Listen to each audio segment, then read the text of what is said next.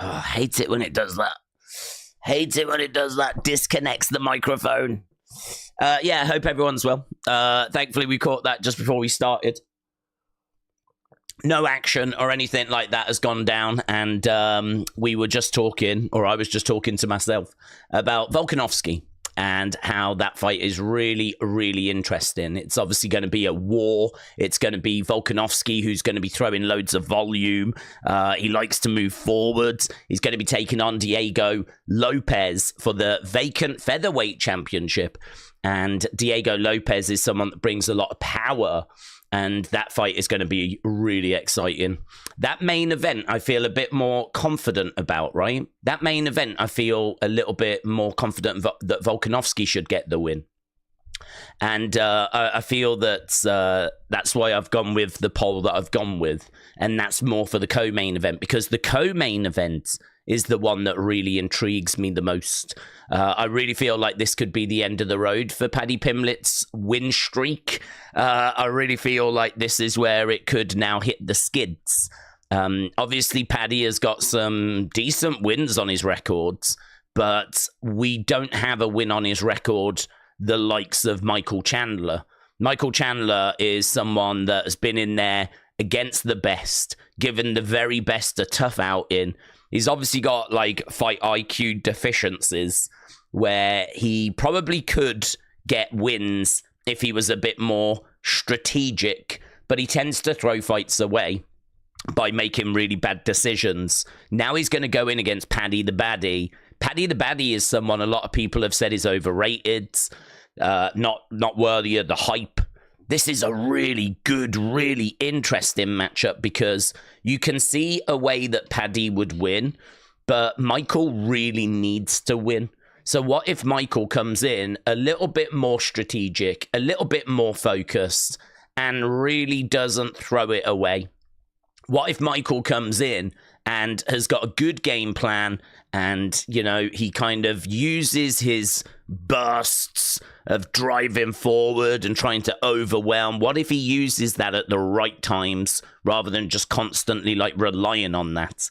And, you know, if we need it to go to the ground, he'll go to the ground. If he's getting joy on the feet, keep it on the feet. Like, just simple stuff, really. I sort of feel like he tries to overwhelm opponents, puts himself in bad positions, and then ends up losing the fight. He can't afford to do that today. He's got too many losses on his records, and a lot of people say that Paddy is overrated. So he can't afford, really, to put himself in the situation where he's chasing the fight or putting himself in a bad position and loses the fight. This is very much a fight Chandler needs to win. So, you know, he can't really dig any deeper. So he's got to change something else, and that has got to be working smarter. So I don't know what we get from Chandler here. I mean, I suppose at the age of 30, how old is he? 38? I suppose at this age you can't really expect to see a different fighter. But it is kind of at the point now where if he loses this, he'll still be with the UFC, but his time at the top will be done. And Paddy the Baddy, you know, 6-0. He has got a lot of momentum. He has got a lot of skills. He's kind of really putting it all together. He's got UFC experience now. He's coming in confident. This is by far his biggest test, though.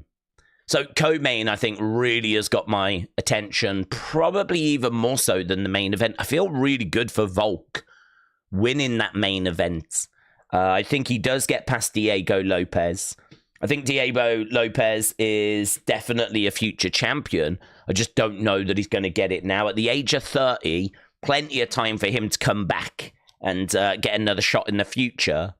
So, yeah, so many talking points. So let's just quickly go down predictions for the main cards, and then we'll jump into the chat and see where the conversation is at, right? So I have got, actually don't know where the main card starts. Ige against Woodson, I've got Dan Ige. Krylov against Dominic Reyes is really, really close. I'm thinking of leaning towards Dominic Reyes. He seems to be on a bit of a resurgence. He may be able to just get past Krylov here. I think that left hand of his could find the mark, but lots of movement, could go either way. Don't have confidence in that pick. But I've gone Dan Ige, I've gone Reyes, I've gone Silva. I think Silva is a pretty big favourite, actually. And so got quite a bit of confidence in that. So Silva over Mitchell. Yair Rodriguez, I've gone over Pitbull. I know there's a lot of excitement around Pitbull coming in. 37. It's very late in the day, of course, for Pitbull to come in, but still a big sign-in. Former featherweight and lightweight champion in Bellator. Really one of the Bellator goats.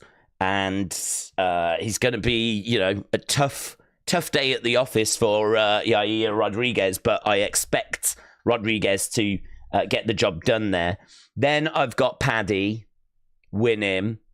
My first thought was that it would be Chandler when the fight was announced. I really thought this is it. But the more that I have looked at tape study and listened to what a few other people have been saying, like Bisping and Dan Hardy, people along those lines, like there's a lot of confidence around Paddy Pimblett. And apparently he's been working on his strength and conditioning, which he's going to need. And he is bigger than Chandler, quite considerably bigger as well. That face-to-face was quite eye-opening. Even Paddy said he expected Chandler to be wider than he was. He thought he'd be wider than he actually was. So I think even Paddy was a bit surprised that Chandler, I don't know, maybe wasn't the size he was expecting. So I know that Paddy's going to come in looking about as big as I think we've ever seen him. And then in the main event, as I said, I've got Volkanovski. So that's kind of where I am with the cards. We will be going over to the first fight, but we're just going through the video. There we go. James. Really, it seems like he hasn't been improving, even from his very first UFC fight. Maybe he just never needed to improve since his style is so explosive. Leveling up the defense is a must for Chandler. James, shout out to you. Yeah, I do find that fight to be, for me, the most intriguing. I know not everyone's going to feel that way. A lot of people are going to be here for Pitbull. A lot of people are going to be here for the main event. I think there's plenty of people here for the co-main event, though. But it's that co-main event that I keep kind of flipping around on. But yeah, I'm leaning to Pimblett at the moment as Haley Cowan is making her way down to the octagon. So we will break this fight down in a second. A.B. Jobson. Chandler will land big and rock Paddy here and there, but he'll overswing and end up underneath Paddy, and the minutes will whittle by until Chandler makes a big, dumb mistake and gets choked. So you're leaning Paddy as well. Apparently Connor said he's keeping an eye on this. I mean, I don't know how relevant that is, but Connor said that he's keeping an eye on that Chandler-Paddy fight. I don't know. Who knows what's going on with Connor? It's probably a load of talk. A.B. Jobson. Paddy will push against the cage, outstrength Chandler, and win the striking exchanges with his straight shots. AB, thank you. Hasib was just going to mention about Chandler and McGregor. Hasib Hassan. Days say Chandler loses is that the end of him versus McGregor and any future title opportunity. I mean, I would think so, yes. I would think so, because all of a sudden, I mean, Connor has said he's watching this fight, and he's really interested to know which way it's going to go, and he kind of heavily imply him. I think McGregor knows that his image is in the toilet, right? And I think he is trying to figure out how he repairs that now. And so I would imagine that he will be a little bit more open to having a fight and actually getting some good press around his name. Like, if he can come back, have a fight, look good, get a win, like, you know, and it's not going to erase the bad press, but it might just cover it up with a bit more of a positive story for a period of time, right? And I think he was looking at, like, maybe politics. And he's looking at maybe returning to the fight game. I mean, I think there could be some in it now. I'm just trying to look at what he's up to, and we know that a lot of his businesses are really struggling. We know that he is, you know, in a bad place. You know, the Irish public opinion of him, by and large, is a fairly negative one. He's still got his supporters, of course he does.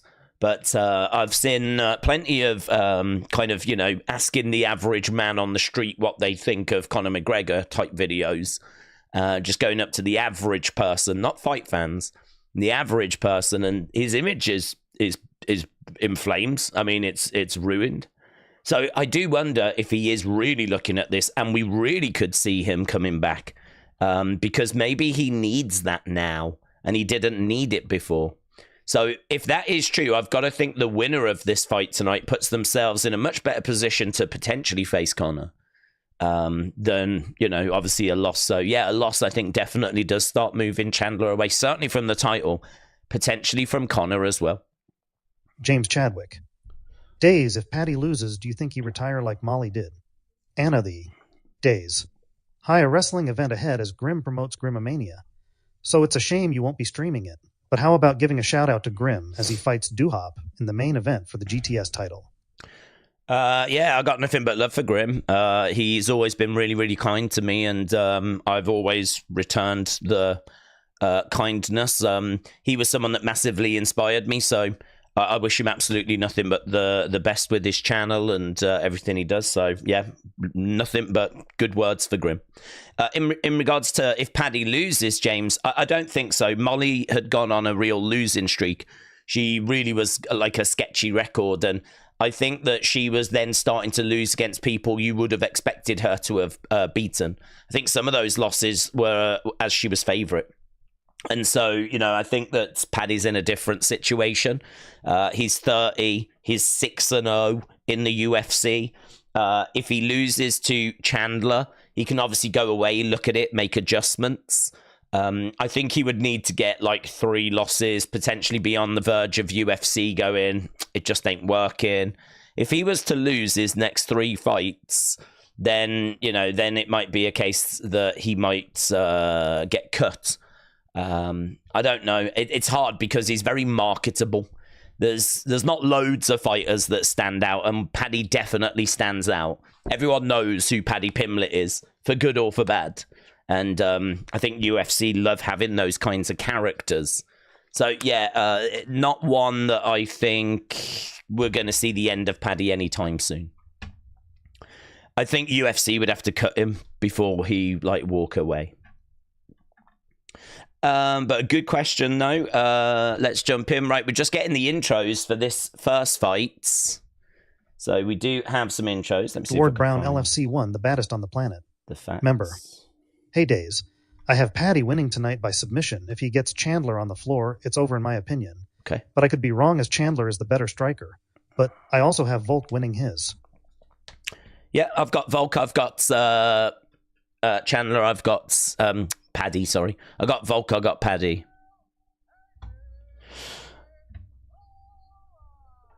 Okay, so Hayley Cowan getting her intro.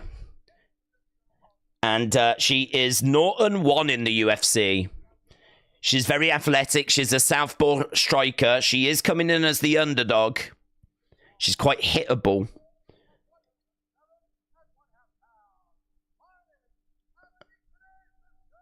Minus 240.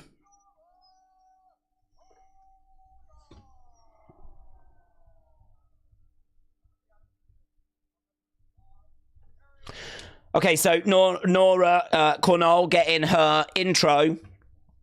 She's 2-1. She's 4-1 in her last 5. She is the favorite here. She's got good aggression. She's got okay Brazilian jiu-jitsu. She should have too much for Hayley. And we are underway with our first fight. So we are underway as we've got Cornolle against Cowan. Nora Cornolle against Hayley Cowan. Cornolle is 13th in the bantamweight division. Cowan is using her power to just reverse this position. She's got Cornolle up against the side of the cage. And she does bring a little bit of power there. She's a southpaw striker, Haley. She doesn't have the volume of Nora. But right now, she's got her up against the cage. Cowan doing well, getting a bit of control time. It's just going to settle her down a little bit. She's 0-1 in the UFC, and she really does need to get a win here. You don't want to find yourself 0-2 in the UFC. So Cowan gets reversed. Cornolle now is throwing in some knees.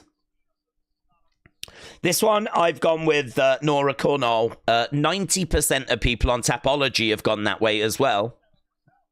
Good takedown. Oh, she's going for the arm. She's going for the arm. Cornolle is looking for the arm. Cowan is in a bit of trouble here. She's defending it okay at the moment. Okay, she's done well. That's kind of collapsed down there, so she survived that. Cornolle asking some questions down on the ground. Okay, so right now, Cornolle is down on the ground. She's looking for a Kimura, but no joy there. Cowan putting a bit of a squeeze on. And right now, she is in half guards. So we are down on the ground. There's not much progress being made at the moment. We've had a couple of minutes gone in the fight. There's been action against the cage. We've gone down to the ground. And right now we've got Cowan on top. Cornolle on the bottom. Chest to chest at the moment. Cowan in half guards. And right now she's trying to, like, because they're chest to chest and Cornolle is keeping it quite close. Cowan's trying to pick her up and, like, kind of slam her down using her body.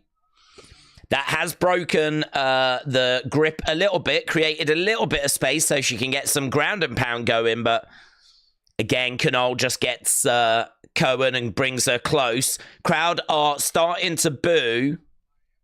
I think they're very frustrated at the lack of progression here. Good though for Cowan. She's definitely getting plenty of control time.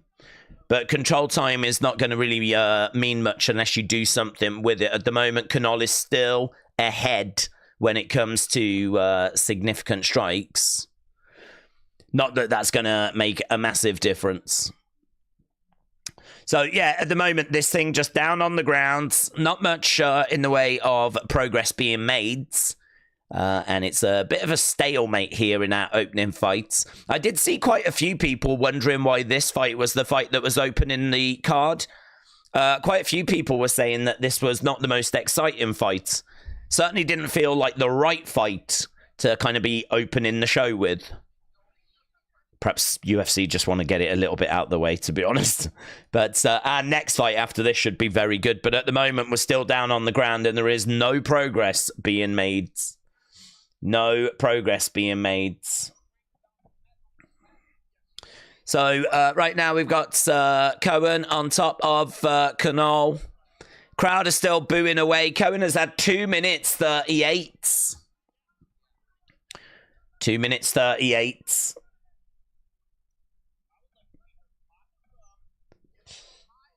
And again, still keeping her grounded.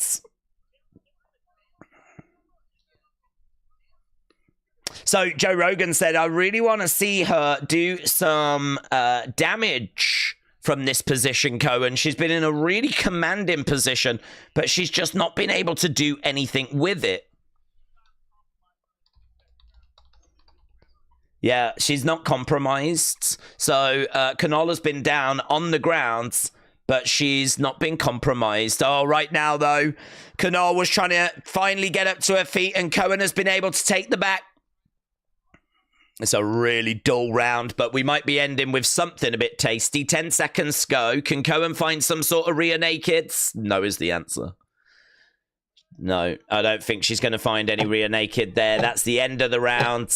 They separate, and it was a very frustrating round there for the crowds. As we said, we should get better as the night progresses.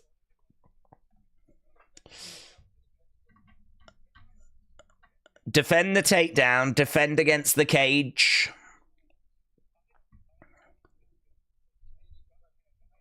Mr. Meme said Days, Poirier, and Holloway are rumored for 318 in July for the BMF. Who have you got?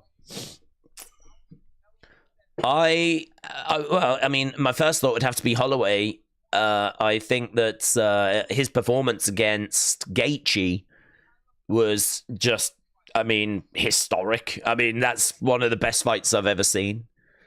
Poirier, though, I think, is this his last fight? Will that be his final fight? I know he said he just wants to face legends from now on. I mean, he knows that he's not going to be winning any title now. So I think he's just looking for the biggest fights possible. And, yeah, I'd be leaning Holloway on that. But it would be a close little thing.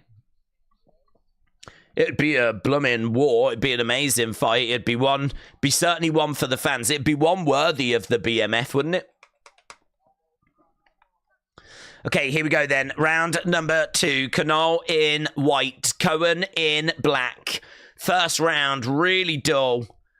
I feel like you'd probably go with Cowan. Cowan opened the fight as the underdog. She is now a clear live betting favourite. Cowan had a lot of top control, but didn't do much with it. Right now, Cornolle has managed to get Cowan down. Cowan is in a seated position. Cornolle is round the back. Shot coming in there by Cornolle. So right now, we have got Cornolle on the back of Cowan. We're down on the ground.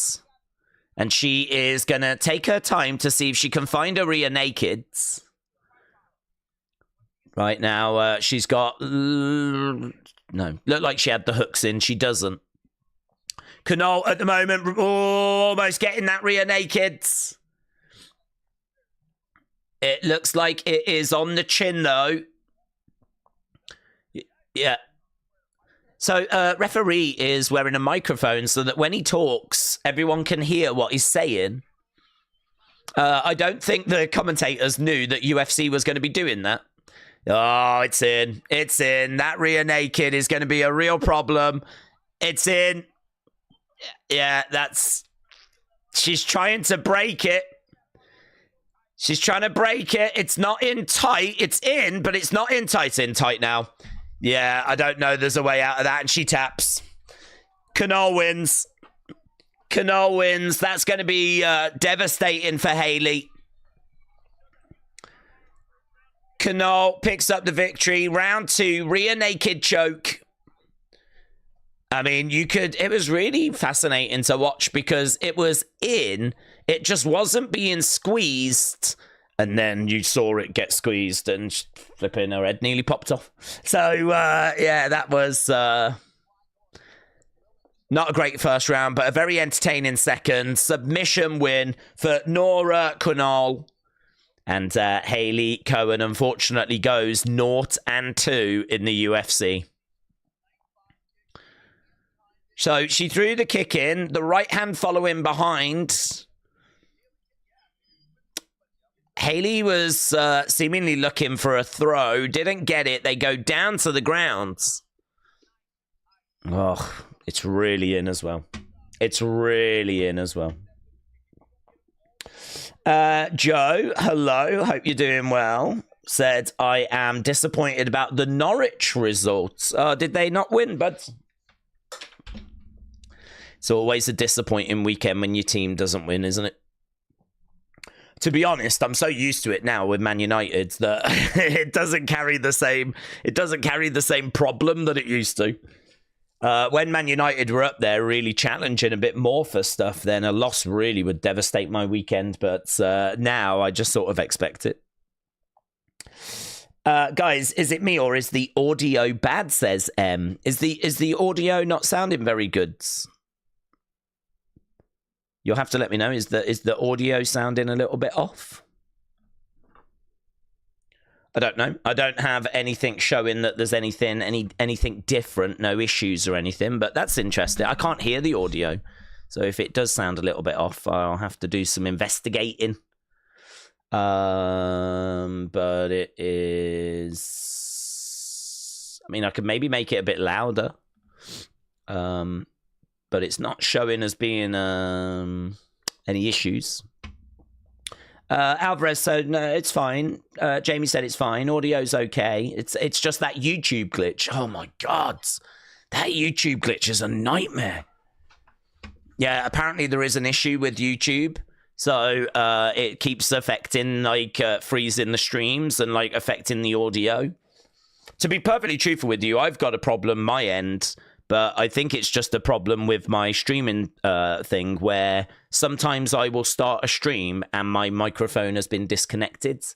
Not physically, software-wise.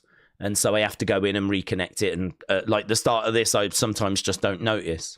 That's the only issue I'm currently aware of. So, yeah, if there is any sort of glitch or issue or something like that, probably just try refreshing the stream. That seems to fix some problems, so...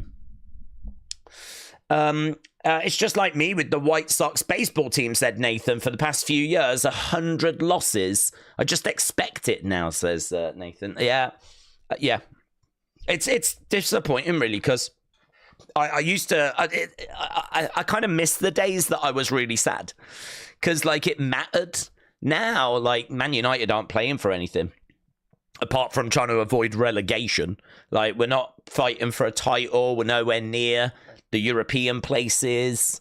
Obviously, you want them to win, but really our season's over when it comes to the league. So, you know, it's got to the point where it just doesn't really matter so much. You want to see them do well, but a loss does not carry the same hurt that it used to. But, yeah, it's, you know, it's, I kind of miss the days when it did, to be honest with you. When it did matter and, you know, we were challenging for stuff, but hey-ho. But I can't wait for Dreykus against Hamzat. It's supposedly going to be on the International Fight Week, said Mr. Meme. Well, I've heard the rumors. I think I'm like you though, not seen anything confirmed. If we do get that, then oh my God, what a fight! Oh my God, what a fight that's going to be.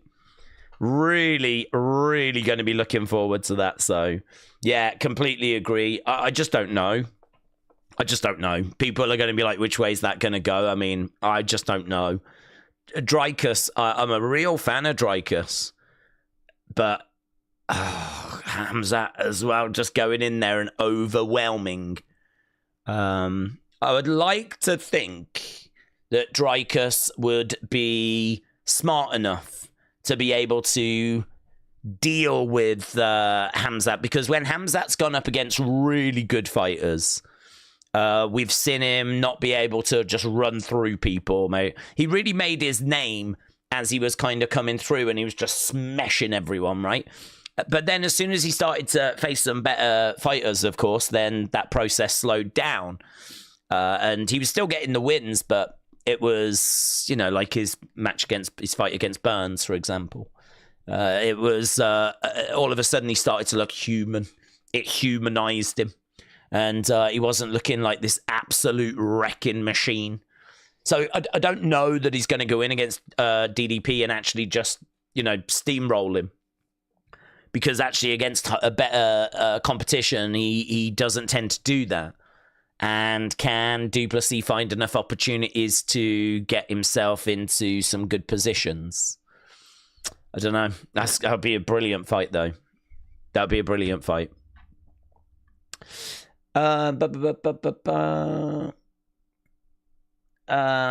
Thika said, it just took me 15 minutes to figure out how to order the fight. I couldn't order it on TV. That's too easy. Oh, really? How did you order it then? Where are you watching it? We're so fortunate here in the UK. As long as you've got TNT Sports, you just get to watch it. It's very rare that they will charge you extra for a pay-per-view here in the UK. I think it's because it starts at 3 in the morning, so there ain't no one flicking channels at 3 in the morning that is then going to want to see it and buy it that weren't staying up for it anyway. So, you know, I think it's one of those where they've probably worked out they get just as much money by TNT giving them money just to show it for free. Yeah, you obviously have to be subscribed to TNT Sports. But, you know, there's lots of other sports that are on there, so lots of people have it anyway. So, yeah, we're very fortunate. It's just the same as a fight night for us, really. It's just it's a pay-per-view and it's just on our TV. So that's gambling. Said he did almost finish Burns in round 1. No bad stoppage versus Burns. Usman was short notice, and Usman was just pound for pound fighter. Says that's gambling, baby. Well, almost doesn't cut the mustard, does it? I mean, the fact that that fight went the way that it went was a real indicator that he was, reaching a level that was more suiting to him. It's the only point I'm making, is that when he goes up against, like, better competition, we've seen that there's been resistance there and that he hasn't run through them the same way. So I can go with Khamzat getting the win. I genuinely don't know which way it would go. I don't see him running through Dreykus. I think that that will be a challenge. And actually, the longer it goes, the more that I might favour Dreykus, because we know that Dreykus has got that kind of 5 rounds in him. We know that he's a problem kind of in those later rounds as well. And the longer it goes, might go with Dreykus. So maybe Khamzat can find an early finish. Maybe he can, go one better than he did against Burns and finish that fight early, as you said. It'll be an excellent fight. I mean, honestly, I'd be very interested to see what the odds would be on that. See who would be the favourite. See how close. I think it would be close, of course, in the odds, but I think Dreykus might be slight favourite. He's got the experience. He's got some really good wins on his records. So, yeah. I'd be looking forward to that. Edward said, did we see that Arsenal drop some more points? If we win tomorrow, we only need to beat Leicester, Spurs, we win the league. I think you won it ages ago, but as we said, in my mind, you've won it. I don't really have any doubt. Whether Arsenal won today, lost today, drew today, I just think it's irrelevant. I think that gap's too big. So, yeah, I think that you can feel fairly comfortable. I know you just need to keep churning out the wins, but it's pretty straightforward what you need to do now. Okay, next fight. Let's go over to our next fight. Fight number 2. So, Gore against Tulio. So, this is in the middleweight division. Gore is 2-2 in the UFC. He's won his last 2. He's a heavy-handed wrestler. Likes to move forward. He's got really good takedown defense. He switches his stances. He might find himself kind of falling behind in the fight. We have seen that before. And then he might struggle to kind of catch back up. But he's got good submissions. He's got a good jab. He's very good at cutting off the cage. 2-2. Bringing a bit of experience. Is certainly got more experience than Marco Tulio. Marco Tulio is 1-0 in the UFC, just the 1 win. Really well-rounded, though. Good striker, decent volume, good grappling, uses leg kicks, really good counter shots, plenty of power. He likes to try and get the fight to the ground and use ground and pounds. He is going to be looking for a finish. I think we'll see a finish. And obviously, as everyone knows, he is Norma Dumont's boyfriend as well. So, yeah, I've got him winning. I've got Tulio winning. I do think Gore is going to put up a fight. I do think that this should be a nice little back and forth, both guys getting moments. But I think Tulio should find a finish. And, yeah, looking forward to it. So this is way more exciting than our first fight. So this one should have some fireworks that the first fight sort of lacked. So we'll be going over to this one in a second.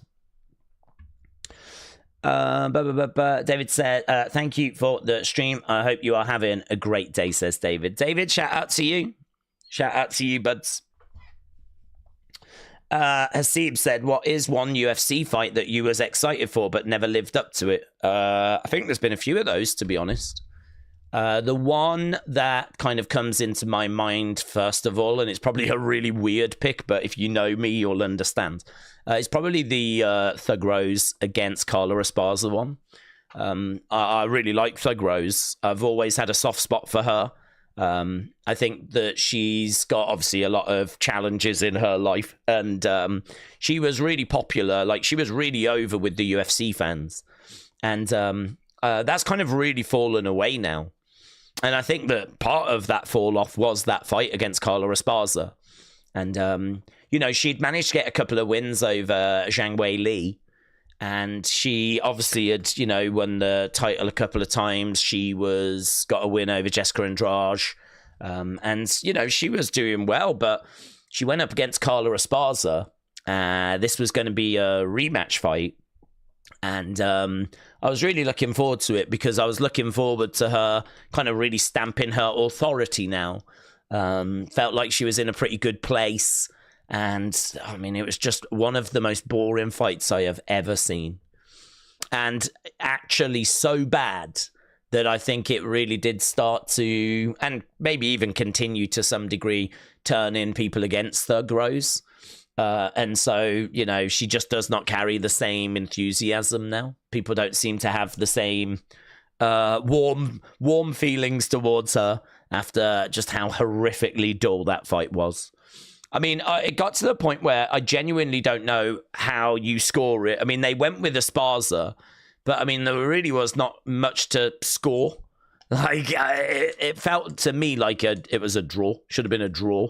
I mean, it was just dull. It was... You know, I know that Carla Esparza... I think people said Carla won because Carla was trying for takedowns, but she wasn't getting them. But people are like, well, at least she was trying to do something. And it's like, well, I do appreciate that, but she wasn't succeeding.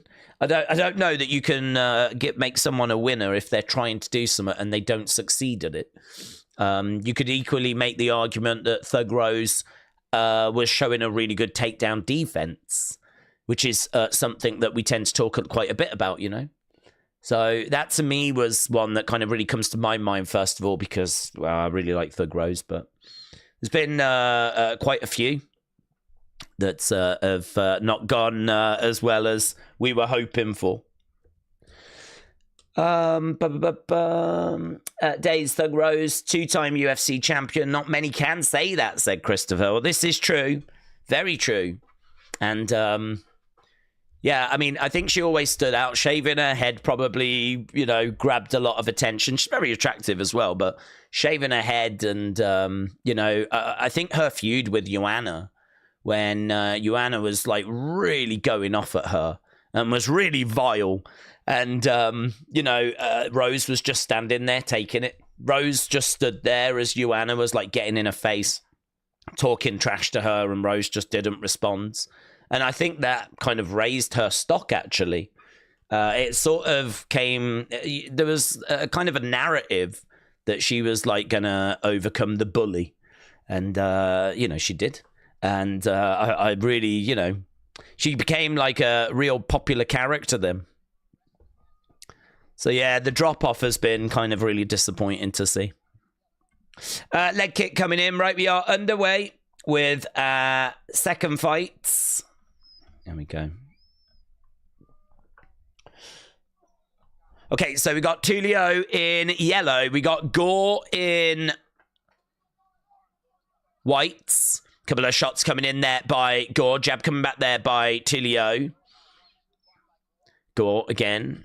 Block in as we got Tulio. We're on the feet. Lovely jab there by Tulio. Kick coming into the body. Referee just having a little word there. I think the referee thought that might have been a little bit low. The two of them touch gloves. And right now we've got Gore moving forward. Tulio backing up, both jabbing at the same time. Kick coming in as Tulio edges forward. Kick coming into the body there by Tulio. Jab coming in by Tulio. Going upstairs. Oh, big knee there by Tulio. Another spin kick coming into the body. Jab coming in by Tulio as well. Gore again moving forward as Tulio backs up a little bit. Tulio coming back round into the center, going to the body, going upstairs. Gore again moving forwards, using his head movement, keeping the hands up high. There's a right hand that gets thrown there by Gore. Whoa! There's a little spin kick to the body that doesn't connect there for Tulio. Gore responds. with a heavy right hand. Jab coming in down the middle. Jab coming back there by Tulio. Lots of output. Look at Tulio. Tulio, 25 shots of connected. I mean, it really is just how a heavy leg kick. And actually, Gore loses his footing. Couple of shots coming in there by Tulio. Back elbow there by Tulio as well. Gore in the middle. They're both jabbing away at each other. Gore again, backing up. Outside leg kick there by Tulio. Kick coming into the body. Tulio backing away. Jab coming in there by Tulio. Oh! Gore found the chin of Tulio, and he was rocked. Knee coming into the midsection. Lovely shot coming in there by Tulio. Gore coming back round to the middle. Leg kick coming in there by Tulio. Hook shot there by Tulio, and Gore goes back to the center. They're engaging again. It's a really fun round. We're just over the halfway point of the round. It's a really fun round. Right now, again, Gore moving forward. You can see the numbers on screen. 40-10. Yeah, John Anik said if this place was packed, it would be deafening. Obviously, people still making their way. We thought this would be a fun fight. It really is proving to be that way. Tulio was the pick. The volume has been so impressive. You can see some damage on the nose of Gore as well. Bit of blood coming down. Jab coming in there by Tulio. Kick coming back there by Gore. Tulio going to the body. Outside leg kick. Jab coming back. Oh my God, look at that combo. And a kick coming in. It's a real showcase, this, for Tulio, you know. It's a real showcase. He's absolutely taking him apart piece by piece. Kicks coming in. Dig to the body. Going upstairs. It's the word I'm going to use is overwhelming. Gore is overwhelmed. 30 headshots, 18 body shots, 7 leg kicks. Oh, and he sits him down. Oh, my God. Right now, Gore goes down. Elbow there by Tulio. Hammer fist coming in. Gore has just been beaten up, mate. He's just been beaten up. Knee coming into the body. Jab coming in. I mean, there's blood pour. Oh, lovely counter shot by Gore, though. That was lovely. He's managed to get through on Tulio a couple of times. Kick coming in there by Tulio. Kick to the body. Kick down the middle. Gore continuing to move forward. Jab coming in there by Tulio. Tulio backing away. Gore standing right in front of him. Oh! Big overhand by Gore. Dude, we need to talk about this fight being a low-key round of the year. Fight of the year. That is amazing. That is amazing. Gore doesn't even know where he's got to go to. He has been absolutely smashed. Absolutely smashed. If they can continue this, no more covering. No more covering. I want hitting. That left hook shot that he threw, Gore, really did have Tulio in a bit of trouble there, but it's a left hook that came from Tulio that actually sat Gore down. Lovely wheel kick by Tulio as well. Gore ate it. He ate a lot there. 66 significant strikes. 38 to the head, 21 to the body. And we're about to get underway with round number 2. Brilliant fight. Really good. Do you know The Rock had the New Japan shirt on? New Japan even shared that on their socials. Haven't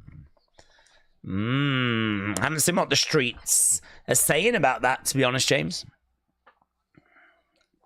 It could be that he's just teasing a little something just to, you know, get people talking, but it's definitely a thinker, isn't it? Kicks coming in there by Gore. Tulio in the center. Lovely shot coming in there by Gore. Kick coming into the body. Tulio again moving forward, throwing out a jab. The Tulio dude is nasty, said Aljamain Sterling. It's going to be one of them nights, says Bilal Mohammed. Outside leg kick there by Tulio. Another outside, heavy, mate. Heavy leg kicks. Heavy leg kicks. Oh, another shot coming in. Oh, my God. Yeah, it's just cracking him. I mean, it's a kick to the body, spin kick to the body, digging into the body. Bang, bang. Gore coming back with some shots of his own. Gore is trying to not cover up as much. That's what his corner said to him. Jab's coming in. He's definitely rocked Tulio. He can cause Tulio problems. And again, shot coming in there by Tulio. Outside leg kick there by Tulio. Ah, that was low. That was low. That looked low as well. That was low. So we've got a timeout. Gore, I think, is saying that he might be okay, but you could see straight away that was low. Oh. Stay away from your corner and tell me when you're good. So Tulio with a low blow. I mean, it's right there. It's right. It couldn't be more low blow if it tried. Okay, outside leg kick. We are back underway. Gore is happy to proceed. Going upstairs, but it was nicely blocked by Tulio. Left hook comes in.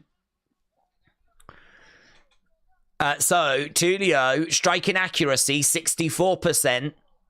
The expected accuracy was 48. So, he is up 16%. Oh, spinning back fist by Tulio. Both guys in the middle, jab coming in. Feels like it's just slowing a touch, which is not a surprise. It's been a million miles an hour. Mate, straight down the middle. Kick coming in. I think actually Gore is just trying to get a bit of distance. He's really been beat up, man. He's really been beat up. Oh, my God. Head kick. Gore rocked. Goes down. Mate, that head kick, and you could tell he was stunned. Tulio with a head kick. He is getting beaten up. I don't know if the corner shouldn't just call this, you know. He is still moving. He is still fighting. He's trying to cover up. Hammer fists coming down.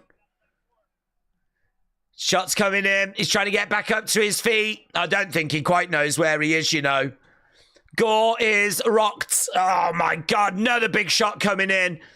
It really feels like he's just... Oh, another shot, and that's it. Yeah, the ref... He had to call it. He had to call it. He got dropped again. Tulio just absolutely dissected Gore. He absolutely just took him apart. That was a showcase. It's 118 significant strikes to 19. Really, really impressive. This guy now goes 2-0. Wow. Wow. Very, very impressive. Look at that. Going upstairs.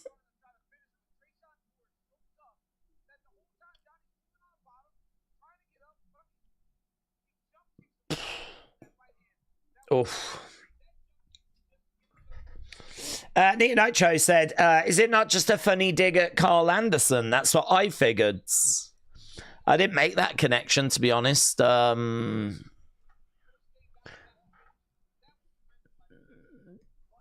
know. He did spend time in that promotion, but is it a strong enough link?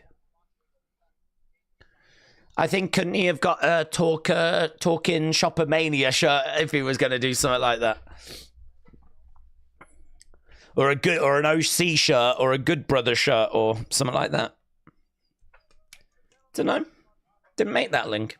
It's an interesting thought.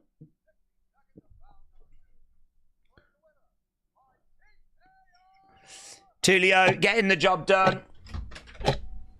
Very good. Did Tulio win, said Sunny Wolf, brackets, Council X. Sunny, now that you're Council X, I am a little bit worried about the rest of the group coming for me. So I just want you to know that I am going to be keeping a very close eye on your Tapology stand-in, and I am flipping rooting for you. Right? I am rooting for you. In fact, we can just have a quick look at Tapology. We do have a Tapology game that we play that's got the league. Should be a couple of results that are in. And we are underway. Sunny is joint. Sunny, you're doing really well. You're joint second at the moment. Look, right there, bud. So excellent work. So it's going well so far, Sunny. It's going very, very well. So, yeah, I'd love to see. I mean, look at all these people that you're ahead of. That's so good. So, yeah, we'll keep an eye on that. But, yeah, very good results for Tulio. Right. God damn, there's that handsome interpreter. Interpret me, brah, says Poctadil. Right, let's get a few thoughts.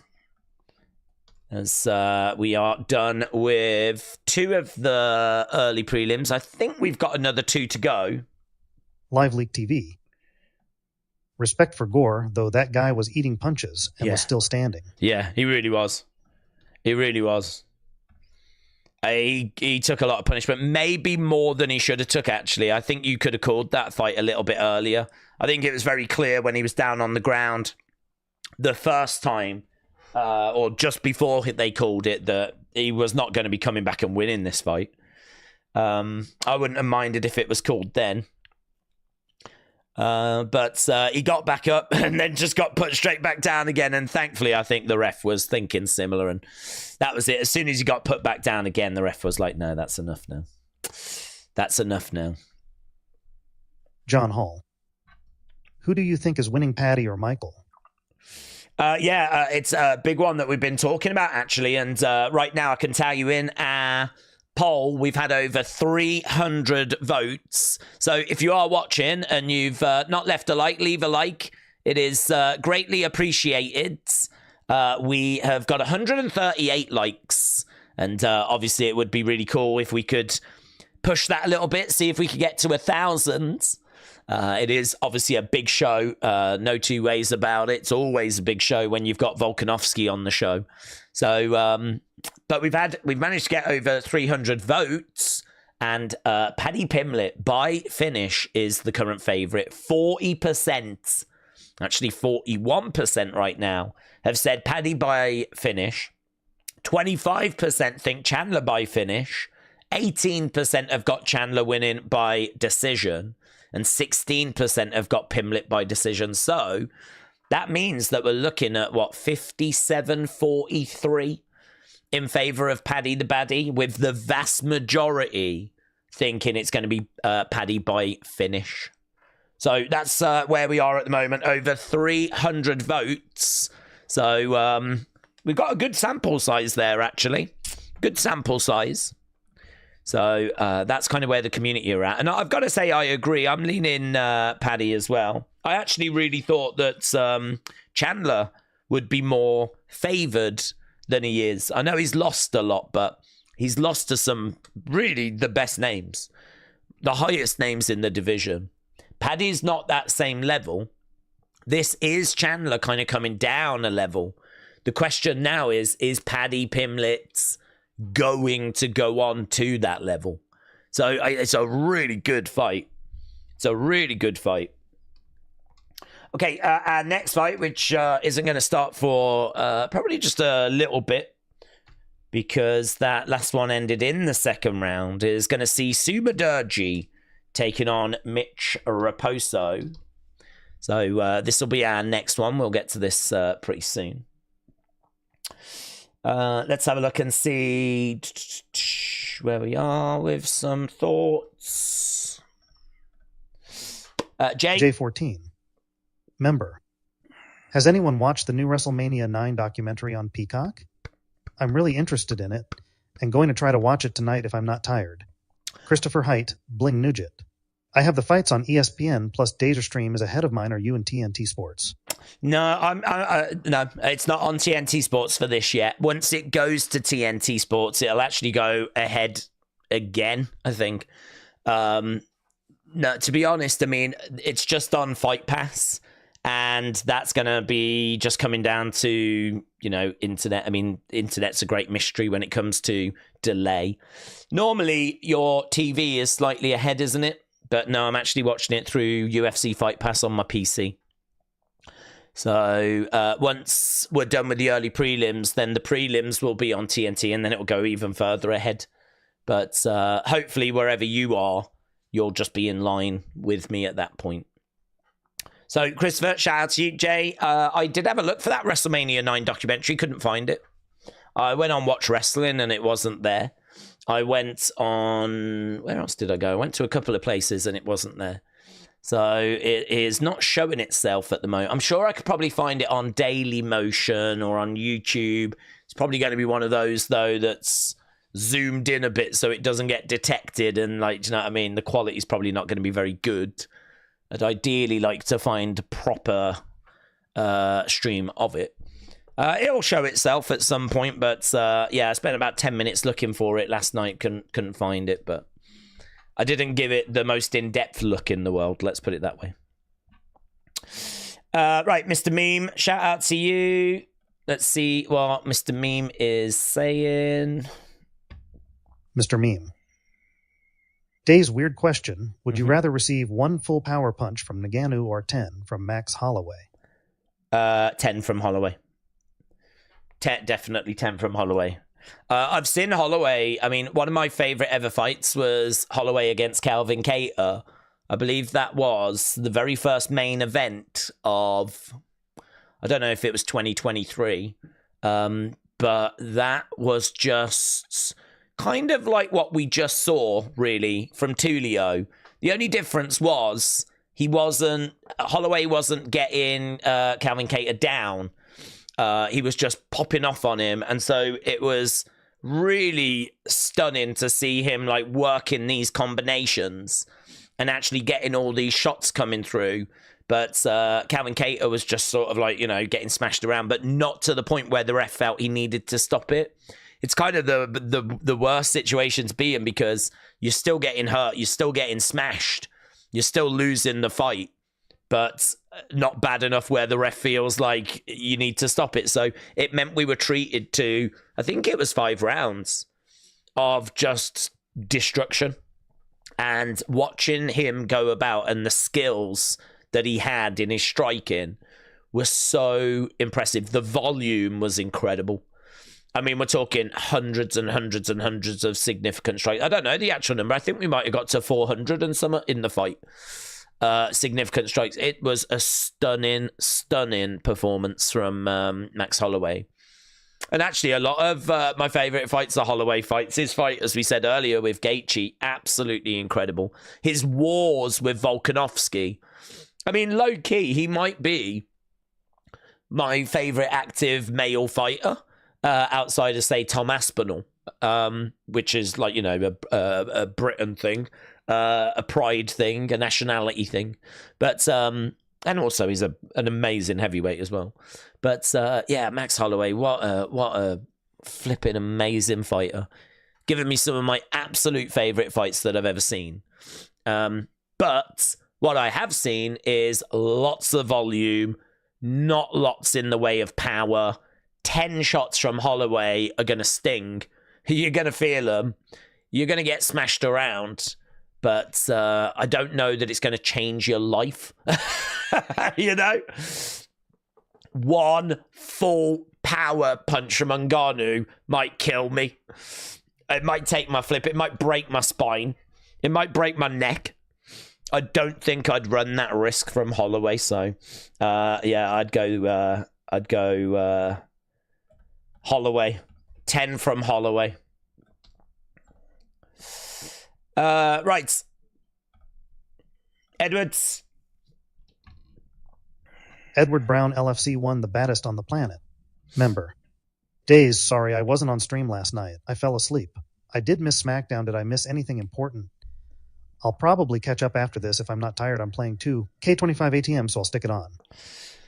I wouldn't say you missed lots of important stuff. It was a solid show, but it wasn't a show that was like, oh God, this happened, that happened, this happened, that happened. So, you didn't miss anything like J14. that. I wasn't around for when that WrestleMania happened, but always been so fascinated by the venue. When I went to Vegas, I went to Caesar's Palace to try to find the exact spot. Oh, really? Sadly, a building is there. Yeah, I would have done that. That's really cool. I would have done the exact same thing. Yeah, and James just said he found it and he's tweeted it. I really appreciate that, James. I really appreciate that. It's on Watch Pro Wrestling. I don't think I've ever used them, I've done Watch Wrestling. I don't know that I've ever gone to Watch Pro Wrestling. But there we go. So, Jay, you... I can't... Can I retweet it? I don't know if I can retweet it. I know what I can do. I can share it on the community one because I don't really care if something bad goes on over there. I'll share it there. So if anyone is looking for that documentary, then it's over on the Days community thing on X. Lovely. All thanks to James Chadwick. The man, the myth, the legend. Okay, Mitch Raposo making his way down. So Sumudaerji is 3-4 in the UFC. He lost his last 3. He's got a really fast jab. He's a striker. He's got good feints, great body kicks. He lacks a bit on the ground, to say the least. He's very well-rounded in his striking, though. Good kicks and punches. He's got like spinning wheel kicks and loads of different stuff. Little bit of a lack of power. Decent volume, good accuracy. So that's what you're getting from Sumudaerji, and he's a really, really good striker. He is going to be minus 225 favorite. He's taking on Mitch Raposo. Mitch Raposo, 0-1 in the UFC. Lost on Dana White's Contender Series as well by split decision. Young. He's a clean striker, is improving. He's got good hand speeds, big power. He's a very fun fighter to watch. He's got weaknesses in grappling, but he's got good boxing combinations. And honestly, this should be a fun fight as well. I mean, this should be a dog fight, a fun fight. I think Sumudaerji gets the win. May go the distance. Sumudaerji might be able to overwhelm and find a finish, but I don't know. It should be good. Should be good. This is a really fun card tonight. Plenty of potential for finishes dotted throughout this card. So, yeah, very much looking forward to this next one. So, right now we got Sumudaerji just making his way down to the ring. We got Mitch Raposo already inside the octagon. And we'll be underway with this one very soon. Right. Why WrestleMania? I keep forgetting. I come just for UFC, said Suzanne. It was actually wrestling that I kind of, when I was young, I think a lot of people get into pro wrestling when they were young. And it was from that I think my love of like combat sports, and I know it's not a sport, I know it's all scripted. As a kid, you obviously don't know that. I think once you're kind of hooked with it and you follow the stories of it and the characters, it becomes like Walking Dead. It becomes like Game of Thrones, So it's just been an ever-present in my life, really, since then. But I think this is where UFC maybe scratches that itch that, wrestling can't quite scratch, because it's predetermined. There's things that go on in pro wrestling that can be a bit frustrating because, well, if they were really to fight, it probably wouldn't go the way that it goes, So I think that that's entertainment. This is obviously a sport. And, I think they complement each other quite well. I know there's not loads of crossover. I suppose that crossover is really represented in our community that find the joys in both. But Yeah, I understand why TKO have got them both under the TKO umbrella. One is, you know, entertainment. The other one is a sport. I know there's lots of UFC fans, though, that don't want anything to do with WWE. I think there's quite a few WWE fans that don't really want anything to do with UFC as well. So we are in the minority a little bit here that enjoy both. But we'll try to keep it UFC talk on here. But I don't mind jumping into a bit of wrestling talk here and there. But we don't need to at the moment because we are about to start this flyweight fight. Sumudaerji 2-1 as a UFC favorite. His record is 3-4. His overall record is 18-7. 59% of people on Tapology have gone with Sumudaerji winning here. So here we go then. Time to get underway with our third fight of the evening. Co-main event of the early prelims, if you will. And, okay, you're starting to hear more chants in the arena. That means that we're really starting to fill up a little bit now. Already an hour into the show. Obviously, the main show won't start for about 3 hours. We're still a good distance away from the beginning of the main show, but plenty of good fights coming up. Right now, we got Sumudaerji in the middle. We got Raposo in black. Couple of jabs coming in there by Sumudaerji. Raposo on the outside, circling rounds. Heavy shots coming in. Big right hand. Raposo again, circling around. Sumudaerji in the center. Raposo continues to circle. Sumudaerji just standing in the middle. There's quite a distance between these two. And circling round at the moment. Sumudaerji taking a little bit of a step forward there. Oh, and they do finally engage. It's very scrappy. Raposo is on the outsides. A real distance between them. And he's just circling round. He's clearly got a game plan here.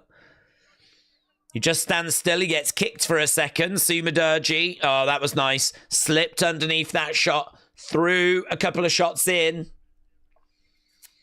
Sumudaerji is in the center. As Raposo continues to go round. Bit of damage on the nose of Sumudaerji.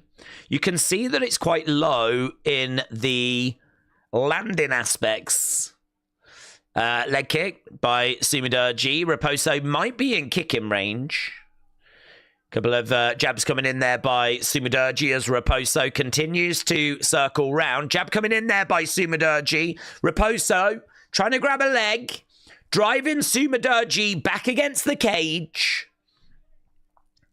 And right now he's got a shot coming in there. Raposo.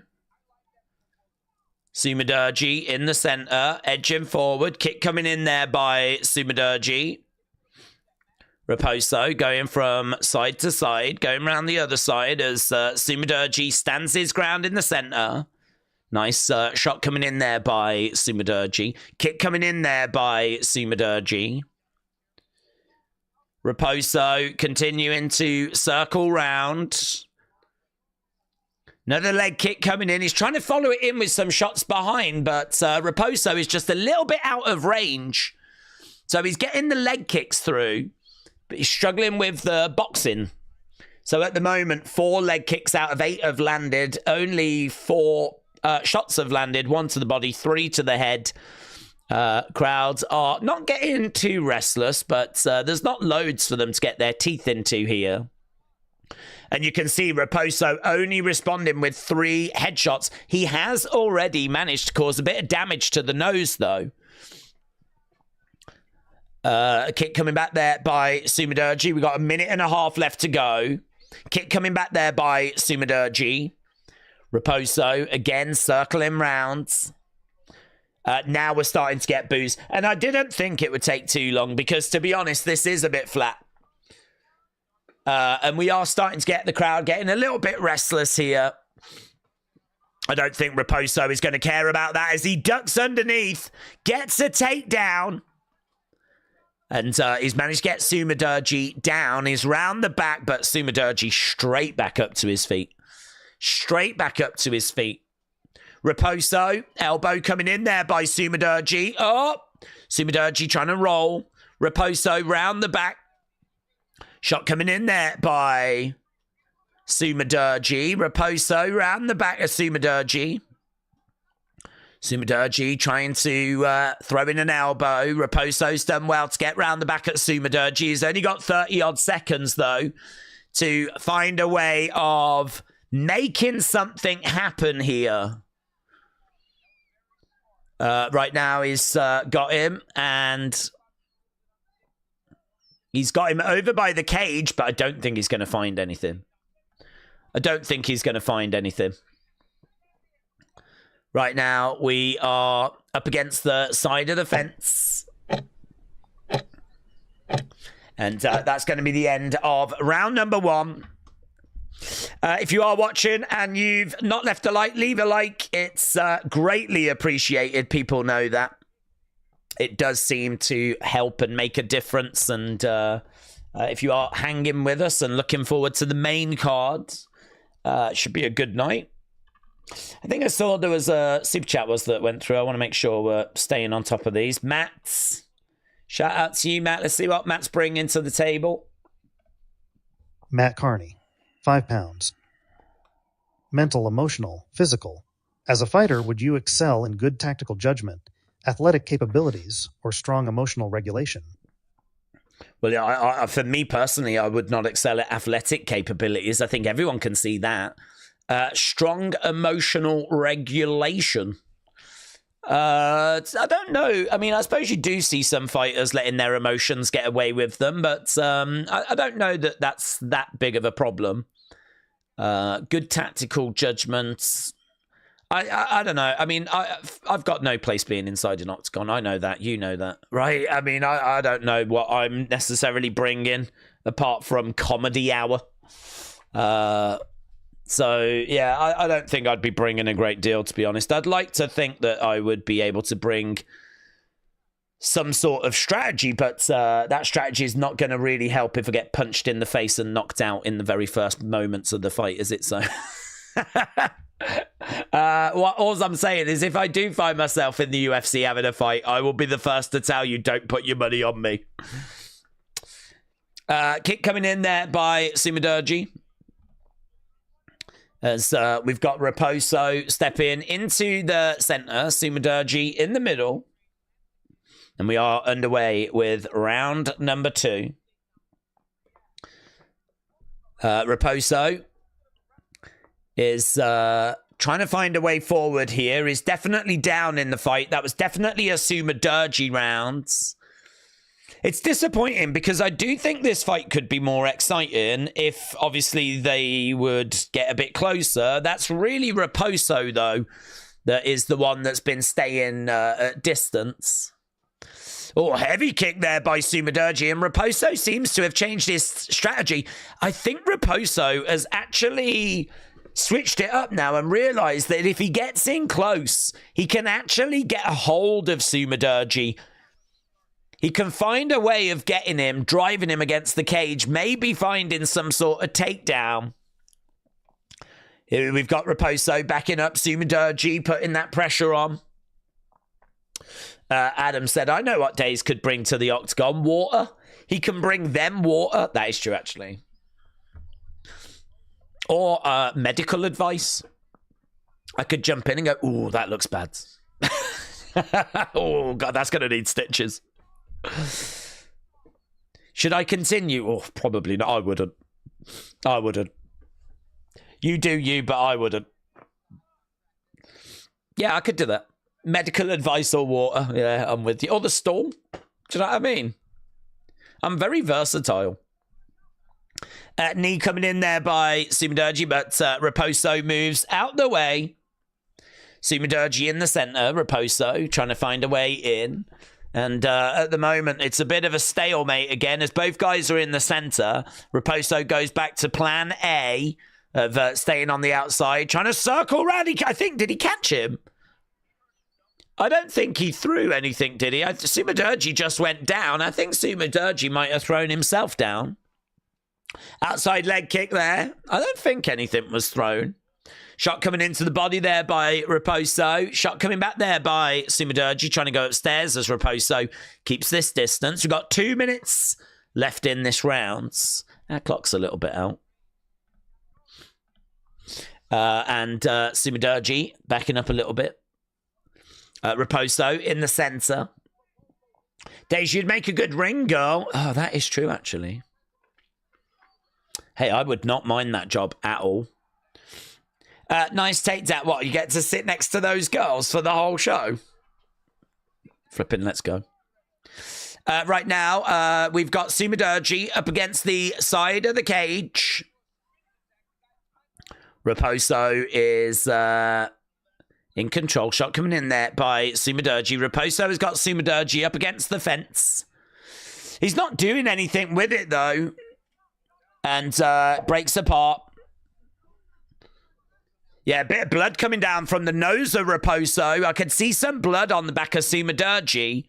But then they cut to Raposo, and you can see there's some damage there.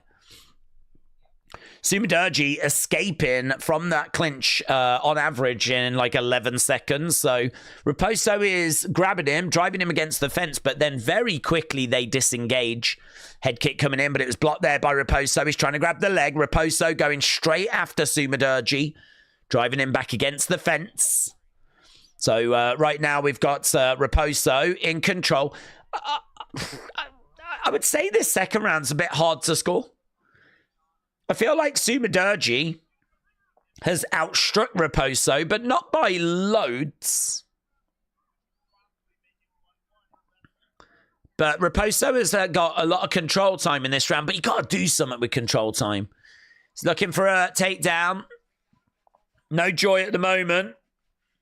Definitely a closer round than the first one. I feel like Raposo has figured out how to take a bit of sting out of the round.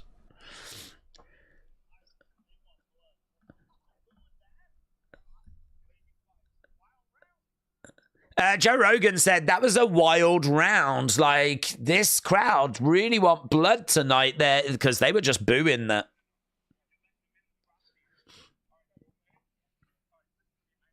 So Joe Rogan saying that was a wild round. Days could coach a boxer Rice Krispies to snap, crackle, and pop, says Tortnight. Shout out to you. All you got to do is put together some volume and you can beat this guy. That's what they're saying to Raposo. Get some volume together and you can beat this. You can do it, Rock. You can do it.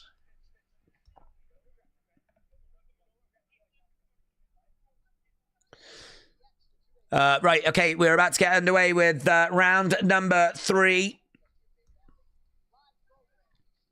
You should have one more fight to go in at early prelims, and then, of course, we'll be at the prelims. Okay, here we go. We are underway.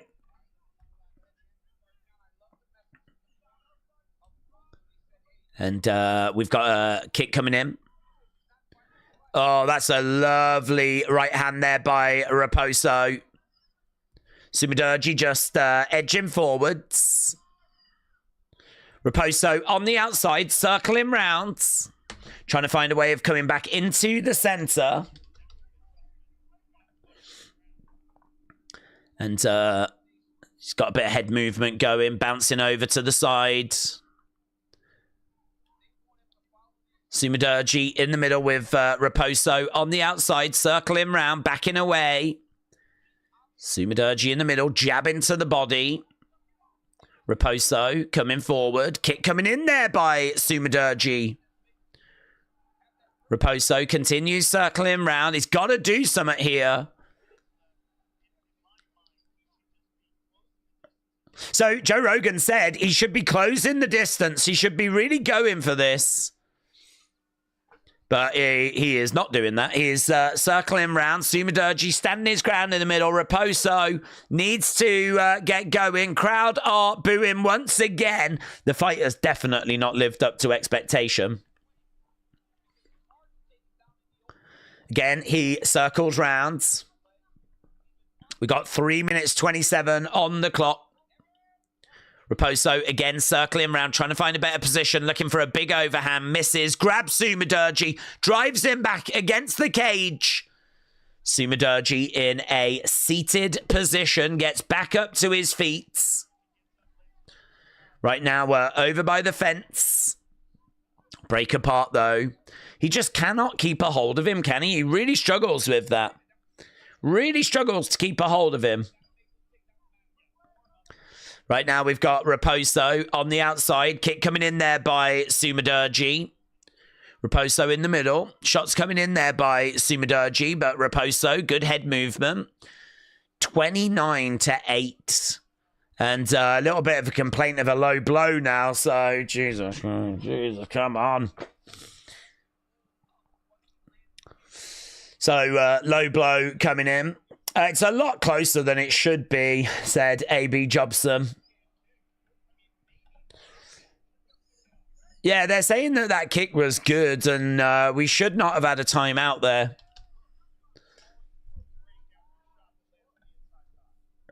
AB. It is a lot closer than should be for Sue. Almost no shots to the head, only little kicks, and being taken down and controlled for a while in both rounds. AB, shout out to you, buds. Shot coming into the body there by Raposo. Sumudaerji in the middle. Raposo circling round. I mean, if you've got your money on Raposo, I've got to imagine you're pulling your hair out. Because I know there's a strategy. Oh, looking for a takedown, and he gets it. Takedown. He's trying to get back up to his feet. Sumudaerji trying to get back up. Is over against the side of the cage. Raposo has got Sumudaerji up against the fence. He's doing well here, Raposo. Sumudaerji up against the fence. Shot coming into the side of the head. So, Raposo doing well, keeping Sumudaerji up against the cage, trying to pick him up. No joy, round the back. Good work. Raposo's got to find a way, though, of doing something with this position. He's got Sumudaerji up against the cage. But there's just no progress being made here. Again, they disengage. They break apart. 1 minute left to go. 1 minute left to go.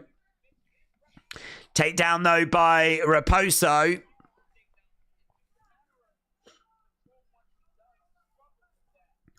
I mean, has he done enough with his control and his takedowns to just edge this? Don't know. Which way do we think it's going to go? There's been 30-odd seconds. There's been no damage by Raposo. He is enjoying a better final 30 seconds minute, though.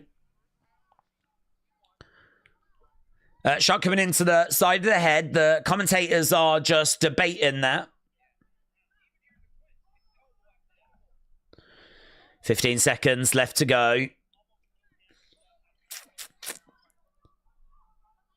Yeah, Joe Rogan said pretty much no damage done in this round by Mitch Raposo, but he's had plenty of control time. But what does control time matter if you don't really do anything with it? I don't know, man. What do you think? Who do you think's won that fight? It's certainly not the fans. They did work, though. I mean, I will say they put in work. They weren't both just standing there. I mean, there was work that was being put in, but that was a hell of a step down from that last fight.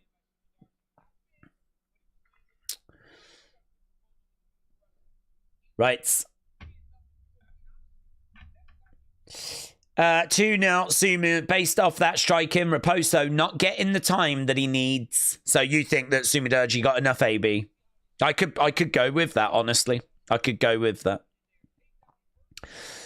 James, a thought on the Mania build. Remember when a TKO guy said Mania will blow people's mind with shocks? I wonder if the build is to make Mania itself bigger. Don't know, to be honest. I think they can't really run that risk because they want you tuning into SmackDown and Raw. So those casual fans that tune in wanting to be entertained, if the shows are a bit, you're just affecting your TV ratings, aren't you? I don't know that they would water down the build to make the impact of the WrestleMania bigger. I think that they would want obviously everything cooking ideally. I get the thought process though. I've got to think they just kept it solid and just tried to... I think it was the European tour got in the way. I really think the European tour did not help.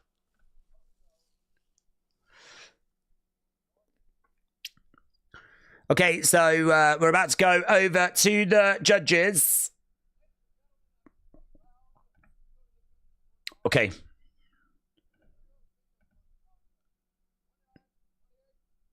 $29.28 Raposo. This is going to be split. $29.28 Sumudaerji.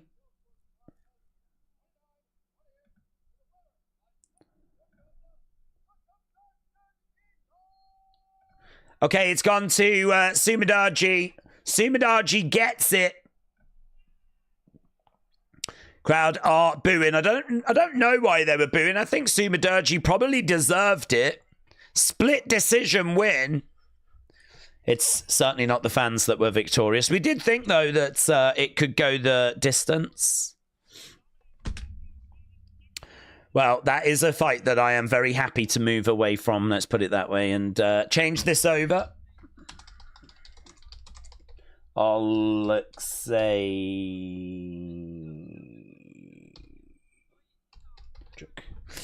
There we go. I think that's how you spell it. Right. AB said it should have been 3-0 to Sumudaerji. The commentators are all on drugs tonight. I agree. It was just a thought, said James. Yeah, I get it. Okay, yeah. There's really not much that needs to be said about that. Really dull. And not something we need to revisit. Right. Frankie, shout out to you. I hope you're well. Said, I went by to get a hot rod out of my buddy's garage today, but he had his truck in bits in the driveway. I've got to wait next weekend. Oh, what? You've bought a hot rod, have you? We live very different lives, you and me.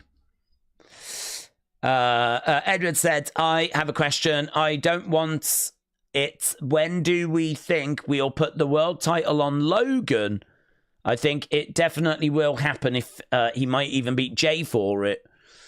The world heavyweight title could end up going on Logan, yes. If I'm Triple H, I'm trying to delay that as much as possible because, to be honest, if Logan gets that world title, the only other place for him to go is the WWE title.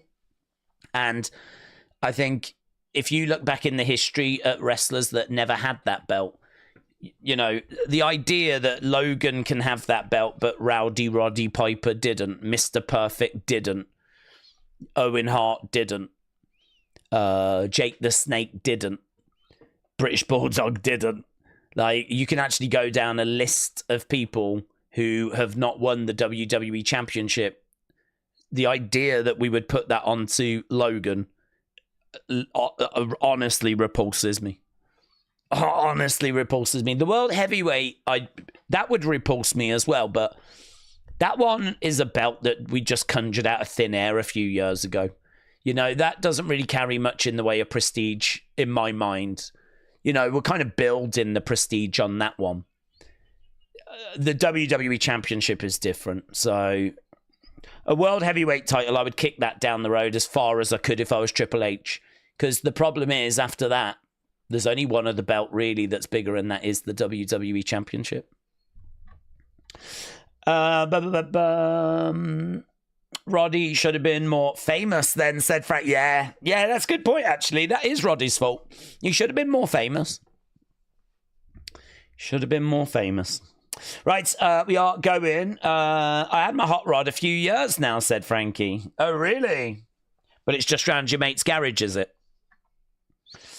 Days, you need to stream the World Cup next year. At least do the big games.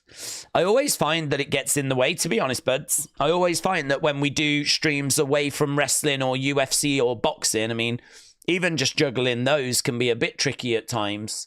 But like, yeah, trying to do like football or something else is very difficult. But there's so many football channels. The truth is we don't have a football community, do we? There's people in our community that are interested in football, but we don't have a football community. So streaming wrestling is competitive enough. Doing UFC is competitive enough. Flipping football, I feel like there's thousands. So I don't think we would stand much of a chance of getting anywhere. Here is Megan Levy, and we are about to go underway with our next fights.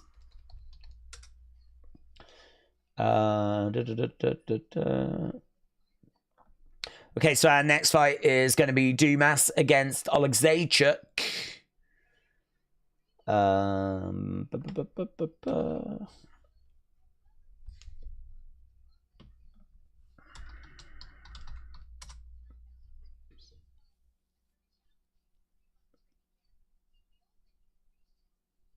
Okay. So Dumas is 29, is 3-2. He is okay everywhere, but not great anywhere. He's got a long reach, long kicks. He's improving. He's 29, so there's still room for improvement. He has got a tight squeeze on him. He's got a good chin. He's quite tough. He's got high kicks. He is quite wild with his punching. He was a street fighter. He is someone that is 3-2. He's got a bit of experience. I don't expect him to get the win here. 26% of people on Tapology have got him winning. He's plus 165. That's it, really. In regards to Oleksiejczuk, 74% of people on Tapology think he'll win. Minus 205. Oleksiejczuk, 7 wins, 7 losses. He's lost his last 3, though. He needs a win. This is a big fight for Oleksiejczuk. He needs a win. A loss here for Oleksiejczuk could see him out of the UFC. So he really does need to find a victory. 7-7 in the UFC. Likes to move forward, apply pressure, aggressive, fast hands, good power, looks to end fights early, which is obviously fun, good volume, good right hooks, excellent footwork. I think this will be a close fight. I think we could go a distance. I don't think we get an early finish. But yeah, Oleksiejczuk really, really needs the win. So should be a good one. Hopefully it'll get the taste out of our mouth of what we just witnessed. And we should be able to move on to something quite tasty. So AB has got Oleksiejczuk at minus 190. He has got an exhaustive sprawl, a kinky reverse Frankensteiner. But Frankie, shout out to you. Some wrestlers were in the wrong era and out of character, perhaps not as over with audiences, says Adil. I remember when you did the Euros, said Adam. They were always a laugh. Good to tune in. I wasn't at the pub steaming. Yeah, Adam, shout out to you. I love doing the streams. It's not an issue about, I love doing them. But it does take a lot of time to set them up. Obviously, then stream them. I mean, a football game's 2 hours? Tend to start a bit before. Stream's probably about 2.5 hours. So, and of course, it takes, an hour to create the thumbnail, set the stream up, all of that stuff. So, each stream probably takes, well over 3 hours. And so in total. And that's 3 hours that is then removed from, you know, what we would normally be doing. So there would definitely have to be a reduction in output if we was to do that. But yeah, I've got to say, not on my radar at the moment. I wouldn't totally rule it out. I'd say there's only about a 10% chance we would do it. Michael Oleksiejczuk has finished 15 of 19 wins, 14 of those coming by knockout. Let's go down. Days, me and you need to get into the octagon and we'll show everyone what time it is. Boomer time. Disappointment time.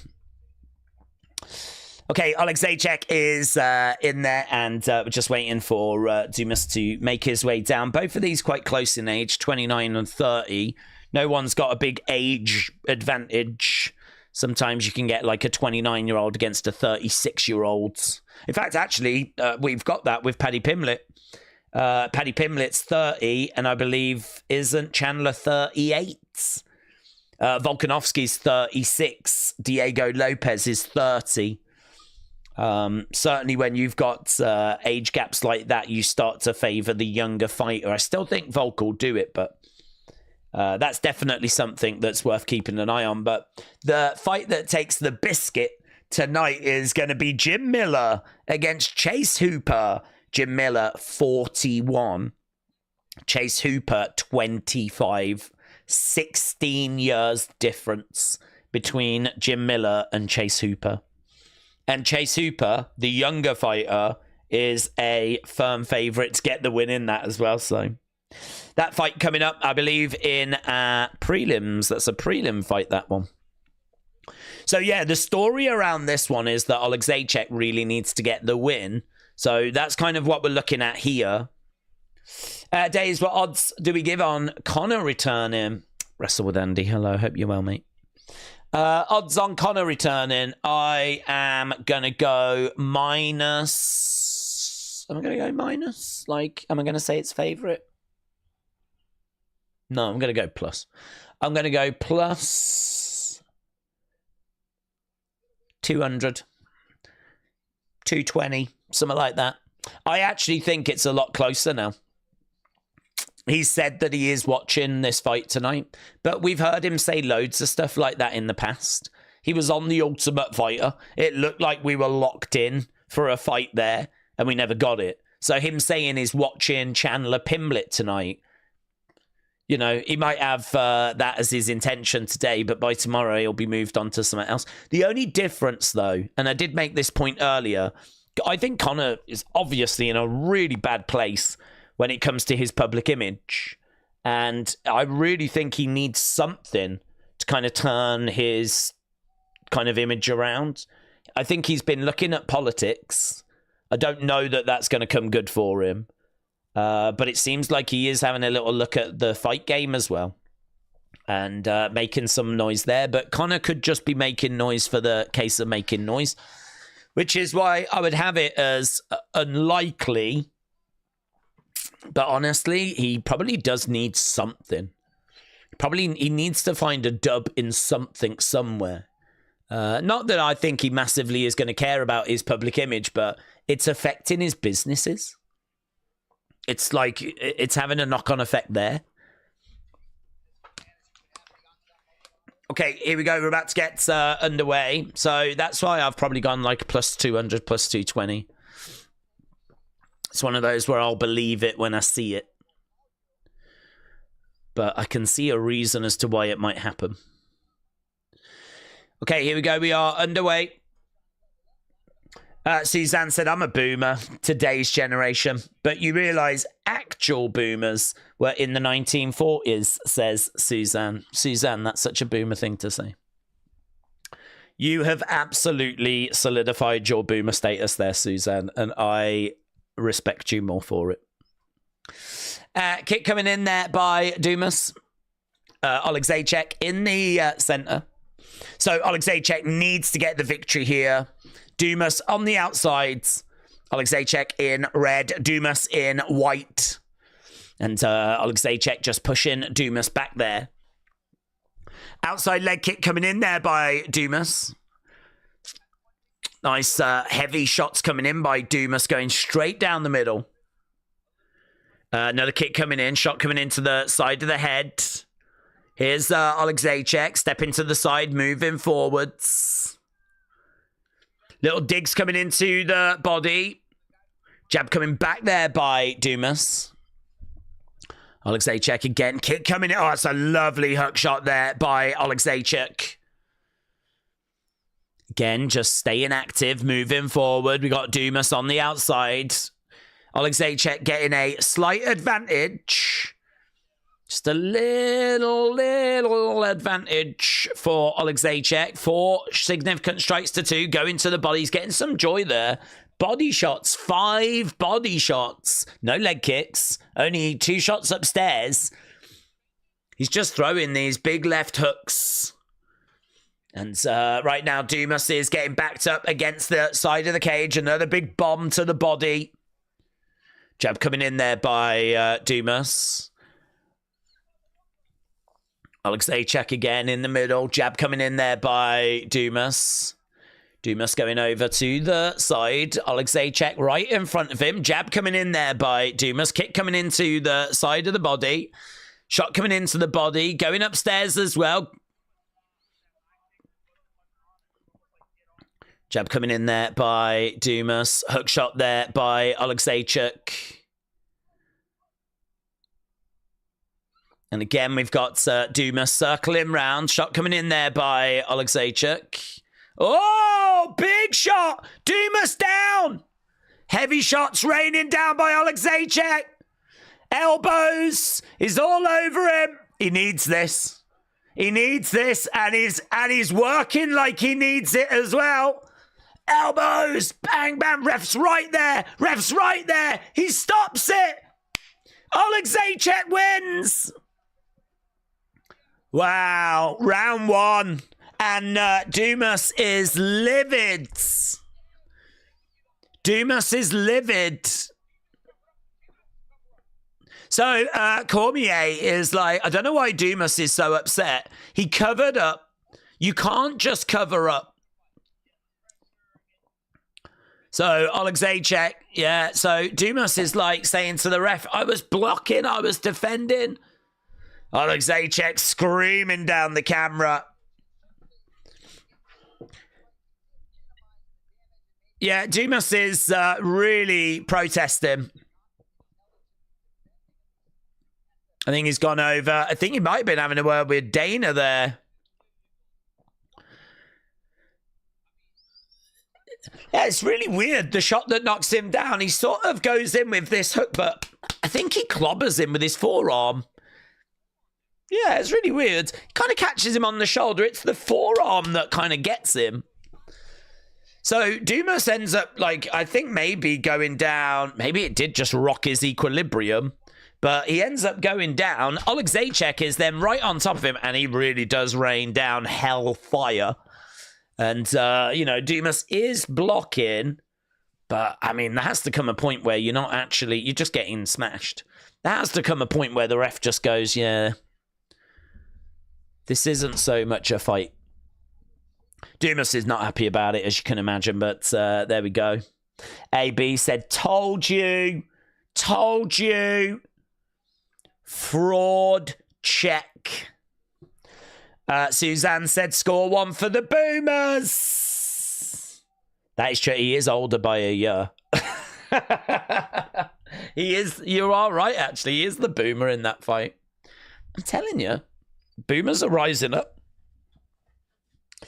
The Boomers are rising up. Yeah, that was Dumas trained by CM Punk, said Frankie.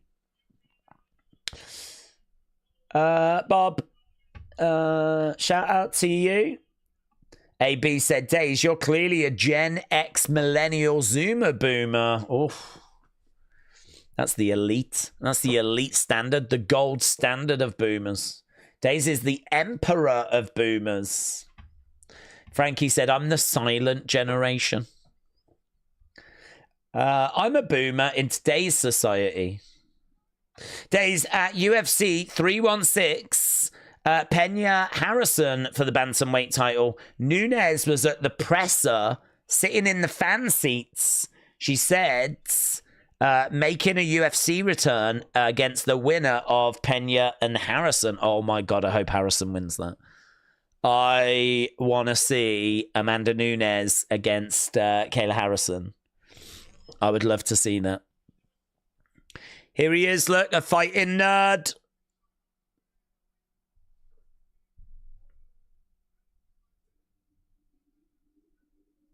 So they're just having a word with Oleksiejczuk. Oleksiejczuk getting the win. We felt he would, and he did, and he needed that. He badly needed that. Okay, Elkins versus Arosa is going to be our next fight. But actually, we're probably going to have to wait for this next fight because I think that's us done with the early prelims. I think it's nothing but prelims now. So I think it should be Elkins against Arosa coming up next. Darren Elkins, 40 years old. I mean, pretty soon the good Lord's going to come knocking for him. 40 years old. Arosa's 35. I mean, honestly, this might get stopped because of someone doing a hipping. So there we go. Look, we've got lots of fighting nerd fans in the crowds. So far, my parlay is intact, said Shib. But none of the fights that I've chosen have happened yet. Well, you know, that's just a small detail. I like the way you're thinking. It's going very, very well. Right, we've got Aiden Ross in the crowds, who I've heard of but couldn't tell you anything about. I also don't need to know.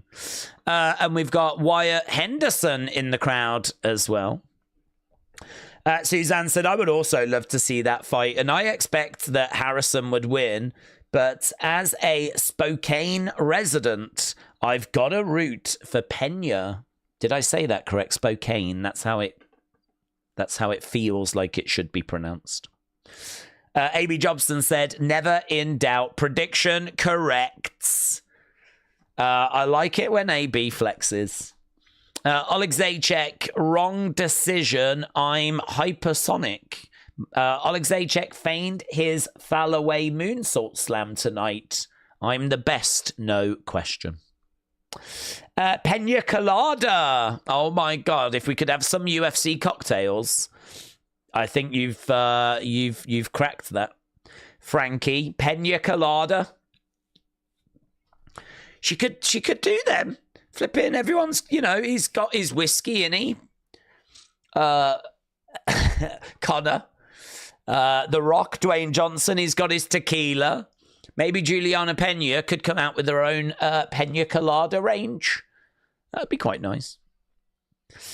Days, my mum's a boomer. She's 50, says Edwards. She very much is. You should be very proud. You should be very proud. Anima's Music said, I pulled my back reaching for the remote last week. I'm getting old. It's no disco days, said Anima. Dude, you should be proud. I've not done that yet. I am starting to make a noise when I get out of a chair. Like that. That started now. Never used to do that before. So that's good. I'm still pretty good at not needing to wake up in the middle of the night to go to the bathroom or anything. My uncle at Christmas was like telling me about like, oh, you're getting on now. You'll soon be getting up at night. You know, it gets us all. I haven't reached that stage yet. So I'm still working my way through the levels of being a boomer. But yeah, you know, it's an exciting journey. But I've not done that one. I've not pulled my back out whilst reaching for a remote. Suzanne said Spokane is pronounced that way, but in Washington it's Spokane. I'm Missouri through and through, mate. Days, if you're 21, how do you explain the grey beards? Oh, well, I don't know how old you are, Hasib, but when you get to 21, this is what happens. You might see a lot of 21-year-olds that are like in films or singers, things like that. Maybe you've got some friends that are 21. They all dye their beards black or whatever color. As soon as you get to 21, this is just what happens. It's just I'm not afraid to show you the truth. I'm not afraid to show you what a real 21-year-old looks like. It's just how it goes, mate. It's just how it goes. AB Jobson said, I am going to take Julian Arosa at minus 290. He has got a twisted double leg. Arosa is going to grapple the underdog. Leo said, what a night. What a night. Hasib, you're 22. Oh, I'm sorry, mate. I'm sorry. You probably know then. Unless you're like a genetic freak and for some reason like grey hair hasn't reached you yet, but I can't imagine that. Not if you're 22. Alvarez says, block me. I won't do that, Alvarez. I won't do that. I don't have any desire to do that. Poctadil, remember when Ortega had Volk in a gilly so tight, his head turned into a purple testicle and he didn't tap. Shiz was banana. What's that? Bananas. Bananas. Shiz was bananas. Let's go. Gwen Stefani. Suzanne Day's been through some shiz. Yeah, I've seen things. I've seen stuff. I was there, man. Edward said, Days, I'm getting old. I'm 21 this year, and I feel about 50. Yeah, there you go. Point proven. I don't do combat sports. You don't feel as old as you are. You feel older. Edward, you don't do combat sports? Edward, you can't come in here saying that you do combat sports. You haven't had a fight since you were 13. I know you well enough to know what, like, when your last fight was. You've told me before. You can't find a fight. They, for some reason, won't find you a fight. You're too dangerous. We know this. But you can't come in and say you're flipping a martial artist, combat fighter, boxer.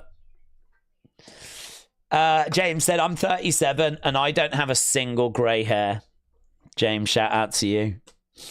It is honestly the wonders of hair dye and the improvements that have been made in that market are astounding. So, respect.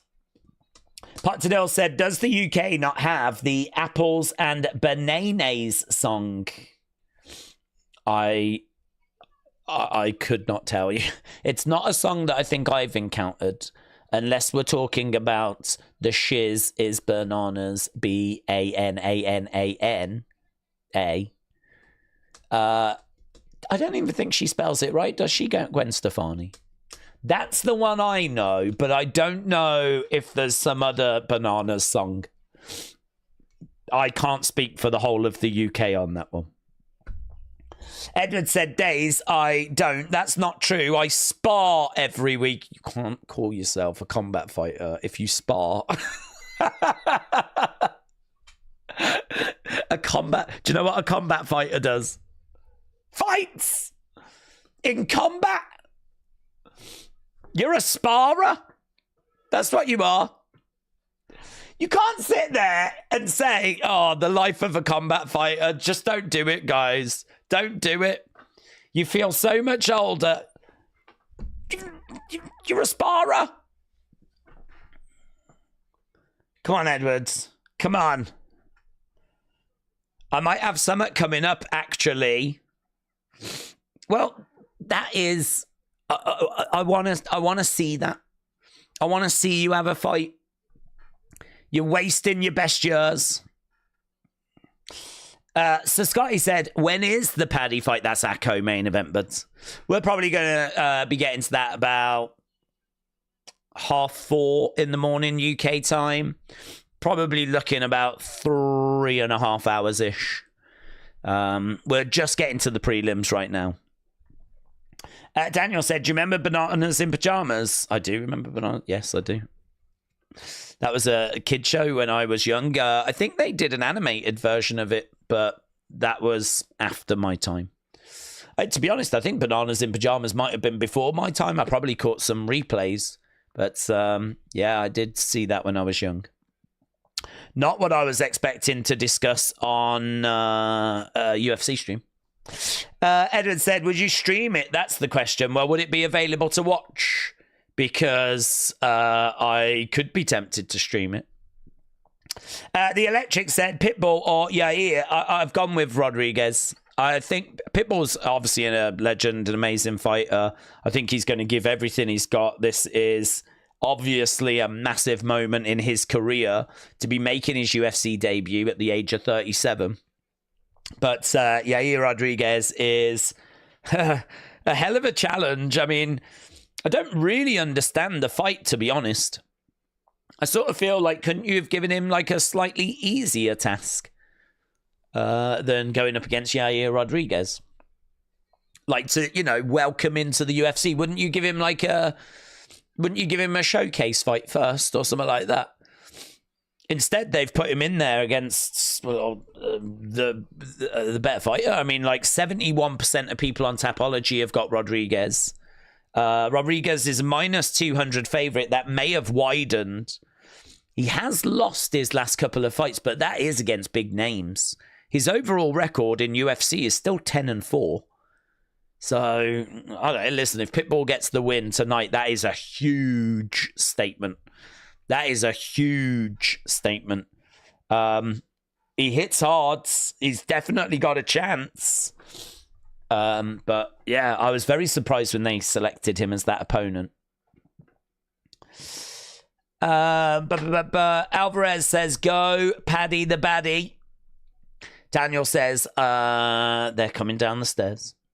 Asib said, do you think it's strange that Topuria relinquished the title? Wouldn't he want to be a double champ?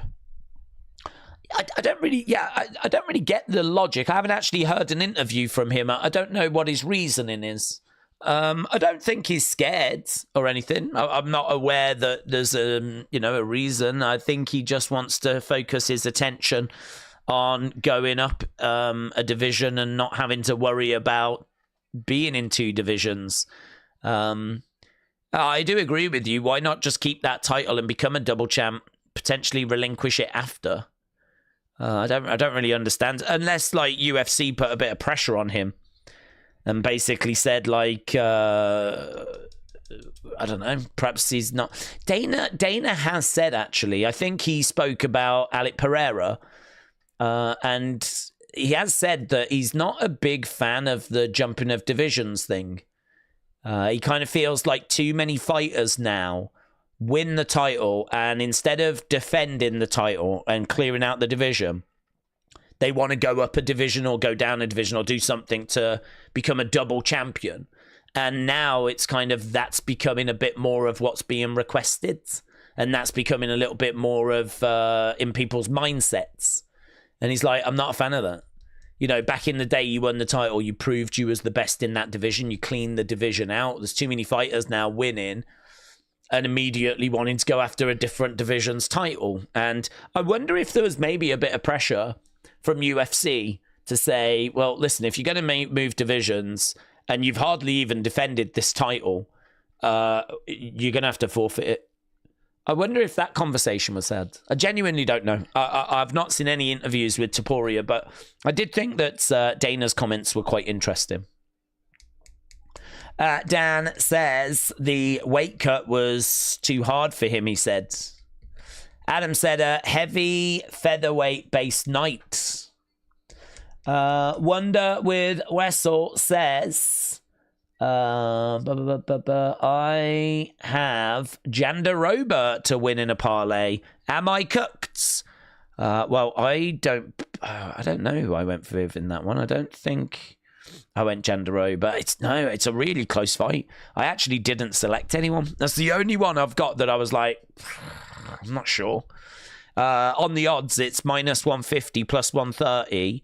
Jandiroba is 53%. Yanan 47% on Tapology. It's striker versus grappler. I think it's really close. I could really make an argument for that one going either way. And actually, we're just seeing Michael Chandler arriving. Chandler is a plus 135 underdog. Paddy Pimblett minus 160 favorite. Chandler is ranked 7th. And Paddy Pimblett is ranked 12th. And they're just kind of breaking down our main event that's coming up later. Poirier is on the panel as well. Yeah, it's a really good card tonight. Lots to look forward to. If you are watching and you've not left a like, leave a like. It's greatly appreciated. We always try to be around 500 when we get to the start of the main card. I'd say we're a bit behind that tonight, actually. Feels like a little bit quiet start, all things considered, but I don't think the fights on the early prelims were really that much to write home about. But yeah, hopefully we can get some good stuff now. Yanan taking on Werner Jandiroba. Jim Miller against Chase Hooper. Elkins against Arosa. I don't think we'll be bringing too many people in. And Danny Gay against Sean Woodson, I believe, should complete our lineup for the prelims. Okay, let's jump over, get to the chat. A.B. Jobson. Alvarez said Chandler needs to use his full arsenal. Yeah, he does. It's going to be a real test for him tonight. He's coming in as the underdog, and I think he needs to show a little bit more fight IQ than we've seen previous. He also really could do with the win here. His record is really not very good when it comes to UFC, but that is, of course, against big, big names. He's actually 1-4 in his last 5. 1-4 in his last 5. He's such an exciting fighter, though. UFC, I think, are quite happy to keep sticking with him, but I don't know. At what point is it that, he's just not really of this level? Where is his level? It doesn't appear to be at the very top of this division. So now we're having a look to see, can he beat the number 12 fighter, Paddy Pimblett? I mean, if that's a no, then I don't know. Where does he find himself slipping to then? It's a big fight, this, for Chandler. He really does need to try and get something out of it. He needs to get something out of it. A.B. Jobson, let's see what Jobson's saying. A.B. Jobson. I am loyal to Werner Jandiroba at minus 130. She has a Zingy 5-point palm exploding heart technique and a bonkers ankle lock. Jandiroba shall quench the opposition. A.B. Jobson, thank you. And Adil? Adil Ibrahim. Avocado with a hint of black pepper and lashing of cayenne pepper on crunchy buttered toast. Anybody? Do you know what? No. I've never been an avocado on toast guy. I think I tried it once and I didn't get it. I didn't understand. I didn't get it. Like, it seems to be like a trend for the youngsters. And I don't know. I don't really feel like avocado is that big over here. I feel like you can, if you're going to have some nachos or something like that, then you might have some. But yeah, I mean, I think because over in America where you've got, in Mexico, of course, where you've got burritos and tacos and all of that, like we do have that over here, but it's not as big a part of our culture as it is over in the Americas, of course. So I sort of feel like avocado just doesn't really get the love over here that it does over in the Americas, North America and South America. So yeah, no, not something that tickles my fancy. I'll stick with beans on toast. I'll stick with the lovely beans on toast. Thank you. I'll take that every day of the week. Right, Martin, shout out to you. I hope you're well, buds. See what Martin's saying. This is where I expect Adil to tell me I'm wrong. You're missing out. Go. Martin the floor Drummond. is yours, Adil. As Paddy said in his pre-fight interviews, every single fighter on this card loves to fight and really want to get in the cage. Yeah. Another thing is how cool is the respect Chandler and Paddy have L. Martin, shout out to you. It's going to be a really great fight. I mean, they said the build's been the kind of build you would expect, really. There was a few little digs, not digs, I suppose, but just sort of saying, like, I've got a granite chin. You can try and find my chin, but I've got no doubt I'll be knocking him out. It was kind of the back and forth, really. And I think it's going to be really interesting. I mean, I think that Chandler can have Paddy in some real trouble. The question I've got is, can he put him away?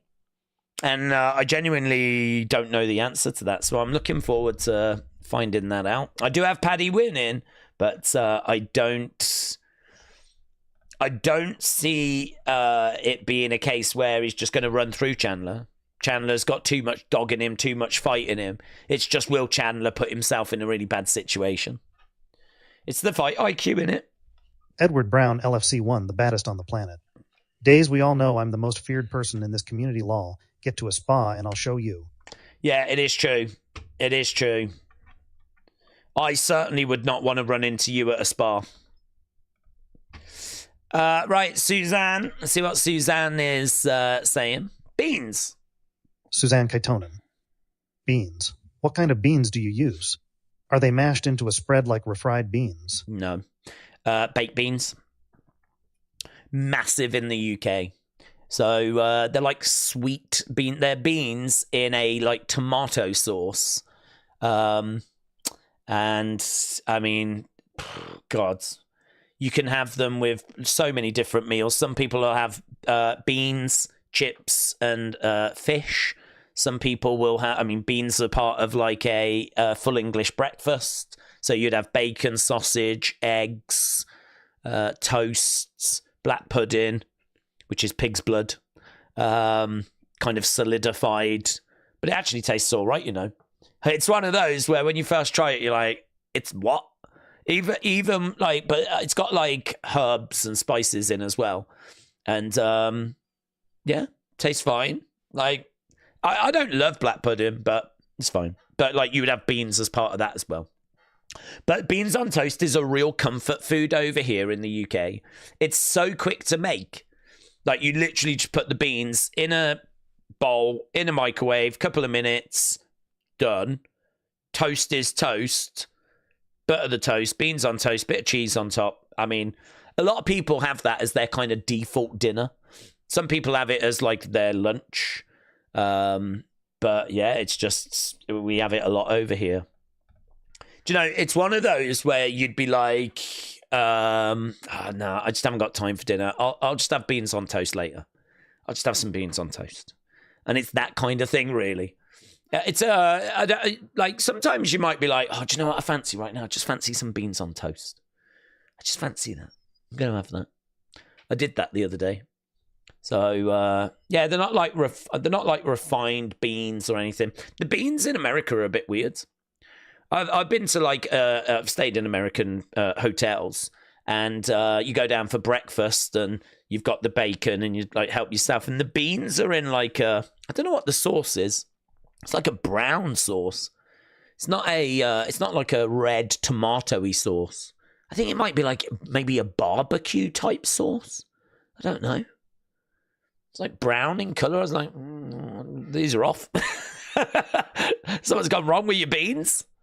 Should be in a nice vibrant kind of luminous orange / red. Not brown. So, yeah, there is a difference there between our beans and America's beans. Days, I brought a Neo Sky Funko, Winnie the Pooh, and Rowdy Roddy Piper. That makes a lot of Funkos. 85 in total. Sonny, shout out to you. Adele said, Days, my bird, you are missing out. A proper sunny side up egg.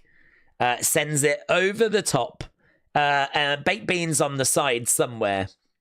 Well, Adele, if anyone can sell me on the vision, it's you, my friend. I am not hesitant to the vision. I see it. I would be, if I popped around, I'd be willing to try it. But it's unfortunately not a part of my life at the moment. Chinese food, said A.B. Jobson. Is that what you go for? Is that your go-to? Potstill said there's actually been a lot of it's true. Beans on toast does come up a lot on this channel. It is true. Secretly, I sit here and every conversation I'm like, how do I get beans on toast into this? How can I find a way of getting beans on toast into this? Dr. Dill. It's true. Been a lot of discourse about the beans on toast situation. To be fair, as a red-blooded American, we eat tomato soup with toast, usually when we're sick, so it's not that crazy. Oh, right. So, yeah. Tomato soup with toast. Yeah. We do that, of course. And then obviously just with some beans in there as well. It's a bit different, to be honest. I mean, I wouldn't say that the sauce was like a tomato soup. I don't really know what I would say the sauce was like. I don't know. It's hard. It's a very comfort food. It's a very... I mean, like, you're definitely in the right ballpark with that comparison. But yeah, it's not like a soup, is it? I mean, I don't know. It's a difficult one to explain. I don't know the intricacies of the baked bean, to be I wish I knew more. I feel like I've let you all down on this UFC stream. Suzanne Katona. Are you baked beans similar to in America? I have had black blood pudding before. It's not bad. Okay, I'm going to show beans on toast, right? I'm going to show beans on toast. I know that is not why anyone came on this stream to join us, right? I'm going to apologize for showing it, but there are too many follow-up questions. And rather than trying to explain it, I might as well just show a flipping picture and then we can all move on with our lives, right? That's my approach to this. So, beans on toast. This is going to show you what I'm talking about, right? There we go. Beans on toast. Perfect. That's it.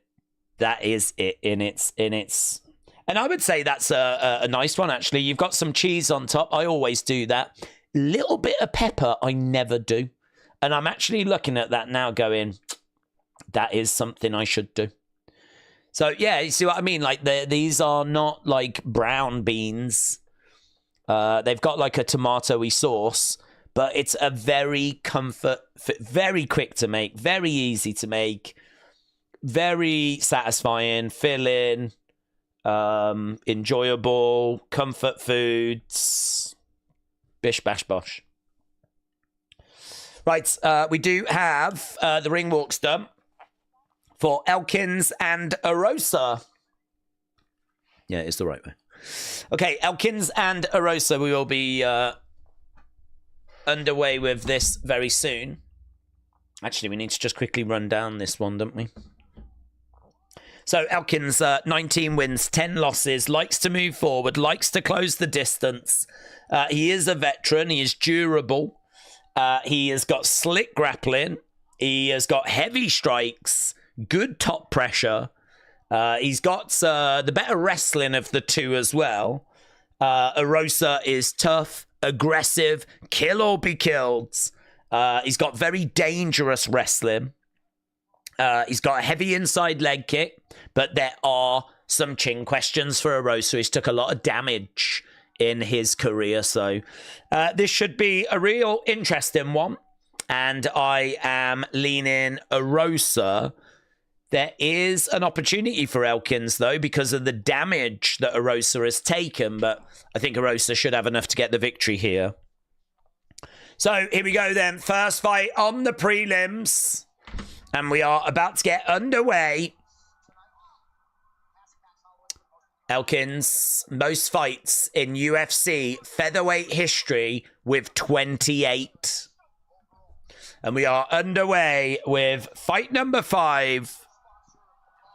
And you can hear the crowd cheering away. Oh, was that a slip? Elkins off balance early. Arosa in black. Elkins in blue. Arosa in the middle. Outside leg kick there by Arosa. Elkins on the outside trying to find a way forwards. There's only 5 years difference between these two. Elkins 40. Arosa 35. Arosa down already. Elkins with a early takedown. That was very easy. Yeah, he does some damage, but some elbows coming in there by Arosa. So Arosa finds himself on his back. Elkins is on top. Shots coming into the side of the head.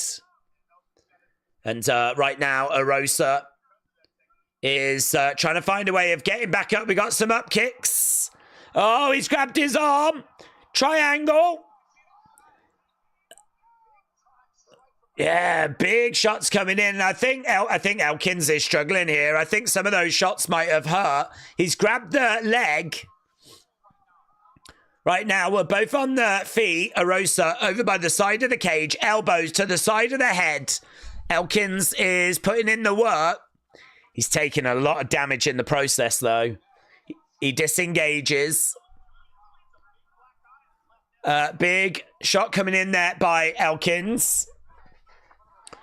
Yeah, he is. Elkins really looking like he's took some punishment here. He doesn't look good. No, he's not. He's trying to find a way forward. There's a bit of damage on the face. Elkins has not recovered. He's looking for the takedown. It's all quite slow. Elbow coming in into the side of the head. He is looking for a bit of a guillotine. Could that guillotine be in? They both get up. Big knee there by Arosa. It really feels like Elkins is there for the taking, you know. I think if Arosa can land something even half decent, kind of overhand, but it's slow. Everything's so slow. Elkins looks really slow. Trying to come forward with a couple of jabs. Big overhand, but can't land it. Yeah, it's the up kick that's rocked him. The up kick from Arosa seems to have rung Elkins' bell. Arosa not putting the pressure on, but a couple of jabs coming in. Elkins trying to find a way forward. Overhand right there. Oh, and he catches Elkins. Elkins goes down. Grabs the leg of Arosa, though. He's still fighting. Hammer fist coming into the side of the head. Both of these guys in the middle of the octagon. And right now, he's got him. Crucifix. Shot coming into the side of the head. It's really scrappy. Guillotine. No joy. Elkins is really struggling. I feel like he's there for the taking. Arosa just can't find any kill shot, though.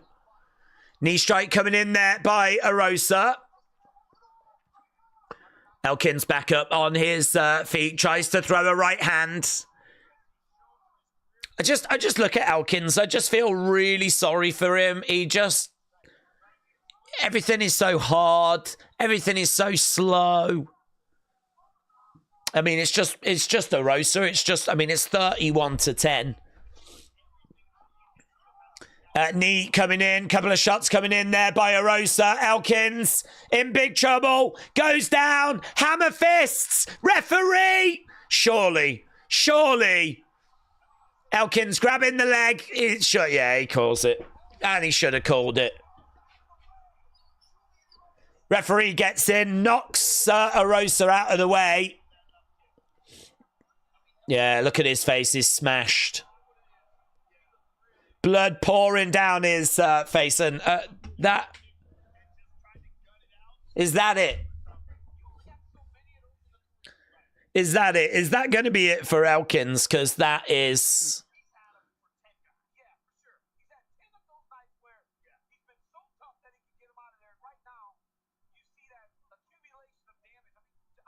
Yeah, too much damage in it. Elkins is fighting like a school kid, said Frankie.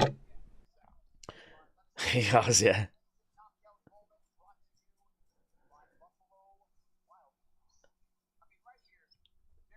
I mean, that is... so the up kick there, I mean... Yeah, bang!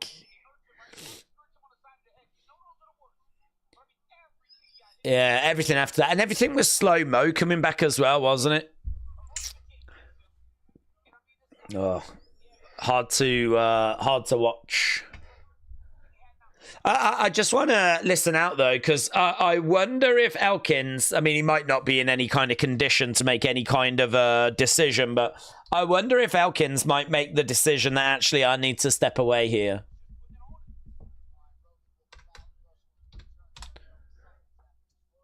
Has Elkins jumped out the octagon? No, he's still in there.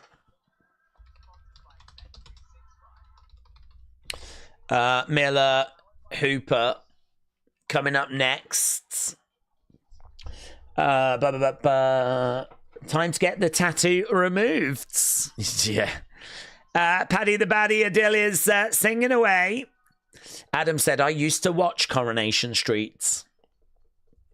That's okay. Many people do. I am not even watching UFC. I'm watching the hockey, but the commentary is boring, says David. David, shout out to you, my friends. Shout out to you.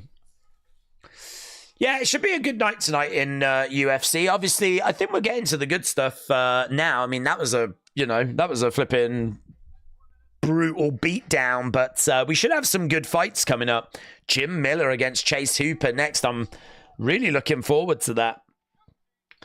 Jim Miller has got the most fights and the most wins in UFC history. And here he is taking on Chase Hooper, who even at the age of 25 is 7-3.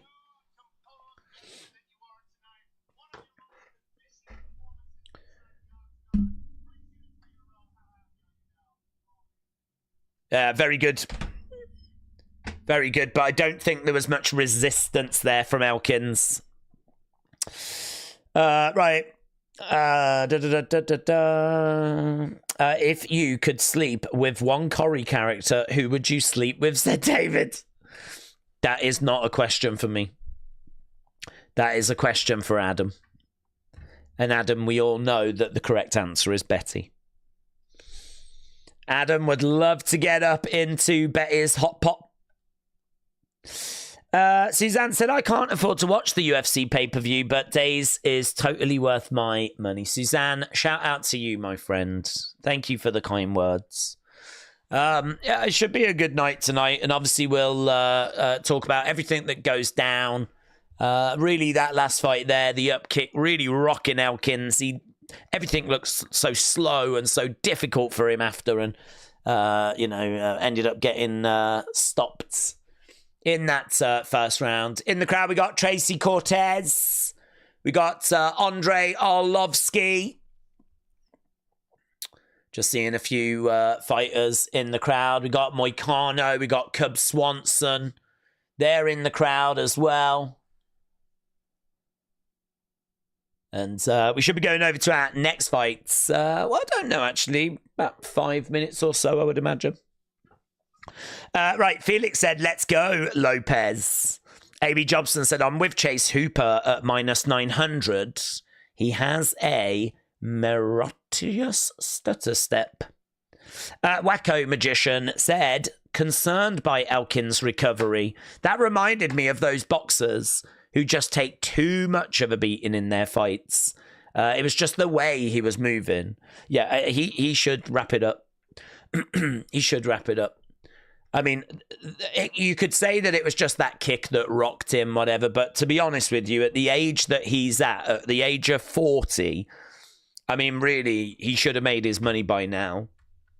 I mean, that was his 30th UFC fight. I've got to think you've made some money. And hopefully you've not been stupid with that money. I mean, certainly there ain't much. If he is going to do anything else, it's got to be a fight or two, and that's it. And really, the signs are there that he should stop now, you know. James said, Days, you suck. I am saying that to keep you grounded. Thank you, James. I do need that counterbalance. Alvarez said, my gym shows it live on like a 90-inch widescreen. Really? Really? Have they got like I bet they haven't got a bar. But have they got a place where you can sit down, have a drink and just watch it? Or do you have to like work out? Because that'll be the catch, wouldn't it? Oh God, if I could watch it, but the catch was I had to do some working out. Oh my God, that sounds like the worst. I'll just pay for it. That sounds like the worst. There's Jim Miller. Betty is a good shout, said Adam. Not to own up to being a curry mark, but you do know your shiz. Well, I've never gone out of my way to watch it, but my parents used to watch it when I was young. So I certainly know a few names. Yeah, I can throw a Gail out there. I can throw a Betty out there. I can throw a McDonald out there. You know? I mean, the truth is I've actually got a big Coronation Street back tattoo. But I'm trying to play that down. Wrestler said a protein shake on a stationary bike. Yeah. That's true, actually. Although those bikes are not the most comfortable in the world to sit on, are they? So maybe like one of those kind of cages that you have to sit in, that like, you know, one of those things where you do that. I've seen people doing that, working the chest. That looks like a more comfortable seat because you get a back pit as well. So, you know, maybe you could find a way of making it work. Working out and watching. Oh.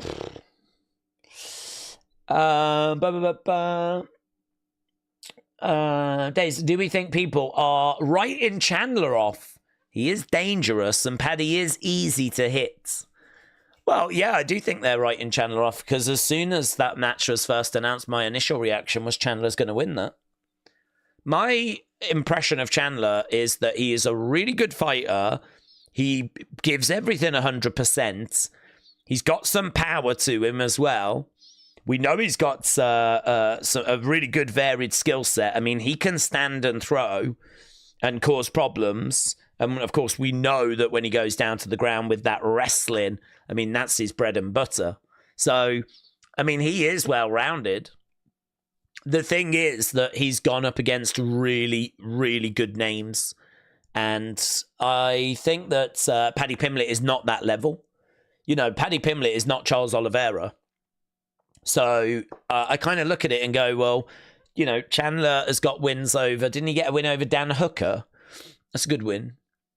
And so when he does drop down that level or two, you know, he picks up victories. Paddy Pimblett is definitely a step down from a Charles Oliveira. So I do look at that and think that this is not going to be as straightforward as maybe some people are thinking it's going to be for Paddy. But, you know, as kind of I've looked into it and looked at like the openings that Chandler presents, that's where you start to go, Paddy could actually capitalize on that. And we know that his fight IQ is not very good. We know that he can be in good positions and then throw it away. But the thing is that Chandler needs to get a win here as well. So if Chandler doesn't fight smart, then, you know, we could have a problem. He could have a problem. So I have got Paddy winning, but I think to write Chandler off would be a mistake. He is a very good fighter, brings a lot of skill, brings a lot of heart, a lot of determination. He is certainly not washed like what we just saw from Elkins. It's going to be the toughest test for Paddy Pimblett so far. And but I think Pimblett will get it done. And actually, that does remind me to just have a look at the poll, because we are now coming up to nearly 600 votes. So again, if you are watching and you've not left a like, leave a like.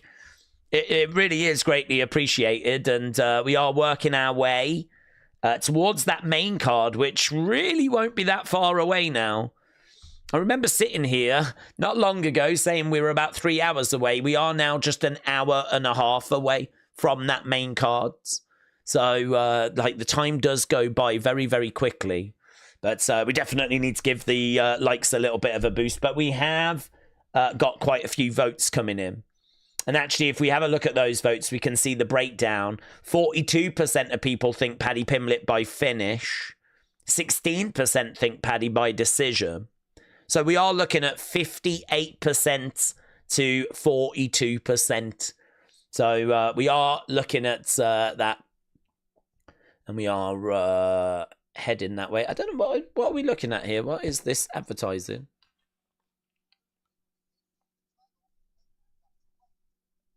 Is this talking about Volkanovski? This is such a weird video package, isn't it? It's just drawings of like different fighters and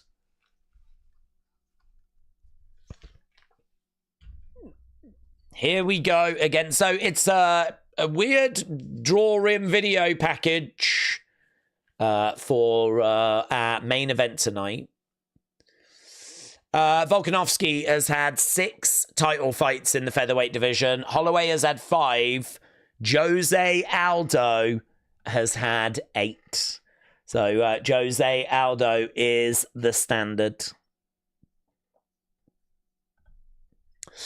Right, we should be going over to our next fights pretty soon. Days, Volk is going to take that featherweight title tonight, said Christopher. Tonight. Christopher, shout out to you, my friends. Shout out to you. I think Volkanovski will get it done as well, but I've got Volk winning that main event. He is going in as the favourite, but another very close one. Lots of close fights tonight. Sonny is going to be drowning in Funkos soon. We need to have a look actually at Tapology, see where we are with the latest on that. So we can do that right now. Whilst we've just got a little gap in the window. So refresh this, see where we are. Sonny is 28th. Sonny, that's good. That's good. I would say if you can just make it on here anywhere, you're doing really well. So, I mean, this is only showing the top 60. So, you know, 28 is good. So you should be pleased with that, buds. You're doing well there. Doing well. So there we go. But at the moment, Mosier 94 is in number 1 position. Number 9, True Blowjob Gaming. So shout out to them as well. So there we go. That's where the community are in regards to the Tapology game.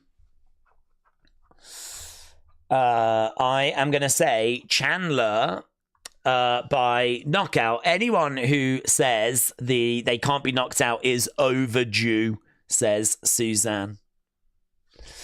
Frankie said, I like being an outlier. But I have built up some go away heat, said David. Have you, David? I've not noticed you doing that. You must have done that in the background. Wacko Magician, hello. Said, Chandler makes a lot of mistakes. Goes for big moments rather than playing smart. Paddy can take advantage of that. I hear you. I hear you. I agree with you. Who have we got between Mitchell and Silva? Silva. Yeah, I feel really good on that. Silva, 4-0 in the UFC, a massive prospect. Big, explosive power, fights at a high pace, very creative with his striking.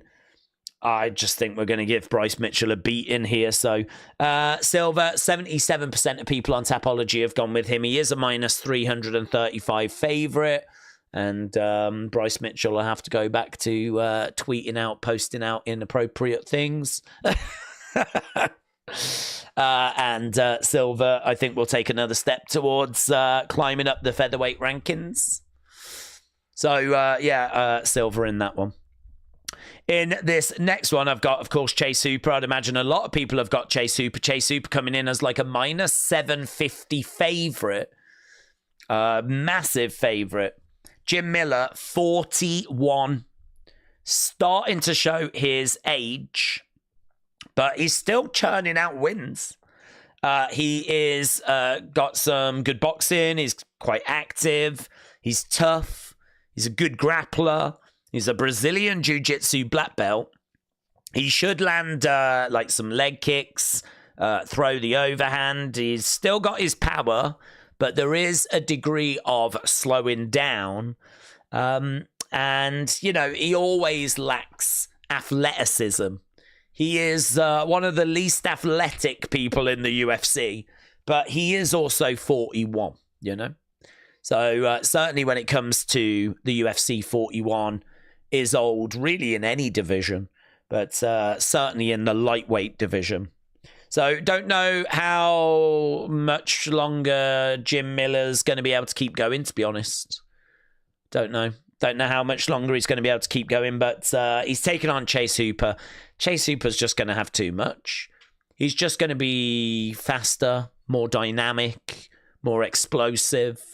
He's going to have really good scrambles. He's got the volume advantage. He's got good submissions. Chase Hooper, a slick grappler. He's just going to have too much. So, and the odds reflect that. And Tapology reflects that. And everything flipping reflects that. So, yeah, fully expecting it to be a case that he's going to get the win. I don't know when he wins, though. I'm not sure how long it'll take him to actually secure that win, but I fully expect Chase Hooper to get the win. David said Jim Miller is only as old as Ric Flair. He can go another 30 years. Oh, that's a good point, actually. That is a really good point. I wonder what Ric Flair was doing at the age of 41.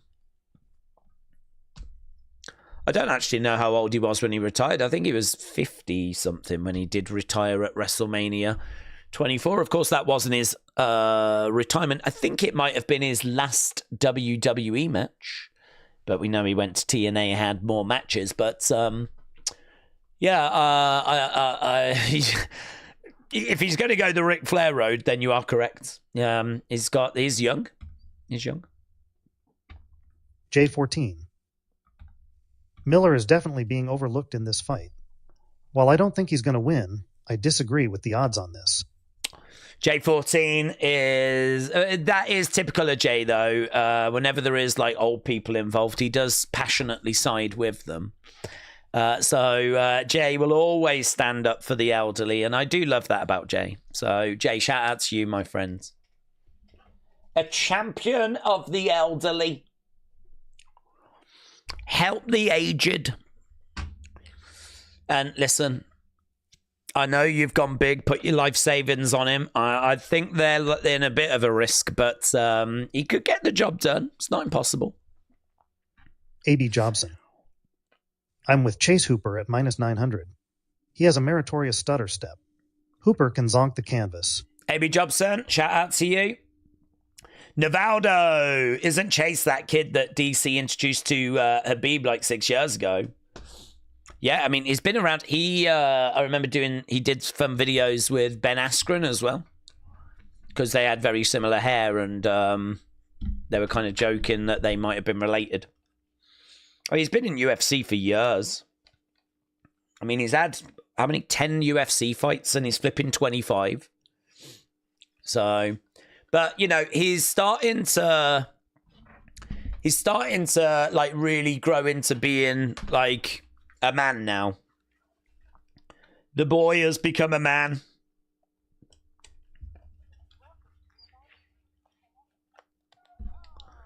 I mean, really, a few years ago, he was kind of proving that he belonged in the UFC. I don't think that is something he's really needing to do now.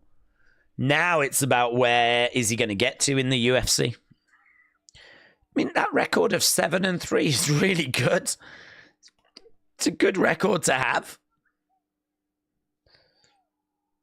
Okay, Jim. Big cheer for Jim. Yeah, there we go. Look, there's the Jim Miller fan club. There's J14 at the front. We're about to get underway. Thank you, Days. That's why I always side with you. Hashtag stand with the elders. Oh, Jay, look at us. A match made in heaven. Okay, here we go. We are underway. We are underway, and we have got Miller in blue, Chase in black. And I genuinely don't know how long this goes on for. Just want to say thanks to the stream, said Nico. Lots of late nights upon us. Oh, yeah, ain't there just, buds? Come on, Paddy. Big chance to move up the ladder, said Nico. Nico, shout out to you, my friends. Big chance for Paddy tonight, yes. Okay, Miller is in the center. Chase on the outside. Chase getting a couple of shots through in the early stages of this one. Nice shot coming in there by Miller. And again, getting a big heavy shot through. Chase. I mean, look, Miller's definitely bringing a lot of experience. Chase looking to grab a hold of the leg. Miller with a shot coming in. Miller on one leg at the moment as Chase tries to get him down, but no joy. Miller grabbing a hold of Chase. Big cheer by the crowds. There is a guillotine that's in, but Chase managing to get out of it. Jim is on top, and he is giving the youngster something to think about. Chase grabbing the arm. Grabbing the arm. I tell you what, the crowd are really making some noise here. There's a lovely energy. Lovely energy. So right now we got Chase Hooper down. We got Jim Miller on top. Both of these are chest to chest at the moment. Miller on top of Hooper. Chase Hooper is down on the ground, on his back, but he's not just lying there. He's trying to make this a little bit difficult for Miller. Miller, again, trying to grab a hold of taking him down. Miller goes down. Oh, is he putting like a guillotine squeeze on? I don't think that head is really in, though. Chase Hooper getting his head out of that guillotine attempt.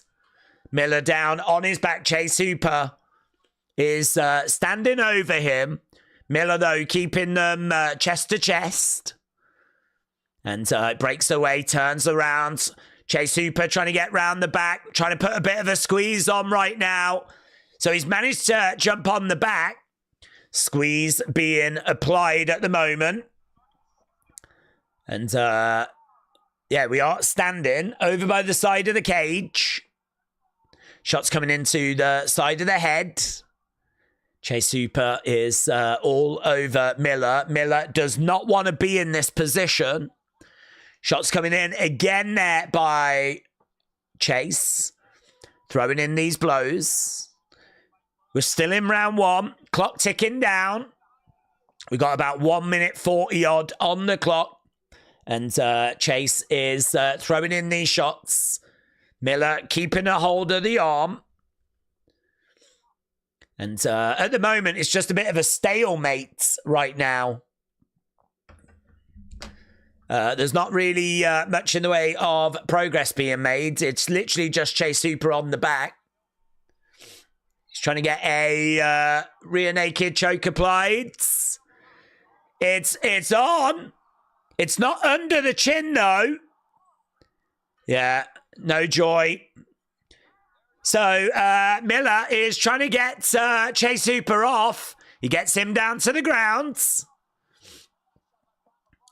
Right now, we are on the ground. Chase Hooper on his back. Miller is... Yeah, he's got to get out of there. He's trying to grab a hold of the arm, is he? Looks like Chase Hooper's looking for the arm. Miller is... There's legs flailing everywhere. Chase is having to work really hard in this fight. He's having to work really hard. He is down on his back, though. Shot raining down there by Miller. Chase grabbing the arm. He's trying to grab that arm. He's got the arm. Oh, Miller really just hanging on. He disengages, walks away. Chase Hooper throwing in a kick. Hooper is throwing in another kick there. Miller. Another kick coming in there by Chase Hooper. And there we go. End of the rounds. Aubrey said round one. Come on, give him the beans. Make him the toast. Luke, shout out to you, my friends. Appreciate the kind words, the support. Joe said, you've got this, Hooper. Finish your story. Drinkwise said, on the ground is always the best place to get someone off. That is true. That is true. That is the voice of experience right there. David said, I hope Miller gets Hooper off. We're all hoping that. I am desperate to see Jim Miller get Chase Hooper off. Right, that was the end of round one. And yeah, I don't know, actually. I mean, honestly, which way would you go on that? I feel like Chase Hooper, I don't know. I mean, according to the ESPN stats, it's Miller that was attacking with submissions, but it was Chase Hooper that was looking for that arm. It was Chase Hooper that was trying to get on that rear naked choke. I feel like it'd be a Chase Hooper round, but I feel like the ESPN numbers are telling me slightly different. I would be leaning Chase Hooper because I felt like he was closer towards finishing the fight than Jim Miller was. Right now, we've got Hooper moving forwards. Fun fight to watch. Hooper has got so much potential. Shot coming in there by Hooper. Miller trying to find a way forward. Hooper takes a bouncing step backwards. Let's see what round two can bring. Aaron Bronster's gone 10-9 Miller by a very slim margin. But Ryan has gone 10-9 Chase. Fun first rounds. Don't count the old man out just yet. Looks like Robbie Glover is giving that first to Chase as well. So, I don't know. People are in agreement that first was really close. We have got a takedown here for Chase Hooper. Miller is down. He's turned over to his side. Chase Hooper trying to get round the back. We're over by the side of the cage. Miller is, again, he's got Chase on his back. He's trying to find a way. Rear nakeds. I don't think it's in. He's very high, though, on Miller. He's been able to find that back quite easily. So right now, Hooper on the back of Miller. Again, he's trying to get the arm round. He can't find the rear nakeds. He is asking the questions, though. AB said, this audience hates grappling. They're booing even if someone has got the back and is looking for a rear nakeds. Right now, we've got Miller over by the side of the cage. And right now, he manages to get Chase Hooper off. We're over by the side of the fence. Chase dragging Miller down.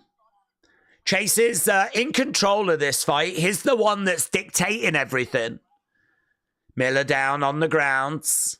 Side control for Chase Hooper. I don't think Miller's going to be too panicked in this position. Okay, Joe Rogan seems to think that Chase took round one and is of the opinion Chase is taking this round. Shots coming in there by Chase. And Chase again trying to grab at the neck. Trying to get that choke, but no joy. Both guys standing over by the side of the fence. Chase trying to grab the leg of Miller. Miller, though, grabs the guillotine. It's very loose. Lets it go. Miller in a seated position. Chase is all over him. Both guys getting back up to the feet. Chase is trying to get Miller, dragging him down, gets him down. We're right in the middle of the octagon. Right in the middle of the octagon. And right now, Jim Miller down. Chase Hooper all over him. And I sort of feel like this is going to drain Jim Miller's gas tank. You know, trying to fight your way back up, getting dragged back down. I've got to think that's going to drain the gas tank. Chase, though, round the back, not much progress being made. I could sort of understand if the crowd were going to get a little bit restless here. But right now, we are kind of working our way back up to our feet. Chase is in control. Crowd are booing. Crowd are booing. Crowd are definitely getting frustrated, which is no great surprise. Yeah, he is attacking the leg. Very weird approach. It's like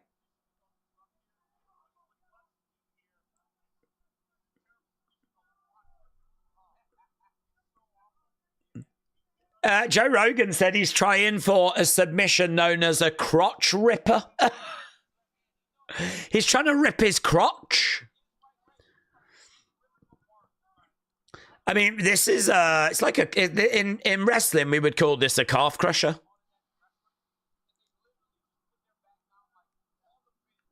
But yeah, right now we've got only a few seconds left to go and we're seeing this out. Damn, you don't see that every day. Jim Miller saying, F that, I don't want to be on the ground with you anymore. It's crazy to say, but I almost want to see Chase keep on the feet. He's looking pretty good, but at the same time, I am loving this jiu-jitsu battle. Don't spread his legs. He's an older gentleman, said Adam. What is this position? I can't tell whose leg is who. Well, I don't think we were making much progress with that position, to be honest.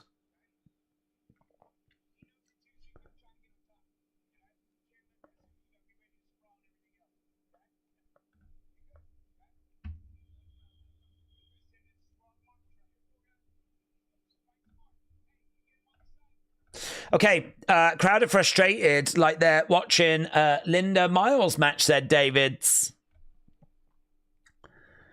Yeah, this is a crowd that just want blood, to be honest. This is a crowd that just wants, you know, submissions. They're not really interested in watching those submissions being applied. This is a crowd that just wants violence. Okay, so we've got Jim Miller in the center, and Chase Hooper charges in, looking for a takedown. No joy. Great fight this, said Bisping. So Bisping enjoying the action so far. Miller on his feet, but he's just keeping a little bit of distance. Korean John said Hooper's development mentally and physically on the big stage is exceptional. Miller edging forward. I do think Chase Hooper's got those first 2 rounds. Right now we've got Chase Hooper has got Miller down. So Miller is down once again over by the side of the cage. And to be honest with you, it really feels like Miller is kind of showing his age a little bit. I know that that's probably shouldn't be a surprise. It is what we were expecting. But it does feel like he's constantly having to play catch up in this fight. He does get back up to his feet, though. He's putting in the effort. But right now, Chase Hooper round the back of Jim Miller. Keeping him grounded. And right now we're down on the ground and there really is not much progress being made. There really is not much progress being made at the moment. We are just down on the ground. Crowd are getting a little bit restless.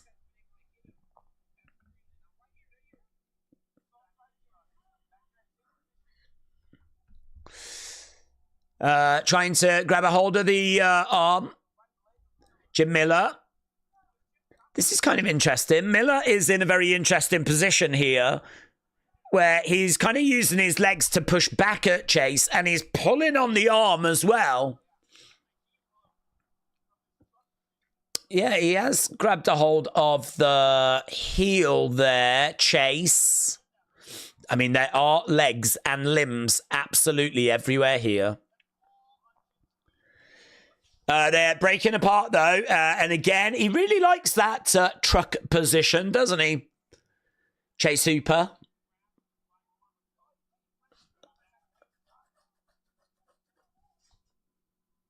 Again, here we've got Miller grabbing a hold of the arm. Elbow coming into the side of the body there by Hooper.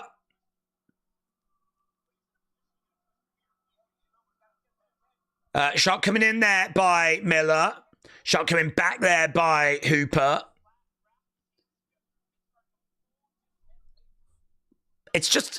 it's a real mess down on the ground, and I don't think it's easy for the crowd to appreciate the intricacies of this. We might have gone back to a more traditional position with Chase on top of Miller. Miller on his back, over by the fence. Crowd are restless, yeah. This is a lot more of a traditional position. So round 1, Miller got 1 minute 39 control time. Hooper 33 seconds. Round 2, 2:49. Round 3, 2:31. All in favour of Chase Hooper, and it feels like this is going to go the distance. And I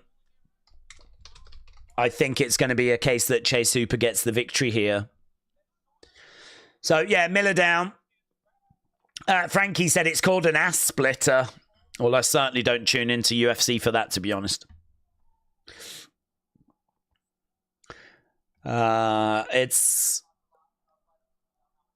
certainly not something we see on a regular basis in UFC.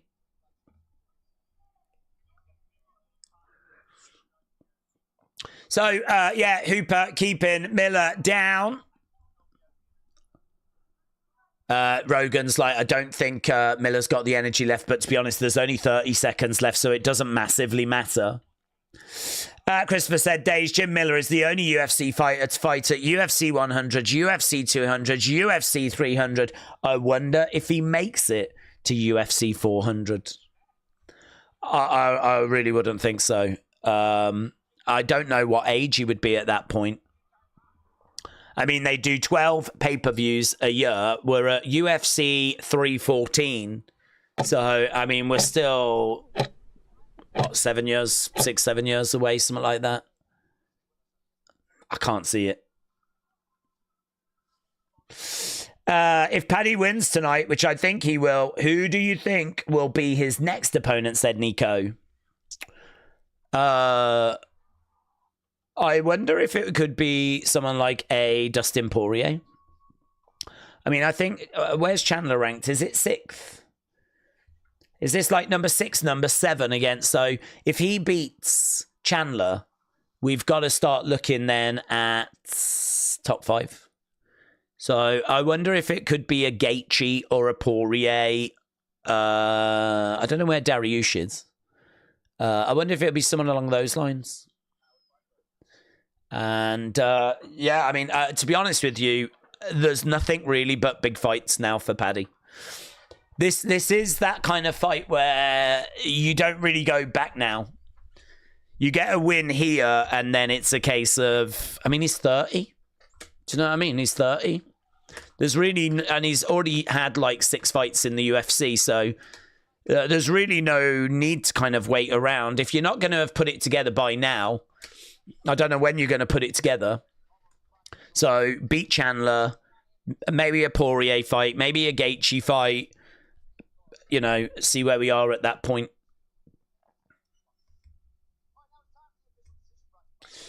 Okay, here we go then. Official decision. Why would a man do another man like that? Banana split, leg cropper. I call it a groin splitter. 29-28. 29-28. Chase. Yeah, Chase has got it. Chase has got it. Chase Hooper gets the dub. And we continue to move forwards. So there we go. Chase Hooper with the victory. And a very underwhelming fight, to be honest with you. I think that I was definitely hoping for a bit more there than what we got. It's going to be the girls next. It's going to be Yanan taking on Verna Jandiroba. So Yanan versus, I don't know why it's all in lowercase. Yanan.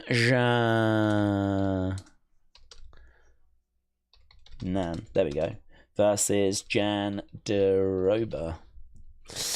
Okay, this is going to be our next fight that's going to be coming up. If you are watching and you've not left a like, leave a like. It is greatly appreciated. We are trying to find our way towards 500. We're just coming up to 300. We've still got an hour to go, but we do need a pretty big hour now of trying to get some likes. So if you are watching, we've got over 500 people watching.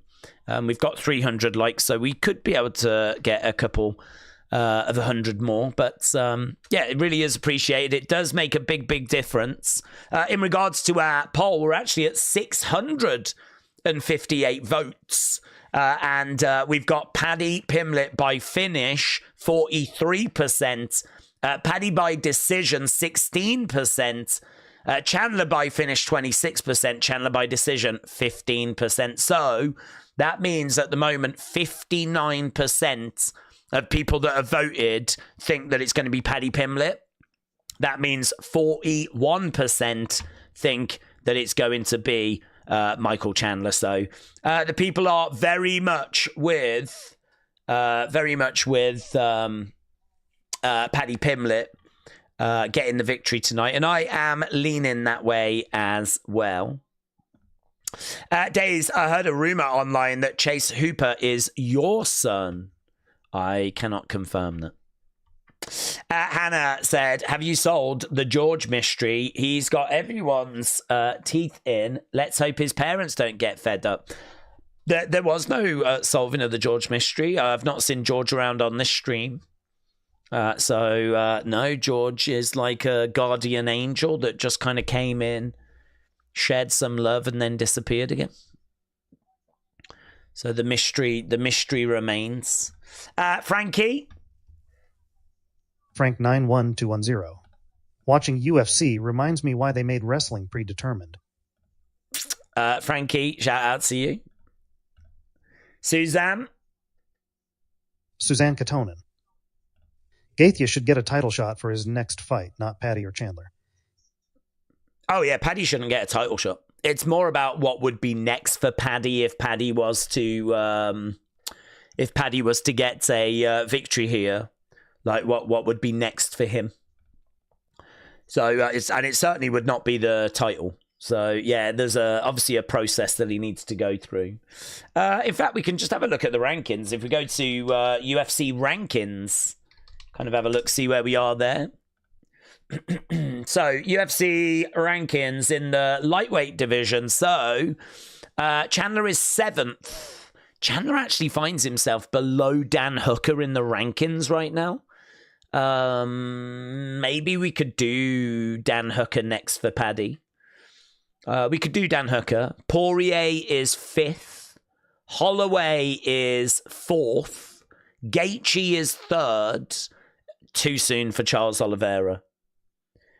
Dariush is interesting though, because Dariush is 9th. But the thing is, if Paddy beats Chandler, I've got to think that that's going to put Paddy, well, top 10. So Dariush is an option. Gamrot is an option. Hooker is an option. Do you go with another one that's a little bit lower down in the rankings, or do you go a bit bigger? Do you go for a Gaethje? Do you go for a Holloway? Do you go for a Poirier? Dariush, Gamrot, Hooker is one path. Holloway, Gaethje, Poirier is a different path. And I certainly don't think you go Sarukian or Oliveira. And clearly not Makhachev. So that's kind of where we are with the rankings. So if he gets a win, these are the sort of names that we're talking about. There's nothing but big fights for Paddy Pimblett now. Yep, interesting. Right, Matt. Let's see what Matt is saying.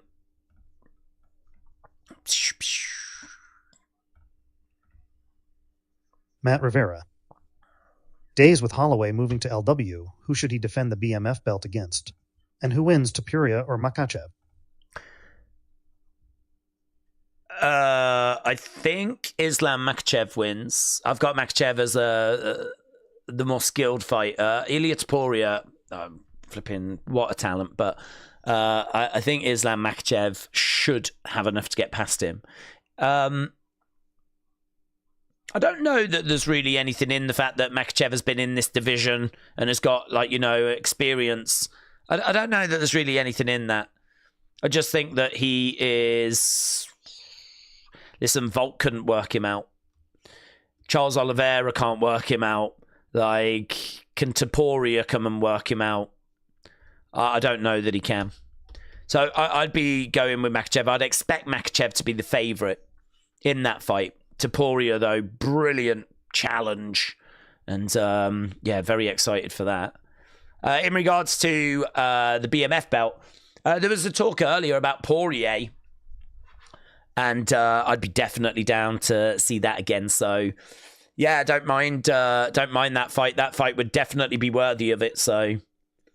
I think we could see something along those lines. Let's go back into the chat. At the moment, there's just a sit-down interview with Paddy. So we're not going over to our next fight just yet. A.B. Jobson. Just getting the video package, actually. Knew he was not going to finish Miller, but Miller early made me worry. He kind of went into the damage mode and was overwhelmed. But he managed to survive, as tough as he is. A.B. Jobson, shout out to you.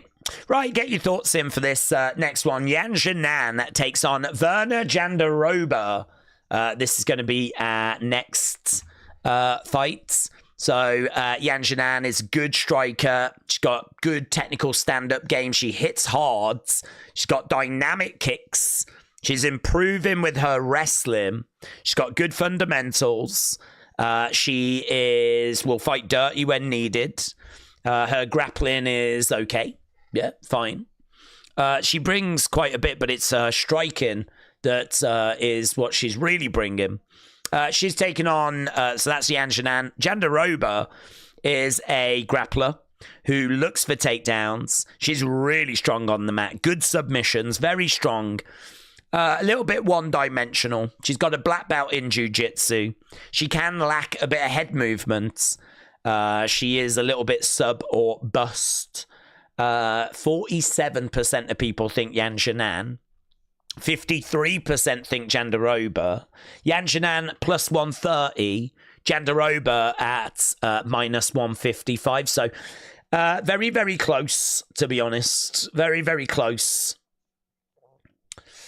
So yeah, this is a tricky one to call, which is why it'll be quite interesting to see how you lot feel about it.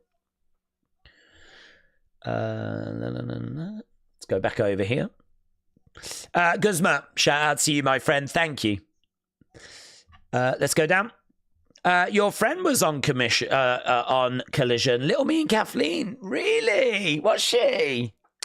Oh, that's great. I really like her. I know that she blocked us, and that was William's fault. But, yeah, I really like Little Me and Kathleen, so that's great. Hopefully they're just having a little look at her, seeing if it's worth bringing her in. I'm surprised she hasn't been ID'd, actually. I'd love to be watching her on Evolve. Abe Jobson. I am loyal to Verna Jandiroba at minus 130. She has a Zingy 5-point palm, exploding heart technique, and a bonkers ankle lock. Jandiroba shall quench the opposition. A.B. Jobson. Suzanne Kainonen. What I meant was that even if he wins, Gaethje shouldn't take that fight. Suzanne got you, my friend.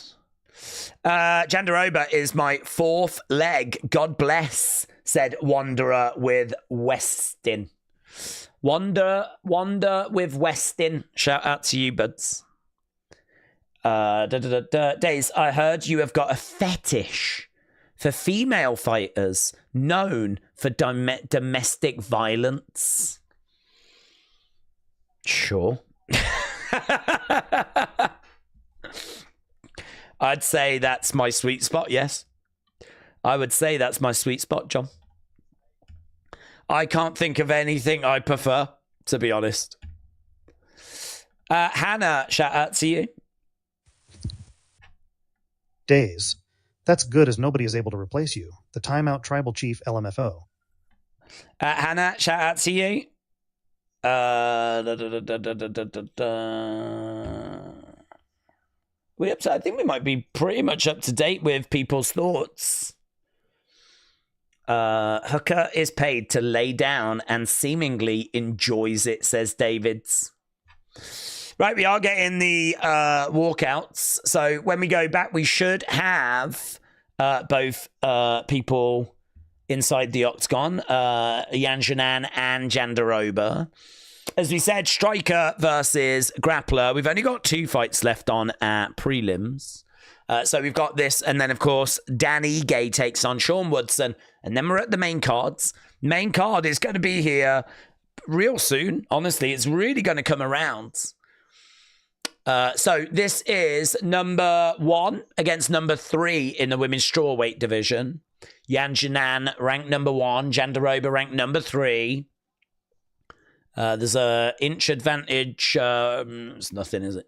Pretty much the same reach. Looks like she was plus 115, so it looks like it's got... She is 36, but Yanan is 35. So there's not much in the age.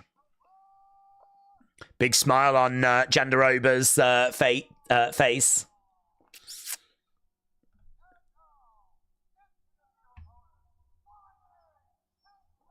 Okay. Adam, what time are we going to do Mania streams? I would imagine it's similar to most streams or different. It's similar, but different.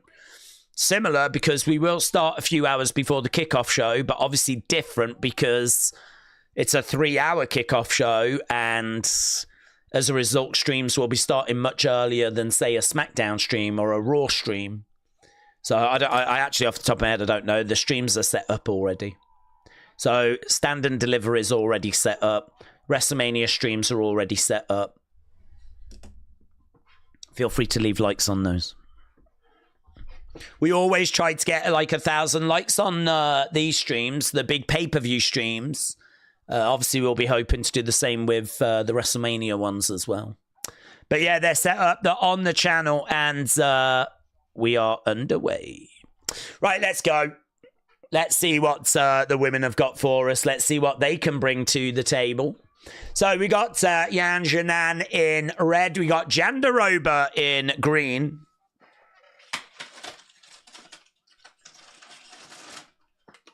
Jandiroba coming in, grabbing a hold of Yanan.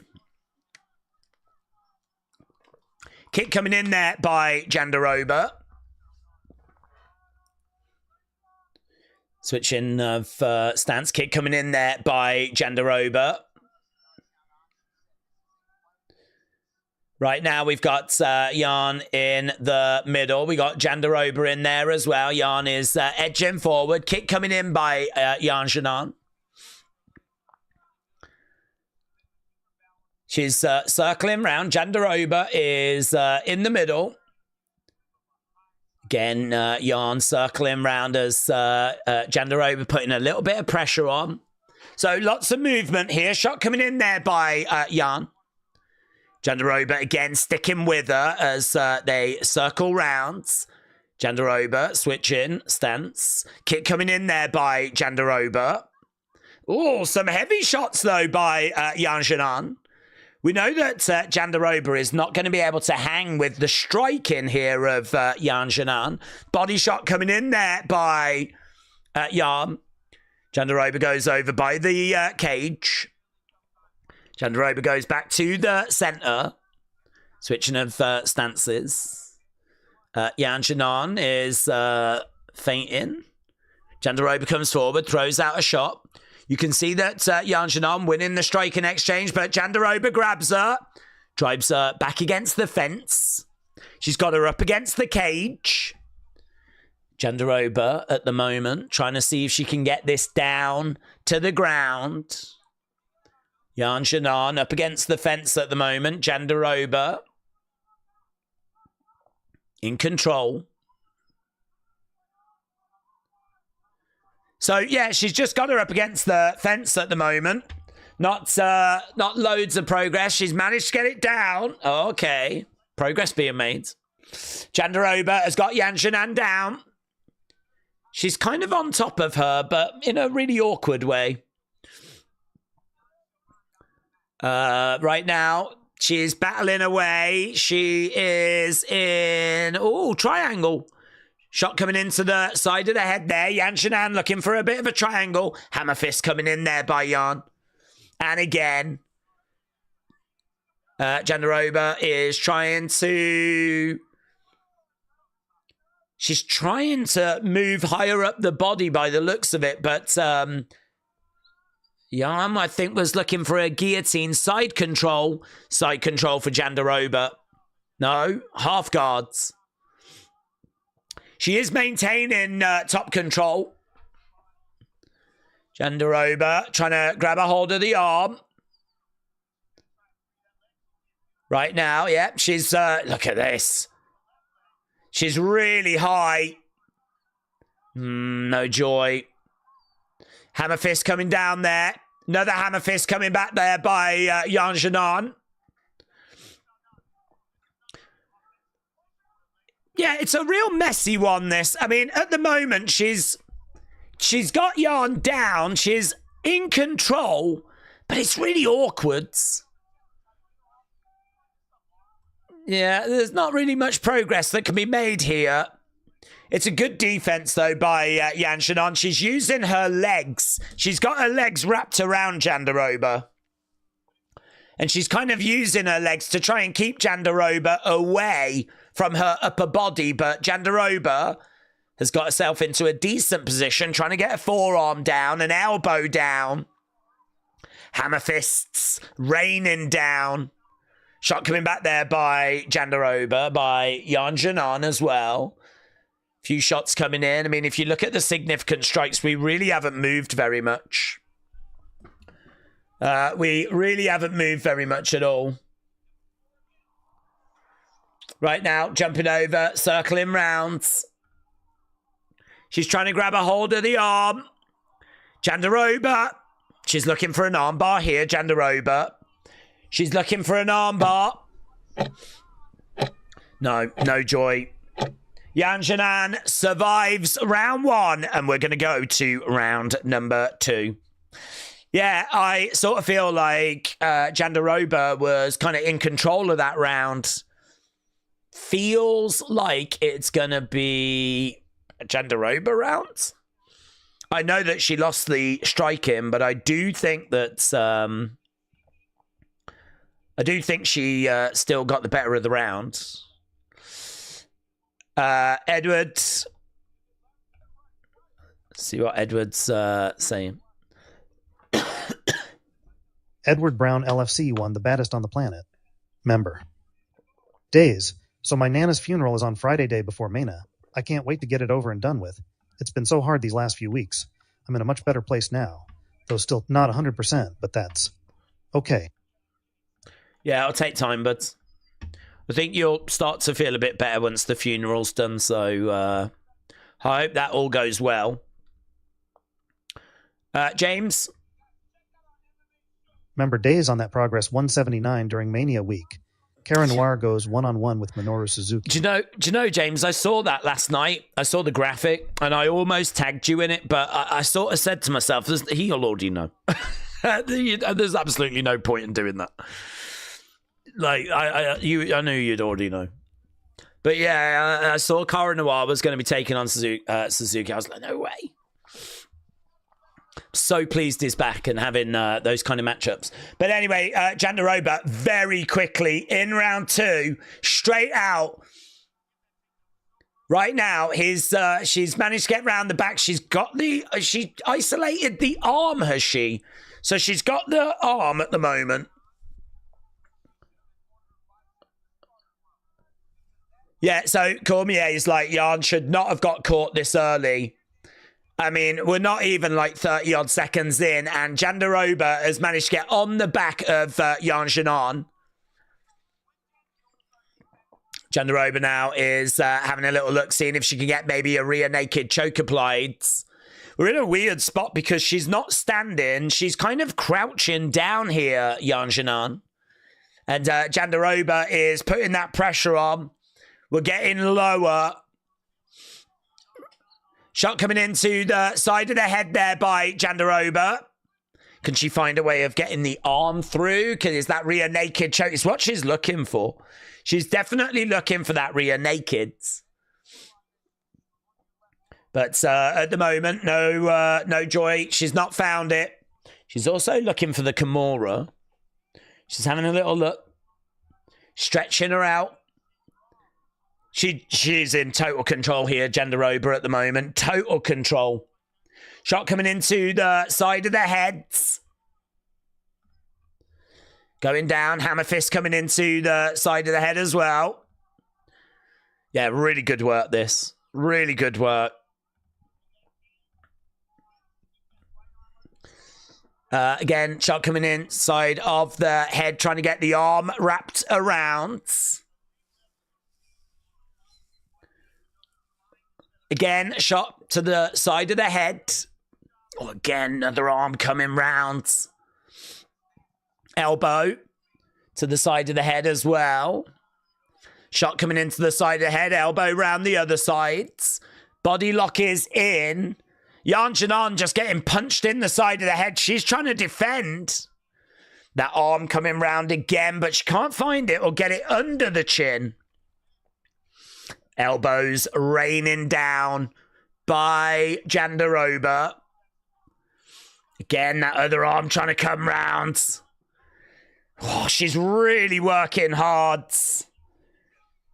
She's really working hard. But Jandiroba in full control at the moment. Yeah, still no joy. Still no joy. 1 minute 46. I wondered if that was a fish hook then. If she put her fingers in her mouth, but I don't know. I don't think it was.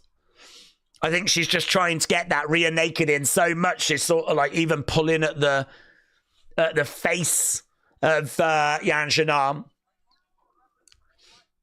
She's working, trying to get elbows in. Shots coming round. She's trying to soften her up. Getting the arm round. Can't get it under the chin. Yeah, if you've got Yanan and you think that she's going to win this fight, I'd imagine you're very, very frustrated. She's trying to find a way out. She's got out, though. Yanan has got out. Jandiroba is down on her back. No panic.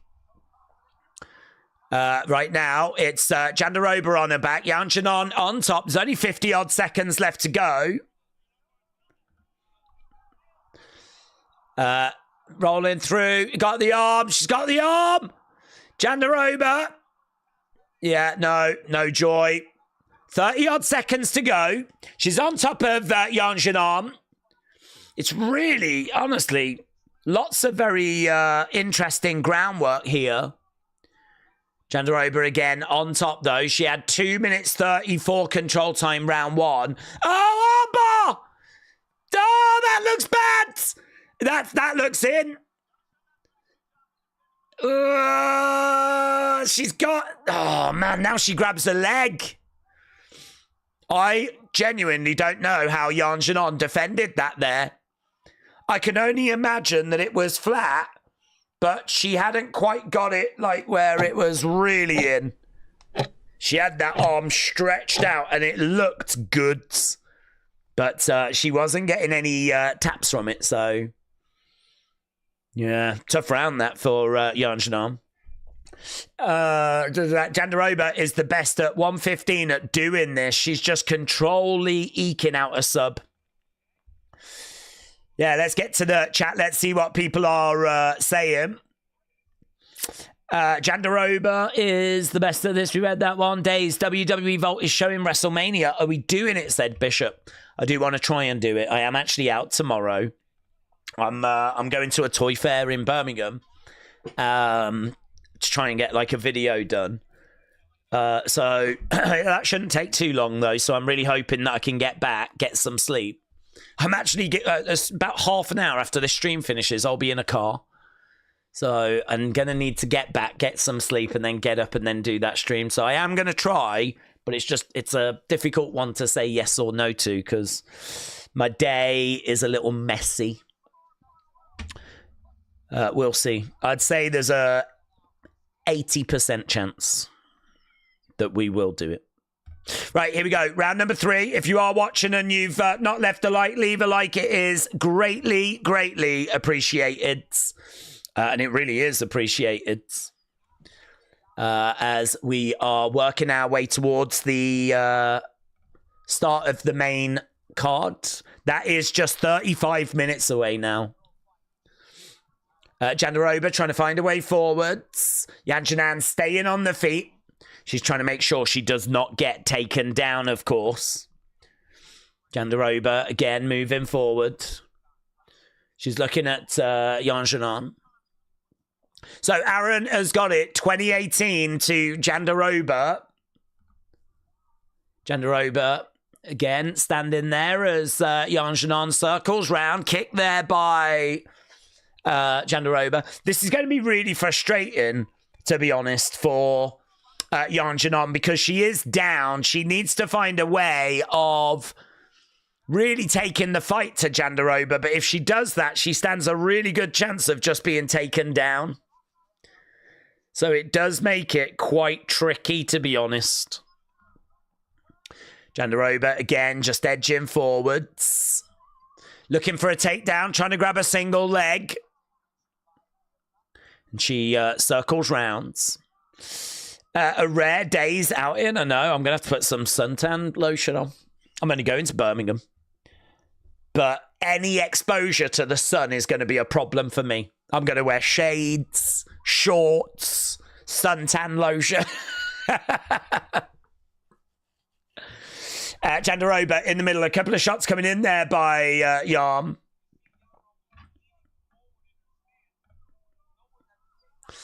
Trying to go for a takedown.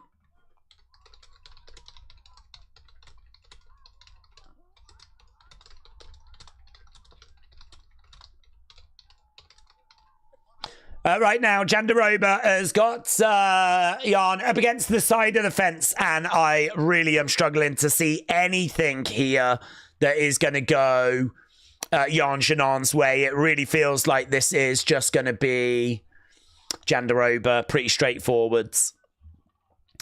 The community, you are kind enough to leave like Christopher. Shout out to you, buds. Okay, takedown there by Jandiroba. She's managed to get that takedown.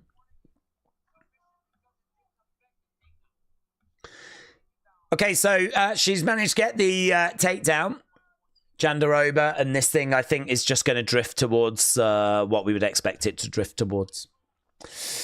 Right. 1 minute 53 on the clock. Werner didn't do much damage on top. I would still lean Yarn 10-9 in this, said AB Jobson. Days, how do we feel about the prelims? Pretty solid undercard. Solid, but not very spectacular, to be honest. Hard to find lots to kind of really swoon about. I think the main card looks like a lot of fun. But, yeah, unfortunately, solid, maybe not spectacular. I think if you're just jumping in now, I don't think you've really missed a great deal.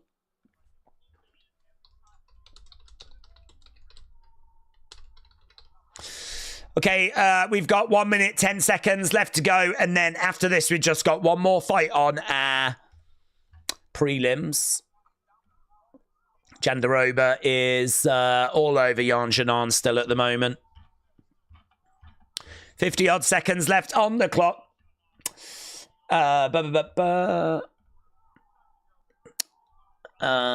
Can you get a quick analysis of the Reyes-Krylov fight, said Wanda with Westin. Yeah. Dominic Reyes on a little bit of a resurgence and actually coming in with some good momentum. He is on a 2-fight win streak. Is 8-4 in his UFC career. 35 years old. Krylov 32. Very close. Actually, Reyes coming in as a slight underdog. But actually on Tapology, more, I think it's like 51-49 have gone Reyes.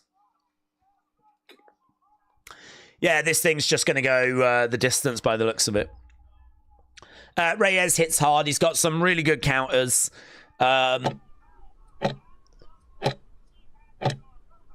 So Rogan said that Jandiroba may have got the armbar right at the buzzer, but I mean, we went the distance. It's not a submission, but had that gone a little longer, maybe she would have found it. Jandiroba dancing around, but Yeah, Yanan is not. That should be Jandiroba getting the win there. So Krylov is on a 3-fight win streak. So both of these with good momentum. He's got good kicks. He is going to need to be careful of Dominic Reyes' left hand. He has got some good striking, good footwork, good ground game. He's got plenty of experience. We've seen Krylov quite a few times. Actually, 11-7 in the UFC. So both are coming in with good momentum. It's a really good fight, actually. Lots of movement. Both guys like to move around. I am leaning Dominic Reyes, but not with much confidence. There is a belief that he could use that left hand to find a finish, find a knockout. So there is a thought that Reyes by finish, by knockout is a very good possibility. So I'm leaning that way, but honestly, Krylov is the favourite, according to the bookies, and has obviously got a great chance of winning as well. So, yeah, tough match, very close. Not loads in it, but just leaning Dominic Reyes. Okay, all three judges.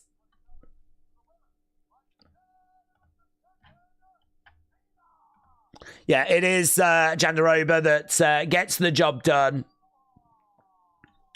Jandiroba getting the job done. Are you going to stream 12 hours before WrestleMania for final thoughts, theories, deep analysis? After all, it's the biggest show of the year. No, we don't do a stream like that. Oh, Rhea Ripley is in the crowds. Rhea Ripley wearing a Volkanovski shirt. There's Tai Tuivasa. There's Tai Tuivasa.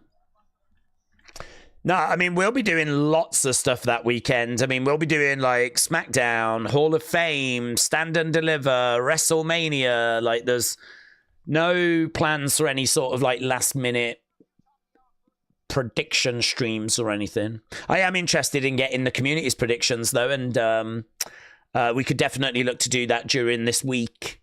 I could see that being like Tuesday, Wednesday, Thursday, something like that. So yeah, I could see something along those lines, but not a stream for it. Okay, Ige Woodson. We are going over to our next fights. King Yeti coming in and firing in some memberships. King Yeti, shout out to you, my friends. King Yeti has always been my favourite of the donators, the people that keep the lights on. King Yeti is the GOAT. David Duffett. This year's H-Off class might be the worst ever. I like the fact a fight is in there. Oscar Zmuda. When's Paddy fighting? Yeah, good question. He is the co-main event. Normally that's an hour and a half, maybe 2 hours into the main show. We're actually half an hour away, so I reckon you're looking 2 hours, 2.5 hours, something along those lines. Poctadil said Woodson has got the worst physique in MMA. Yeah, he's making his way down. Obviously, he is very distinctive. He is very tall. And he's got very long arms. He has got a boxing background, though, Woodson. So he is definitely someone that knows how to use his reach advantage that he's got. And he has got a considerable reach advantage. We are looking at a 7-inch reach advantage. So yeah, he knows how to use it as well. He is actually coming in as a slight favourite. Woodson 7-1, only the one loss. He's on a 4-fight win streak. He's a long, lean boxer, good volume, manages distance well, uses his reach really well. He's got good technical striking, and he does struggle a little bit when backed against the cage. He's taken on Dan Ige, who is just durable. Someone that's going to get in there and really work, put the effort in. You can beat him down, but he's just not going to go away. Really love that about him. Fast hands, technical boxing, swings for the fences, got good power.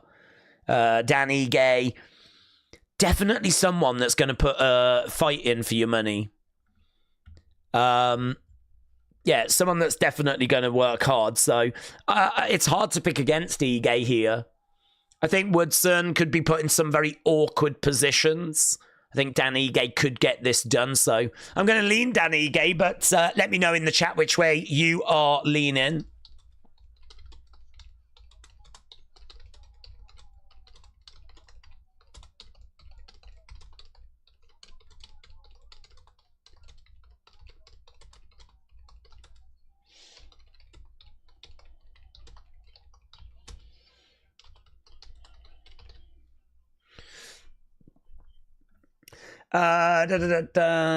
What car does Boomer Days drive? I actually don't have a car at the moment, which is a little bit of a problem, but also not a problem because I don't really go anywhere.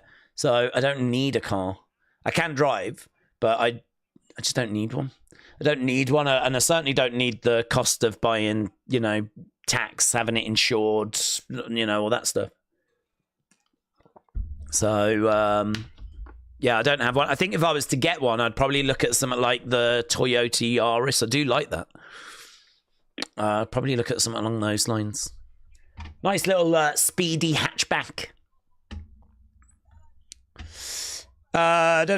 Days. Have fun day driving. I'm not driving. My brother's driving. It's his car. Be careful. You never know. There might be some fans yearning for autographs. That has literally never happened. Christopher said, Days, Dan, 50k, Ige has got great boxing. What time does Stand and Deliver start? Word on the street says midday in America. That would be morning for us. It is, I think, lunchtime for us, something like that. It's early. There's different times in America, isn't there? It's different if it's early on the West Coast, but I don't think it's as early on the East Coast. So it is early, but it's also midday in America. So yeah, I mean, it's all set up on the channel. I genuinely don't know the start times off the top of my head because what I do is I look for them, set the stream up accordingly. And that is literally all I do with it. So their streams are set up. When we get to Saturday, I'll just look at what time I need to start according to the streams that are set up, and I'll just go from there. I know I've definitely started a little bit earlier, though. I always do that. Right. Days, you could get one of those fast electric bikes. It's really annoying, actually, because the only place I really need to go is maybe Telford's, maybe Birmingham once in a while. Like, that's it, really. And it really is just once in a while. So it just doesn't make sense to, buy a car and have it taxed and insured and all that. So it's kind of one of those where, I will get a car at some point, but I just don't need one right now. Right, here we go. Ige and Woodson. Ige ranked 15th in this division. As we said, really good fighter. He's always going to fight for your money. He's always going to fight for your money. Right, we've got Woodson in the centre, and he really knows how to use that range, as we said. Shot coming in there by Ige. Kick coming back there by Woodson. Woodson again, trying to move forwards. Ige just being a little bit hesitant in the early stages. Woodson in white, getting a couple of shots through to the side of the head. Again, moving forwards. Woodson is just standing his ground in the middle. We got Ige on the outside. Circling rounds. Again, Woodson backing up. So Ige just taking a moment here to work this out. It is a little bit of a puzzle that he needs to work out.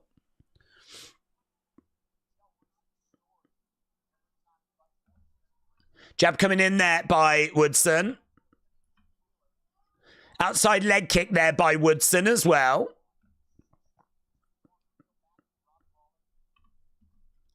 Oh, swing and a miss there by Ige. He had Woodson up against the side of the cage, though. You can back him up quite easily. Leg kick, outside leg kick coming in there by Woodson. Kick coming back there by Ige. Ige at the moment is struggling to land. Woodson is getting his shots through because of the range, the reach. But he's got to find a way of landing some shots here. We've got Chance breaking out for Ige. There's a shot that gets through there by Ige. Crashes into the side of the head of Woodson. This is our main event of the prelims. It's gone by so quick tonight. I don't know why. Really feels like it's just flown by.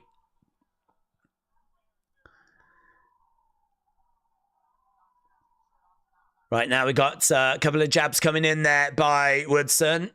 Shot coming in. Body shot coming in.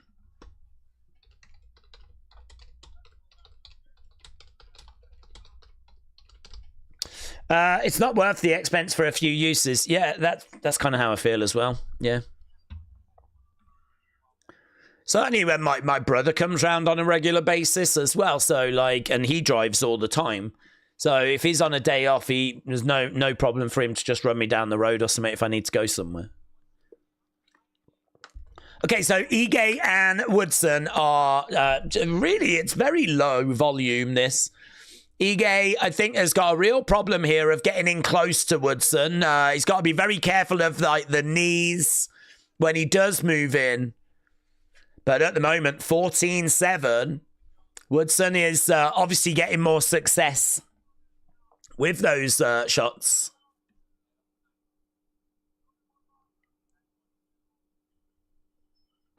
Leg kick coming in there by Ige.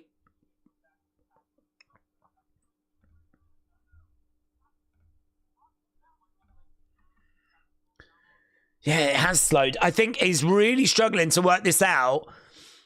And as a result, it's kind of like paralyzing him a little bit. But he has managed to get a couple of shots through. 18-9. Right now, swing and a miss there by Ige. Woodson having a little look. Kick coming in. We've only got 30-odd seconds left on the clock here. Woodson takes a step back. Ige trying to find a way forwards. Jab coming in. Really nice jab there by Woodson.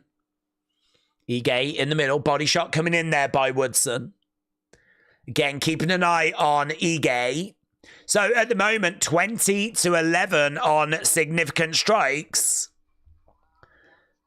And right now, we got a jab coming in as Ige tries to find a way forwards. Woodson backs up a little bit, but no joy at the moment. And end of the round. Really flat that, you know. I mean, he just couldn't work it out. He couldn't work it out.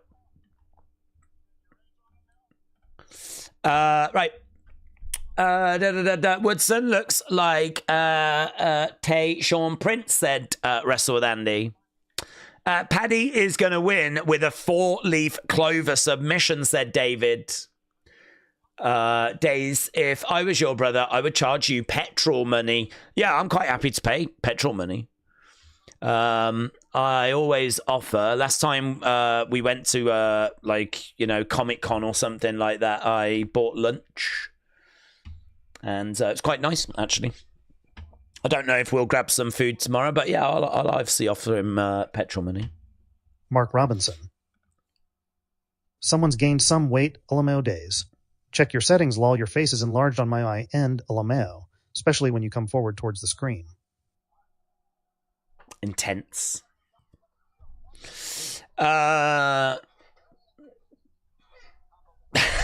You got me self-conscious though. I mean, thankfully, my face was made for high definition, so you're welcome. Right, we are underway with round number 2. Ige in red. Woodson in white. Can he work this out? Swing and a miss there by Ige. Woodson backing up a little bit. Ige standing his ground in the middle. Kick coming in there by Woodson. Jabs coming into the body there by Ige. Lovely shot coming back there by Ige. He got in close and he was able to do a little bit of damage there. Korean John said close fights with a lot of movement, but not much landing. Ige chance breaking out in the arena. Right now, he's managed to grab him and pin him up against the side of the cage. Ige again getting jabbed at, trying to find a way forwards. Woodson back against the cage. Ige. Jabs there. Nice counter coming back there by Ige. Outside leg kick by Woodson. Nice right hand, but couldn't get it all the way through. Ige standing right in front of Woodson, and it feels like he needs a flurry. He needs to get in and really land a combination of shots because he's really down on significant strikes. Like, for me, he lost that first round. He's managed to grab a hold of the leg here. He's got Woodson's leg. They disengage. Right now, we got Ige moving forward. Woodson. Oh, there's just not loads of activity. James, enjoy. Tomorrow you deserve it. James, thank you. James, you have to insult me to balance it again, James. Jab coming in. Nice shot there by Ige. Ige in the middle, Woodson on the outsides. Just really want someone to have a flurry. You really want to see some combinations. Woodson has done a really good job of keeping Ige at bay. Ige just cannot get in with anything. When he does, it's just the odd shot. And then that distance is opened back up again. And, yeah, not really the fight we were really looking for, to be perfectly honest. Outside leg kick there by Woodson. Woodson circling round. Shot coming in there by Ige. He manages to get a shot through. Another shot there. Very close. Jab coming back there by Woodson.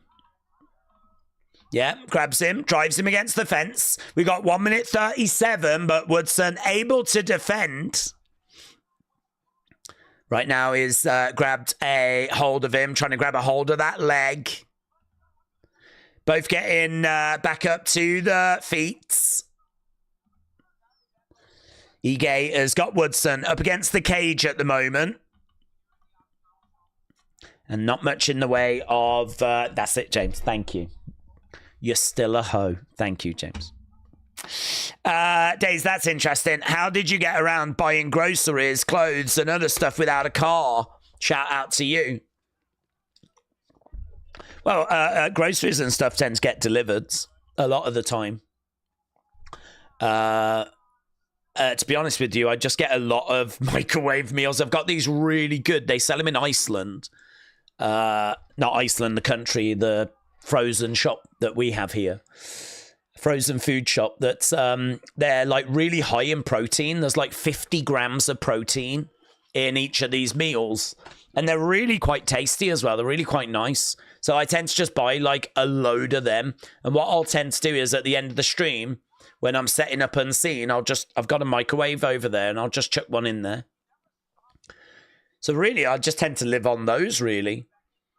Which I don't mind because they're really nice. Quite high in protein. That's how I'm able to stay so jacked. It's how I don't lose my gains, is by having such a high protein diet. So Yeah, I'm just giving away a few of my secrets, to be honest, there. And clothes. I don't know if you've noticed, right? But I tend to wear the same things all the time. I literally have just about 20 odd of these black t-shirts that I bought from Primark. They're like really cheap. So I don't really engage in high-end fashion, but yeah. Iceland's the best, said James. They have some really good stuff in Iceland. Really good stuff. Right. I was thinking the same. I am a Mitchell supporter. Suzanne, shout out to you. Days mixing his Ice Pro with X-Lax, says David. Days, we need what I eat in the day video. Oh my God, isn't that something YouTubers would have done about 15 years ago? Hey guys, so lots of you have been asking what I eat in a day, so I thought it would be fun to do a video on this. That is cringe enough to actually be content I would make. A day in the life of wrestling days. Oh my God. You never would have seen a more boring video in your life.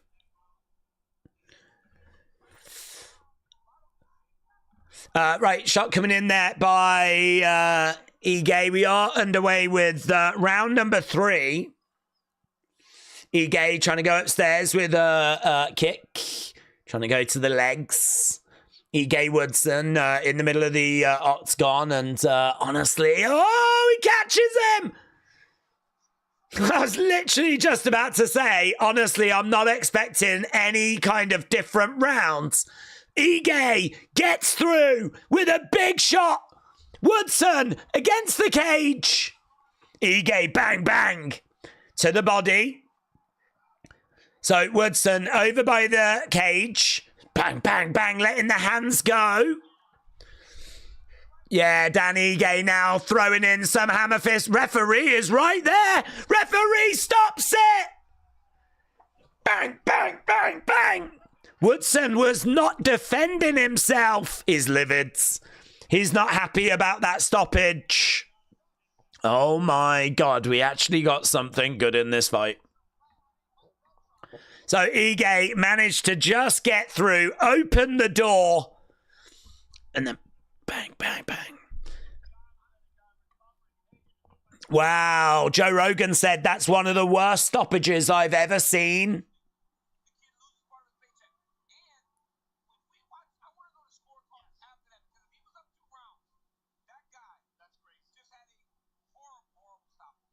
Yeah, Cormier doesn't like it either. I don't know, Matt. He was throwing away. He was not defending himself. Let's have a look. Let's have a look at the replay. Let's see if this is an absolute travesty. Yeah, look. Bang, bang, bang, bang, bang, bang, bang. You could make the argument that he was starting to get back up to his feet, though. Yeah, they don't like it. I mean, the thing is, if the ref is looking at the top part of the body, Woodson's so long, it's hard to see where the legs are. So if he looks at the top part of the body, he is just sort of there, not moving. But you can see that his legs are starting to kind of like... It's just such a long process to actually get Woodson to stand up because he's so tall. Wow, what do we think? I disagree. There were so many unanswered punches and no defense, said Julio. Yeah, I'm kind of with you, to be honest. I don't want to say it too loud, though, because there might be people that, like, you know, feel different. I mean, I sort of feel like if you look at the head, he's literally just getting smashed in the head and he is not doing anything. If you look at the replay, though, it does look like he's in the process of standing up. But honestly, the process for Woodson to stand up, it's not like a normal human. A normal human can stand up in a few seconds. It takes Woodson a couple of days.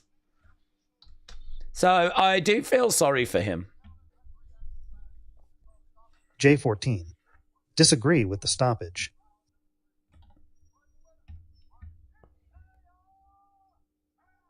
Wow, Woodson's clapping it, but I think he is struggling to buy it. Guys, if you agree with that stoppage, leave a like. This is how we can work out how the community feels, right? So if you agree with the stoppage, leave a like, and we'll see how many likes goes up, and that'll give us a good indicator if people agree with it. Also, if you disagree with the stoppage, leave a like, and we'll try and work out the percentages. So there we go. Ige picks up the victory, and there is absolutely no controversy involved whatsoever. Right, Edwards. Let's see what Steady Edward Brown Eddie's LFC saying. won, the baddest on the planet. Member.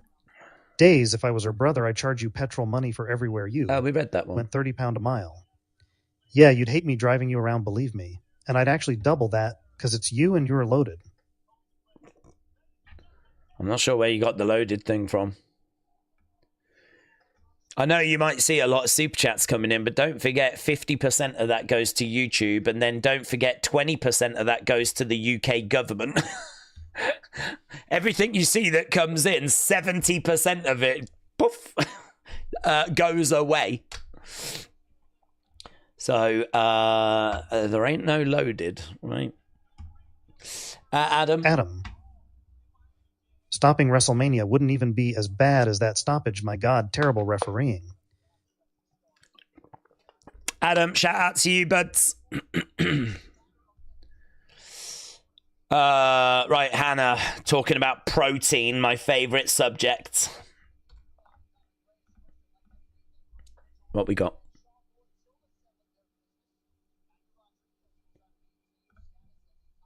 Adam. No, Adam New member.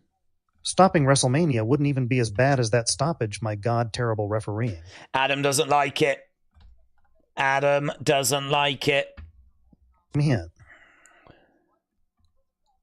Days. Wow. With that much protein in meals, then Days must be a stronger Superman. But I'm not sure if it helps for running marathons. But great to know from you. Guys, the Tariff King! The Tariff King, Tariff Man! Oh my God! The Tariff Overlord!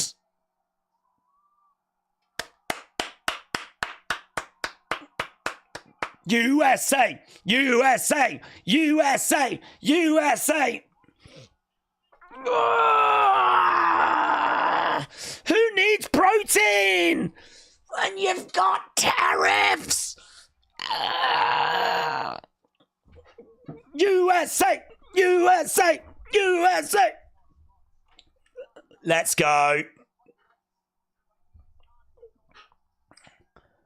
Let's go.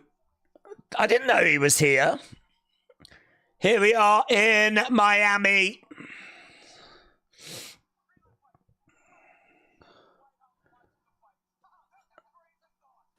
Daniel Cormier is like, imagine this. He's at the White House, but he just blanked that woman. I don't know what was that about? There was a woman there that put her hand out. He didn't shake it, and she was like, oh. Did he know her? Donald Trump comes over, has a word with Joe Rogan. Daniel Cormier comes over. Yeah, look, Donald Trump having a real talk there with Joe Rogan. Handshake there. Loud USA chants. We're back, guys. We're back.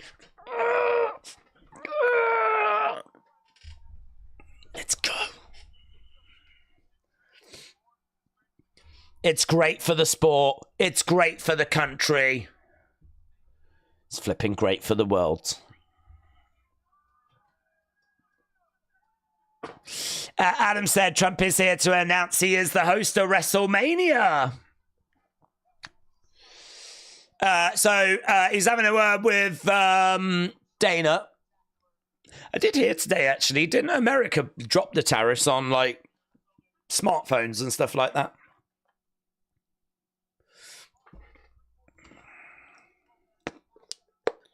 You better drop the tariffs on clotted cream. I don't know what else we make in the UK.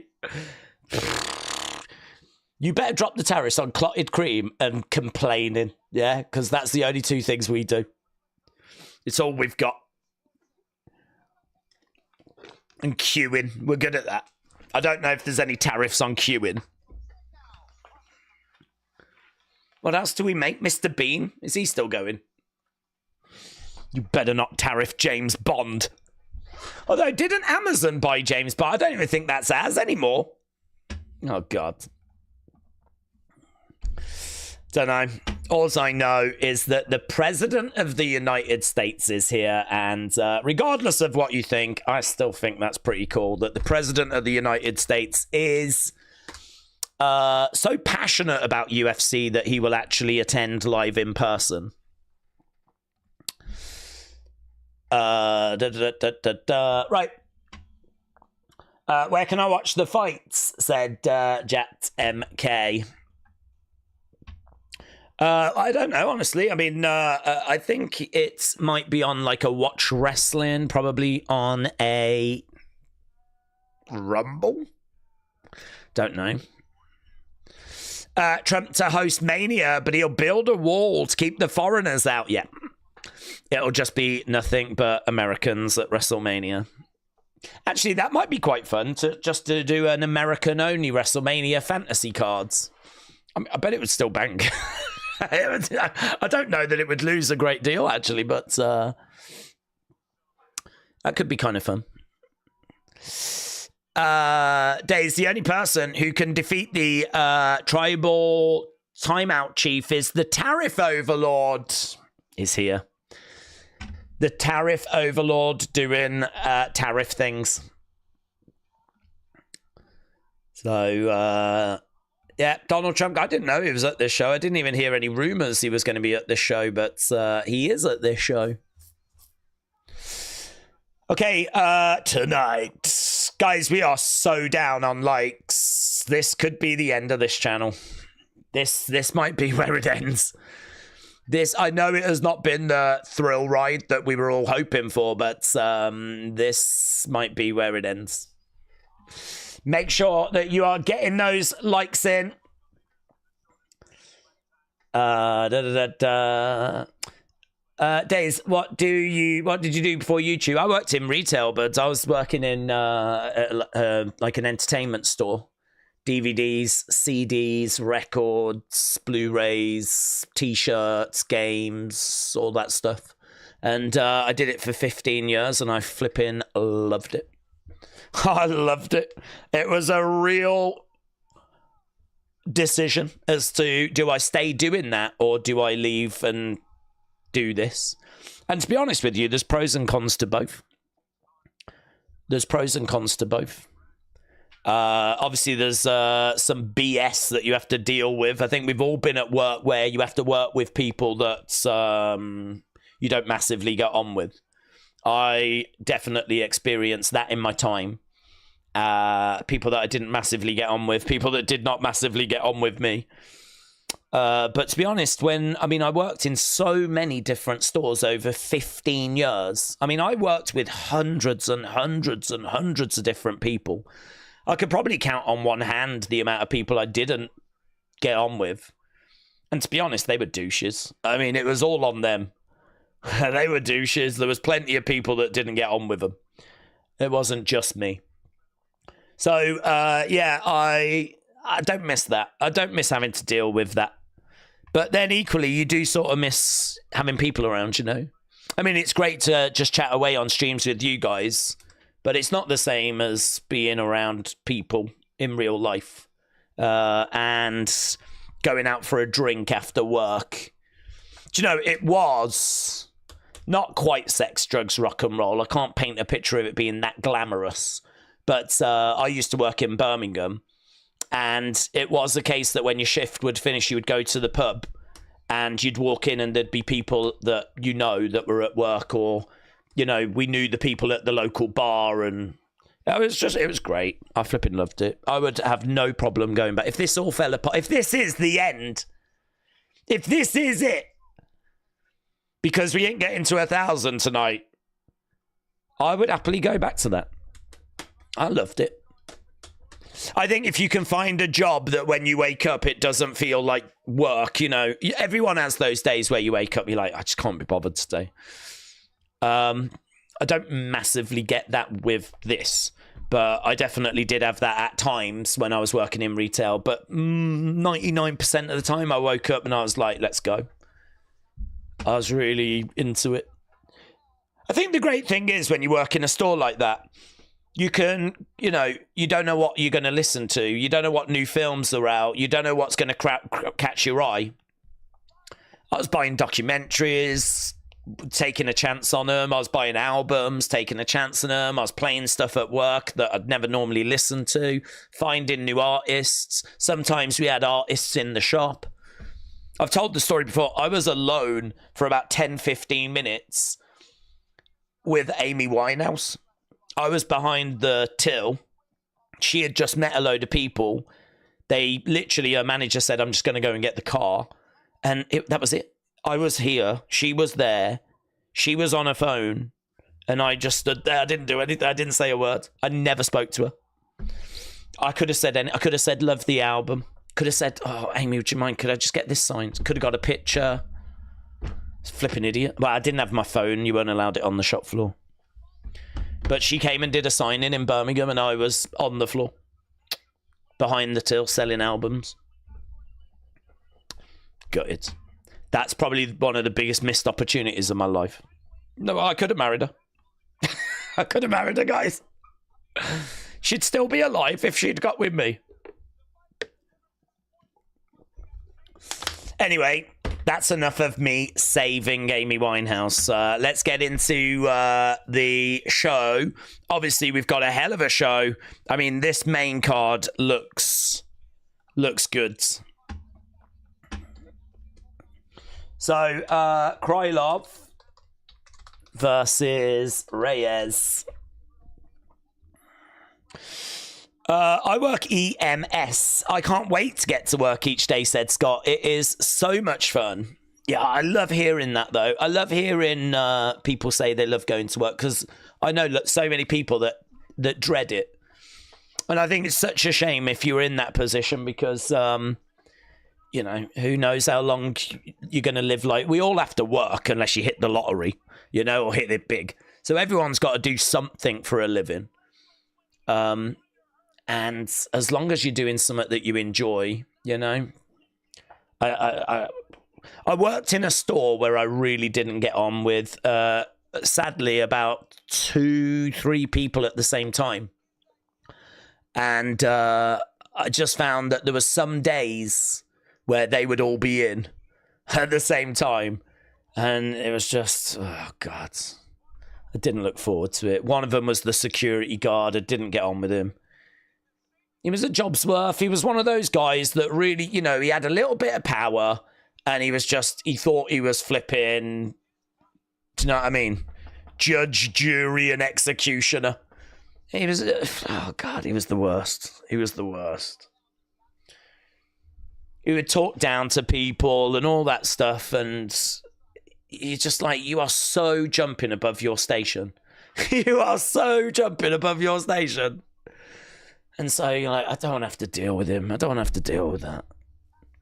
So, you do go through those periods. What's the main card prediction, said Macca Rice. Main card predictions. Reyes over Krylov. Silva over Mitchell. Rodriguez over Pitbull. Pimblett over Chandler. And Volkanovski over Lopes. 5 fights to go, my friends. Yeah, if you are watching and you've not left a like, I don't know if I can beg any more than what I've begged, but I will. Honestly, my begging knows no limits. I'll do it. Normally around now will be about 500. We're on 4-2-3. It does feel a little bit of a fight tonight to get us where we need to be, but just know every like is appreciated. In regards to our co-main event, we've been doing a poll that's coming up to nearly 1,000 votes, 890. 40% think Paddy Pimblett by finish, 17% Pimblett by decision, Chandler 27% by finish, Chandler 16% by decision. That means that we're looking at 57%, 43% in favor of Paddy Pimblett. So community are, and have been all night actually, leaning towards Paddy Pimblett. Haseeb said, if Aspinall becomes undisputed, are you going to have some drinks over it? Do you know, I might actually. I've come to realise that I am now officially a lightweight. I am absolutely a lightweight. I really don't drink anymore. I used to drink every night. I used to go to the bar, as I said, on a regular basis. Even when I would finish work, I'd come home, have a beer with my meal. Once you've had one, you'll have another one. You know, I'd probably be drinking like 3 cans a night, every night. It wasn't an alcoholic or anything. I didn't have a problem. It was just a routine. I was able to break that routine very easily, so it wasn't an issue, but it was a bad habit. That's probably the best way of saying it. But the thing is that because I do streaming, I can't afford to have drinks and be a bit tipsy. I know that a lot of you would enjoy seeing that, but I sort of want to have some degree of professionalism. So to be honest, I don't drink before streams, and because I always do videos after, I don't get time to really sit down and unwind and drink. So drinking has kind of gone out the window for me. So I just drink a lot of water. I just get through bottles and bottles of water now, which is obviously going to be better for me in the long run. So, but I did go out the other day and have a couple of beers, and I was like, oh, Jesus. I should not be feeling this after a couple of beers. Normally, before I would have had 2 beers, it wouldn't have touched the sides. Now I had 2 beers and I was like, man, I can feel like I've had a drink here. I reckon if I was to have 4 now, I'd be like singing sea shanties in the street. It's funny how your tolerance just falls away. I used to be fine. I am now officially not. Problem is, my cousin wants to go out as well, and he is a big drinker. If I do go out with him at some point this year, I might not survive. I might not make it through. He's a big drinker. Amikami Dad said, have you ever fallen asleep during a live stream? No, I've never fallen asleep. I've been very tired during a stream, but I've never fallen asleep. I feel like one of the worst streams I ever did was like a wrestling one when I was really ill. I really didn't feel good. I actually was not even going to start the stream. But I thought, you know what I'll do? I'll start the stream. I'll show people I'm not good. I'll show people I'm not well. They'll see that I'm really struggling. And then that way, if I'm like, I've got to go, guys, they'll understand. That was my thought process. And actually, as I was talking, I was feeling rubbish. And but after about half an hour, I was starting to be like, I feel a bit better now. And actually, by a couple of hours into the stream, I was like, I feel fine. I don't know what happened. I really was not feeling good. And I literally only started it to show people I was not feeling well. And we ended up doing the whole stream. That's probably the worst I've ever felt on a stream. But I've never fallen asleep. Right. I could have fallen asleep at times during this stream. Some of the fights have not been great. So if you are joining us now, you haven't missed a great deal. There's been some okay moments. I think the best performance, to be honest, was the Tulio performance against Gore. I was so impressed with that. But really, a lot of the rest of it could have been... You've not missed much. So hopefully Reyes against Krylov can deliver. 5 fights left. Lots of movement in this one. Don't know what the odds are right now. Reyes is plus 155 underdog. Krylov minus 185 favorite. Reyes 51%. Krylov, 49%. So people are with Reyes on this. Big left hand. That left hand is going to be key. If he can get that through on Krylov, I think there's a chance he could find a finish here, Dominic Reyes. Both guys with great momentum. Krylov has won his last 3. Reyes has won his last 2. So, yeah, this should be really, really interesting. Let's get a couple of final comments then, as we're just getting ring walks. See where the community is at. Lee 777. Please hit the like button, or I'm going to cry. Archer Hawkins. Days, please don't leave. I've been watching and recommending you to other people for years now. Please don't go. I don't have any plans to go anywhere, bud. Lee, shout out to you, my friend. No, I love hanging with you guys. I don't have any plans to go anywhere. Although if that doesn't get to 1,000 likes, I am gone. Just so you know. Yeah. But I enjoy it too much. Yeah, no, I'm really appreciative because, I mean, we obviously don't get chance to do UFC on a regular basis. And what I tend to find now is when we do the UFC streams, like the fight nights, I think we've seen a real growth over the past, probably since the pandemic, in just everything. And there's just so many MMA accounts now that, yeah, I mean, there's just more options for live streams. And then when we started, I don't feel like there were so many people doing it. I mean, we've been doing UFC live streams since 2018. I feel like really the pandemic, when everyone was at home, I think a lot of people gave streaming a go, and I think it really, clicked for some people. And so since then it's become just wrestling and MMA, just YouTube in general, constantly growing as it should. And it's just become a lot more competitive. So it is harder. It is harder now to kind of stand out. It is harder to find new people. It is harder to compete, if you will. And certainly when your channel, like our channel, is not an MMA channel.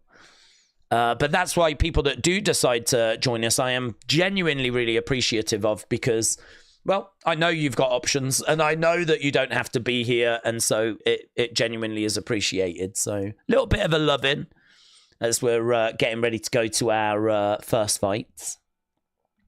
And Wonder with Weston. Thoughts on Silva tonight? Thoughts on Silva tonight? I think he's looking good, but I think he's looking good. He's taken on Bryce Mitchell, and he is coming in as a very firm favourite. 77% of people on Tapology have gone with him. He's a minus 335 favourite, undefeated in UFC, huge prospect, big power, very intense, very destructive. Biggest challenge of his career, definitely, against Bryce Mitchell, who is also a very experienced, very good fighter. Bryce Mitchell, 8-2 in the UFC. He is coming in as a slight underdog, plus 260. 23% of people have gone with him. Relentless on the ground, very good submissions, Bryce Mitchell.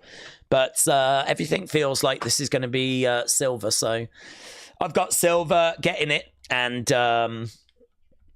I feel pretty good about it, actually, as picks go. I think there's a lot that are close. That's probably the one I'm feeling most confident on. Callum Montgomery. Days, I think you're a very underrated YouTuber. You're genuinely a funny person. Keep up the hard work, big fella. Thank you, Callum. I am aware of this not turning too much into a loving. But I appreciate the kind words, my friend. Finley Robson, reigning community champ. Days is so mysterious. I don't even know his real name, but I respect that. Keep the private life private. Wander with Weston. Banking on Krylov right now. Let's go. To be honest with you, Days sort of has become my name. I mean, more people call me that now than anything else. And yeah, I don't know. I mean, I don't even think about it that way, genuinely. I don't know. It's weird. I don't think about it. It was done that way to just kind of keep a bit of distance between like a personal life and a public persona. I mean, there's nothing you don't know about me that's very interesting, honestly. There's no like skeletons in the closet or anything like that. I mean, before I did this, I worked 15 years in retail. I mean, how exciting does that get apart from some really fun nights out, you know? So, yeah, there's not much to know, to be honest. I mean, I'd love to try and make it seem like I'm more mysterious than I actually am. I mean, I did used to be a spy, but outside of that. I am new to watching MMA, said Wonder with Weston, and this is more welcoming than the broadcast. Well, Wonder with Weston, shout out to you, but it's lovely to hear of people coming in and enjoying MMA. I did see a question earlier, someone asking about what do I prefer, like WWE pay-per-views or UFC pay-per-views, and the honest truth is that I feel that they both serve a different purpose. Like, the one is entertainment. It's a bit like saying, do you enjoy Breaking Bad or do you enjoy the NFL? If you're a fan of both, they sort of serve two different things. One is storyline driven, the other is a sport. And I don't know, man, they both can kind of hit. They both can hit. If you've got a story, I mean, think about when you're watching a show like Breaking Bad and it's building up to its finale. I mean, that is what, you know, WrestleMania is for wrestling fans. Storylines coming to their conclusion. And, you know, as a wrestling fan, it obviously, you theorize about it, talk about it. And so that is something that people get excited about. But I understand if you don't watch it, that would be alien to people. Like, I don't get it. The best way I could say is think of your best favorite drama, your favorite TV show. That's how wrestling fans feel about wrestling. In regards to UFC, it's completely different. It's a sport. This is people trying to achieve their lifelong dreams. This is people putting in work, trying to achieve greatness, and it's just different. Just hits different.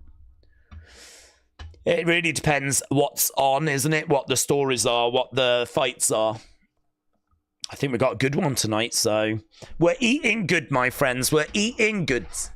Okay, we are underway then with Krylov against Reyes. And let's see if Reyes can get the job done. This is in the light heavyweight division. Kick coming in there by Krylov. So these guys are a little bit bigger than what we've been seeing up to this point. Jab coming in there by Krylov. Jab coming back there by Reyes.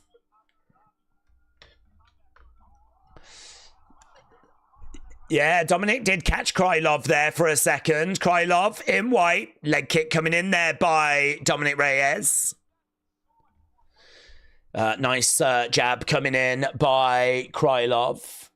Circling round, backing up as Krylov continues to move forwards. Oh, trying to come in. Kick coming back there by Reyes. So at the moment, they're just kind of flicking out kicks. Flicking out little shots. Kick coming in by Krylov. I can't hear what they're chanting. I think it's "Let's go Reyes" is the chant. A hook shot and a kick coming in there by Krylov. Dominic Reyes getting into the center, trying to find a way forward. Krylov backing away. Reyes in the middle. Krylov backing up. There's a shot that comes in there by Krylov. Reyes again circling round. Kick coming in there by Krylov. Couple of jabs coming in there by Reyes. Krylov trying to find a way forward. He collides into Reyes. Kick coming in there by Reyes, but no one really unable to kind of unlock this. At the moment, it's just kind of like tit for tat, really.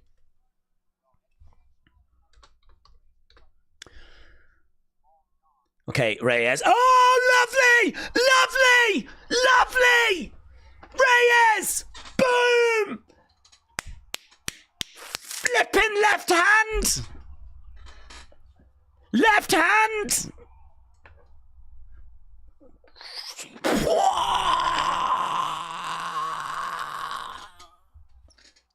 Dominic Reyes is back. Dominic Reyes sleeps Krylov with that flipping left hand. Yes. Yes.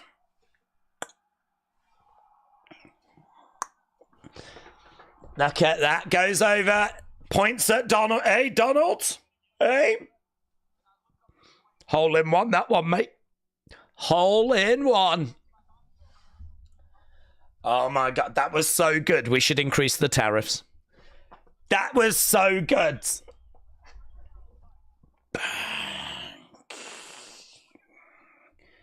Yes. Very good. Very good. Blink and you miss it, said Moldy. Mate, he slept him. He absolutely flipping slept him. Oh. Yeah. Head rocking around. Down he went. Hammer fists raining down. God, how many times are they going to show the replay? I don't care. It's awesome. Yeah, really pleased for Dominic Reyes there.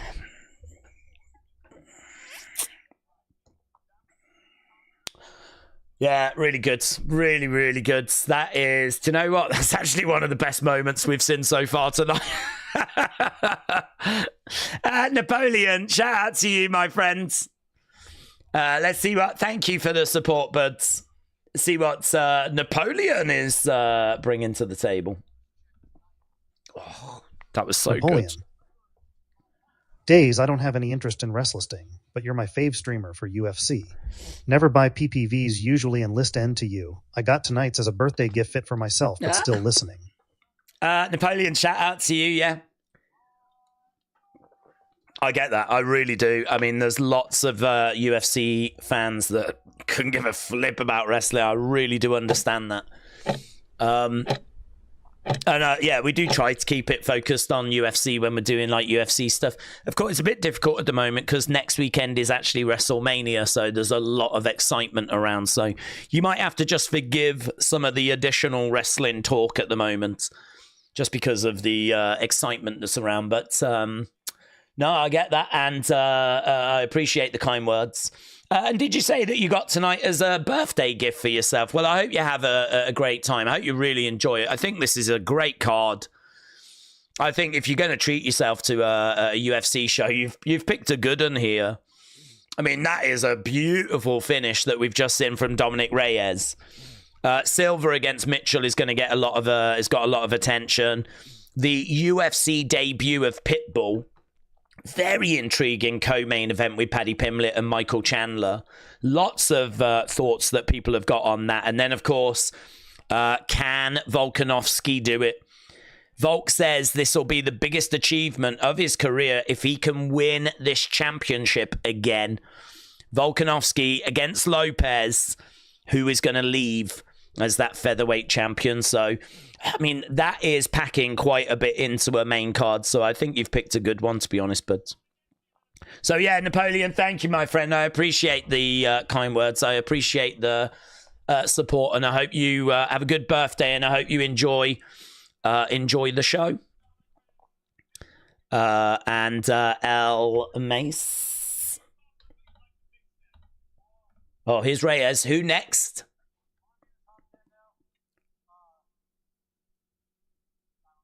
He doesn't know. Mess. Happy birthday, Napoleon. I'm in the same boa. Almay, shout out to you, buds. The same boat. All UFC. It cut off the end of your message. All UFC. My birthday is next week. Well, happy birthday for next week, buds.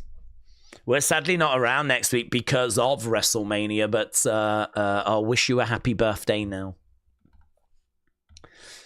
Right. He said Anna one WWE. more and then the title. Days. Wait, you would have been married? Now that's a talking point, as it would have meant that no wrestling stream page.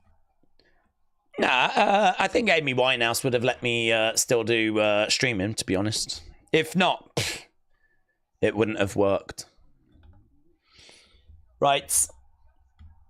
There is Merab Dvalishvili UFC bantamweight champion John Pardee, country music superstar. He's got a new album called Honky Tonk Hollywood. And there's Reyes' team just posing with Donald Trump. So there we go. Lil Odie. Volk and Paddy are both on this card. Wow. Azerbaijan. So we're going to Azerbaijan. Hill versus Roundtree Jr. June 21st. We're going to... It looks nice, actually, Azerbaijan. I didn't know Azerbaijan looked that good. I mean, I'm sure we're just seeing the best bits. It's a bit like when we come to London, they show you Buckingham Palace and Tower Bridge. They don't show you... They don't show you people getting mugged in the street. Kane said, can you give my girlfriend a shout out? Her name is Myra. Myra, shout out to you. Kane, yes. I won't read out her full name. She might not appreciate that. But Myra, shout out to you. Lula Lima. Does Rory McIlroy win the Masters golf tourney tomorrow? I'm not very good at golf. Golf is just not... I can watch it, but my knowledge of it is atrocious.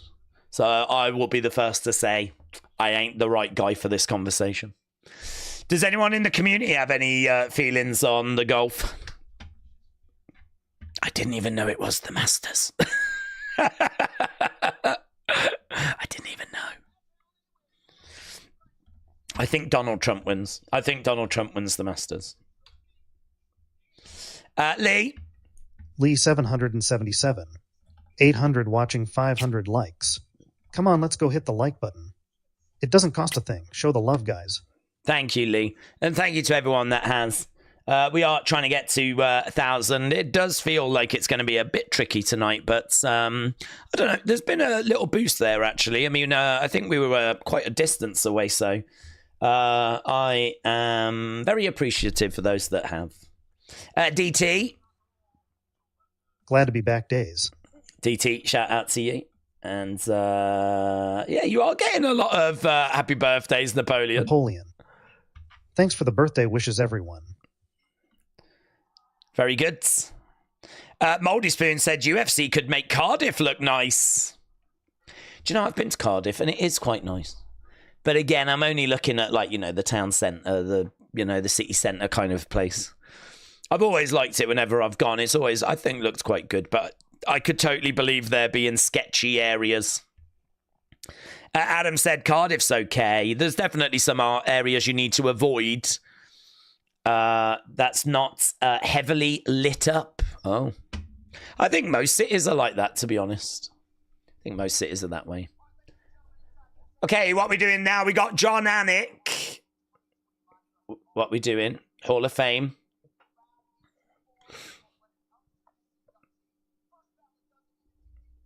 Oh, right.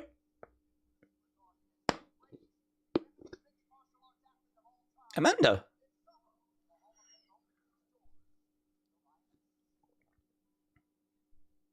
Wow, this summer, the Hall of Fame opens its doors to the Lioness. Amanda Nunes goes into the UFC Hall of Fame.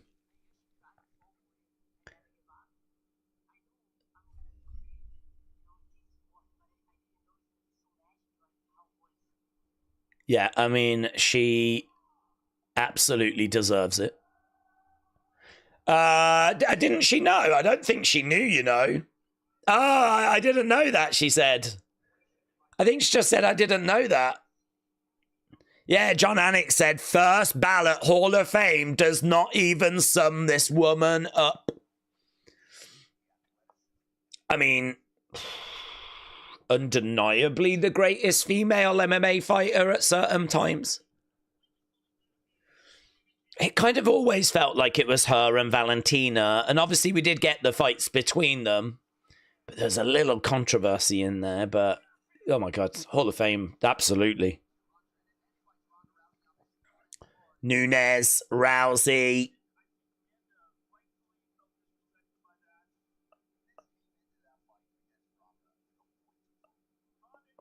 Oh, bang, she murked her, mate. Oh.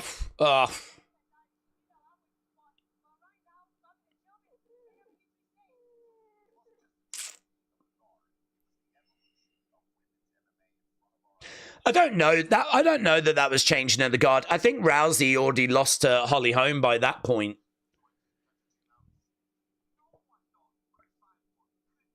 That cyborg fight as well.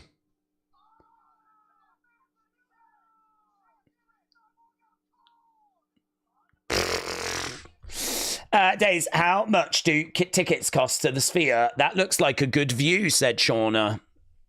Sphere, I think they're quite expensive. I get in for free because I'm a legend. Do you know what I mean? I'm a UFC legend. They just let me in. But I think to actually go in and see the thing that they've got, because they've got a little film, haven't they, that they play? So if you go to Vegas, you can go and watch this film. I don't think it's cheap. Very impressive, though. Very impressive. Days, I'm wondering, if you don't get 1,000 likes tonight, will you take to X and whine about it? Oh, you know it. You know it, mate. I'll probably do a video. I'll probably do a video on it. With me crying. Asking, is this it? Is it over? Have we come to the end? Why have I been treated this way? And then tomorrow I'll do an apology video. But it'll be really inappropriate and hopefully I'll trend. So yeah, I'm just kind of fleshing it out in my mind at the moment as to how we'll react. Adam, shout out to you. Adam Cox, member. I remember her destroying Tate when I went to UFC 200. It was the main event because John Jones did drugs. The goof. Yeah. Adam, shout out to you. I mean, she's beaten everyone. Modern Wing. Christopher Height. Oh, she's crying. Legend. Days Amanda Nunes, Makit, a return winner of Pina versus Harrison. So we will get to see the Lioness again this year. Well, we're seeing her right now, and she's crying her eyes out. I mean, I don't know about you, but that's not an MMA fighter in my book. MMA fighters don't cry. I don't know what this is. If I was there, she'd be straight back out the Hall of Fame. I'm sorry, are you crying? Yeah, it's very emotional.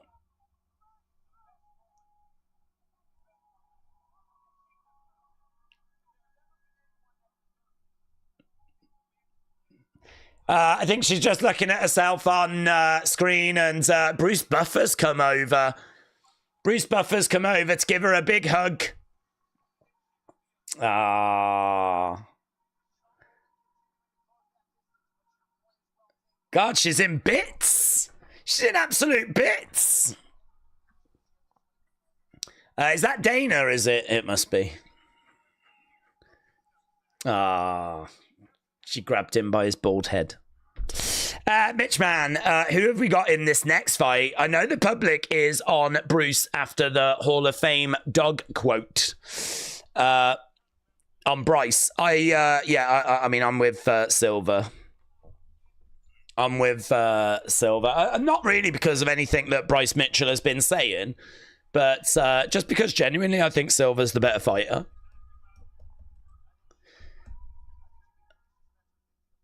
Team Nerds.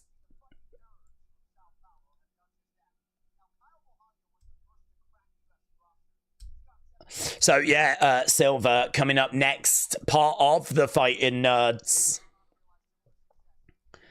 So are the Nerds 18-0? Oh my God. Those fighters are just on another level right now, said I didn't realise the Fighting Nerds were still undefeated. I don't think that ends here. I've got John Silva getting the victory, 4-0, as we said, huge prospects. I just don't see a problem. I really don't. Right, let's see. What do you lot think? Silva against Bryce Mitchell. That is coming up next. Let's change this over. Silva versus Mitchell. Right. Bruce Buffer, more like Bruce Boomer, said Mayor Pete. Seconds on the left said, I'm so sick of people retiring and then coming back. Make your mind up. Yeah, honestly, I think there's I think it's hard. You see the same with wrestling, actually. People, I think there's I suppose it's a way of life, isn't it? I suppose it's a way of life. I suppose it's just really hard to, like, it's easy to say you're going to do it, but then when you actually get to it, it's just, you're just a fighter. Do you know what I mean? Like, you don't know anything else. So I think it's really difficult. But I don't know. I wouldn't be down. I wouldn't be down on Nunes coming back. I think that would be really good. Certainly if Harrison wins. I really do want to see Kayla Harrison against Amanda Nunes.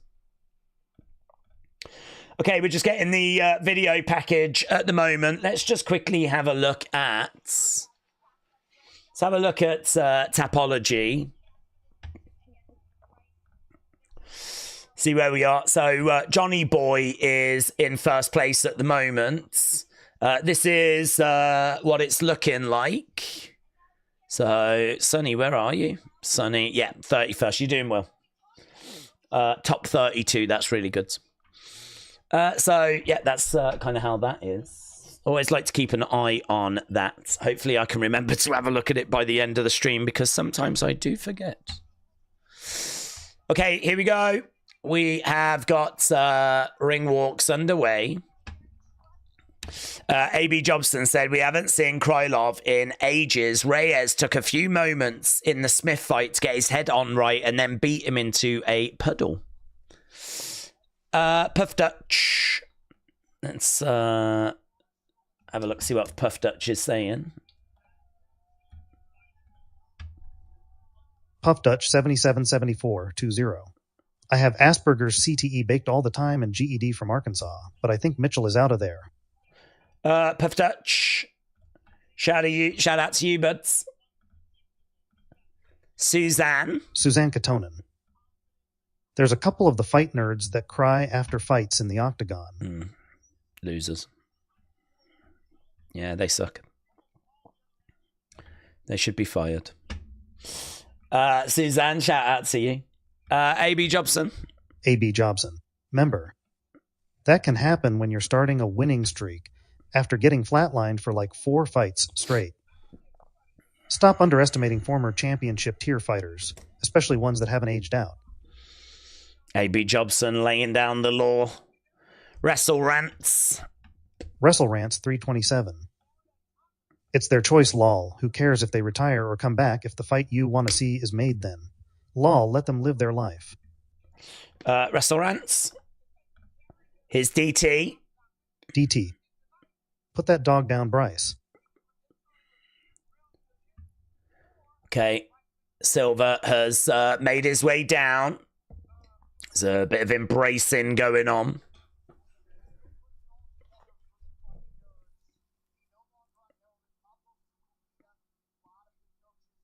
Yeah, lots of good coaches there. So we're just seeing the fighting nerds having a few final words. I feel good about this. I really am. John Silva, I think, has got this. So I don't following the Bryce drama, but do American hate him then? I think a lot of people hate him now. You know, he's come out with some really, should we say, inappropriate comments. I mean, I think you've still got some that are riding with him, but I think the vast majority have jumped off the Bryce Mitchell hype train. He was definitely not getting much love at the press conference. Mitchman. Mitchman 17. New to the channel. I'll be here for most fights. Happy to find the community. Mitchman, shout out to you, my friends. That's really cool. That's really cool that you've kind of found us and you are enjoying hanging out. Everyone's opinions are welcome. I mean, it's good to get a variety of different thoughts. See kind of what the MMA fans are thinking. Feel free to get your thoughts in about this. What do you think? Have we got people that think that Bryce Mitchell is going to get it done? He's come out with a USA flag. He's certainly getting some cheers here.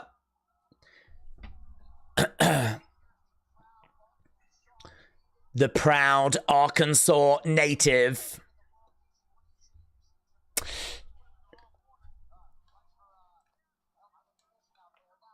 It's a very interesting response, actually, because there was a pop when he came out, but that pop was not maintained. Normally, think about an American fighter coming out in Miami to take on a Brazilian fighter, you know, and he's come out with a flag. You'd imagine you'll get the pop, and then you would imagine there'd be a big USA champ behind it. There'd be a big, you know, support behind it. I feel like there was a pop, and then it disappeared. So there's definitely support for Bryce Mitchell, but not what you would, not the level that you would imagine. Dasher said, has the fight started yet? No, not yet. We're still waiting to get to it. Christopher, let's see what Christopher's saying. This fight is going to cook, says Jay. Here. Christopher Height, Bling Nugget, days at UFC 314 presser Rodriguez and Lopez got into heated argument. Security had stopped them from fighting. Yep. I did see that. They brought a little bit of spice, didn't they? It's a pretty standard affair outside of that. Adam, shout out to you. Adam Cox, member. Elon Musk is next to Trump, so maybe Mitchell starts some drama he called Elon, the Antichrist, and false prophet. Maybe Mitchell starts some drama. He called Elon the Antichrist and a false prophet. Well, it's going to be very interesting. Harambe said, we cheered for the flag and what it represents. Then we realized who was holding the flag. I respect that. Fighting. Okay. Let's flip in, go. This fight is going to be badass, said Joe. More Cubans than anything else, said Mitchman. Let's go, Bryce, said Island High Life. Days, do you follow the IPL? What, the cricket? Not massively. I mean, I do keep an eye, but not really enough to have an educated conversation. But I do like a bit of cricket. I tend to more follow the game in England than I do in India. But, yeah, I mean, the Indian Premier League's massive, isn't it? Absolutely huge. Who's your team, but who do you support? Okay, both guys getting their intros. Wrestle with Andy. Have you ever gone to Miami? I have, actually, yes. I popped there once, but it was only for like a day trip. Just popped down and just had a look kind of around, but I've never like been to Miami, spent a few days there, gone to the clubs, and I should do that really. I feel like the clubs need me in Miami. Here we go. We are underway. Okay, a lot of people really, really interested in this fight. Right now, Silva is saying, look, grab my leg, go for my leg. Go for it. Bryce Mitchell, not interested. Kicks coming in there by Bryce. Silva in the middle. They're saying Silva is very big here. Right now, we've got kick coming in there by Bryce. Silva takes a big step. I tell you what, this crowd is fired up, mate. This crowd is making some noise. Nice kick coming in there by Silva, but it whistles past. Spin kick. We're about a minute in so far. Again, we've got Silva in the middle. Bryce trying to put out a little kick there as Silva backs up. Bryce in the middle with Silva. Kick coming in there by Bryce. Neither guy able to really land on each other at the moment. We do have some loud USA chants that have broken out, though. Right now, we've got Silva in the middle. Nice kick coming in there. Bryce is getting more success with those kicks. Trying to go to the body. Outside leg kick. Silva is not fazed by this, though. Nice kick to the body there by Silva. Kick coming back there by Bryce. Silva, again, trying to find a way forward. Bryce backs away. Another kick coming in. Silva really does not look phased here. Tries to grab the leg. He's just trying to find an opening. Bryce looks a little bit more panicky. Just throwing out stuff. And when he does, like Silva grabs the leg. I don't know if we haven't seen pretty much everything Bryce is going to bring here with these leg kicks. Oh, that's a lovely right hand there by Silva, though. Bryce, though, is still the one that's winning the round so far. He's managed to get these leg kicks through, and he's built up quite a lead, actually. Silva, though, still being very calm. Throwing out a straight left. And again, gets that through. Bryce reels back. There's a right hook that comes in there by Silva. Spinning back fist. Smile on the face of Silva is backing away a little bit. Bryce continuing to come forward. It just feels like Silva is trying to set a trap. It feels like Silva is trying to coax him into something. He hasn't found it yet. Whatever it is he's looking for, he's not found it yet. So right now, Bryce on the outsides. Couple of jabs coming in there by Mitchell. Kick straight down the middle. Yeah, at the moment, you got to say Bryce Mitchell is winning this round. Outside leg kick. Right now, we've got Bryce Mitchell up against the side of the cage. Yeah, Silva is kind of playing a little bit too much there. He's being a little bit too hesitant. I sort of feel like he wants to show Mitchell that he's really in control. Grabs the head. Right, we go down to the ground. Guillotine is in. Oh, that guillotine is in. Bryce Mitchell trying to get out of it. That might be tight. I think it's still in. That guillotine is still in by Silva. I think he's in a bit of trouble. I don't know that he's going to tap, though. I think he's desperately trying to find a way out. That guillotine is in. Silva with a guillotine. He's desperately trying to get out. He's really working hard, and he does get out. Big pop, you know, though. When Mitchell got out. Big pop. Doss. No. Guillotine in again. Silva really putting the squeeze on. No joy. Has Silva waited too long? Has Silva done enough to get that round? I don't know, man. What do you think? Who won that round? I sort of feel like Silva was playing with Bryce. Didn't really want to get going. Was just toying with him. There's even bits where he's talking to people outside. I mean, he did manage to find some really nice submission attempts there, but I don't know, is that enough? Is that enough? He was down on significant strikes. He was down due to those leg kicks. Let's go, Silva, said Jean. Come on, Silva, said Arbaggio. Silva 1-0, says Naga. Good first round, but that was close, said Wrestle Rants. Suzanne said, I guess it doesn't really close until it's over, but at the start of the fights... A. Jobson, I used to think Mitchell was doing shiz to be funny. Then I realised he actually believes the shiz he says. I can't stand him now, said A.B. Jobson. Well, I think... I can't tell. I just can't tell. Has Silva just given him a bit too much freedom there?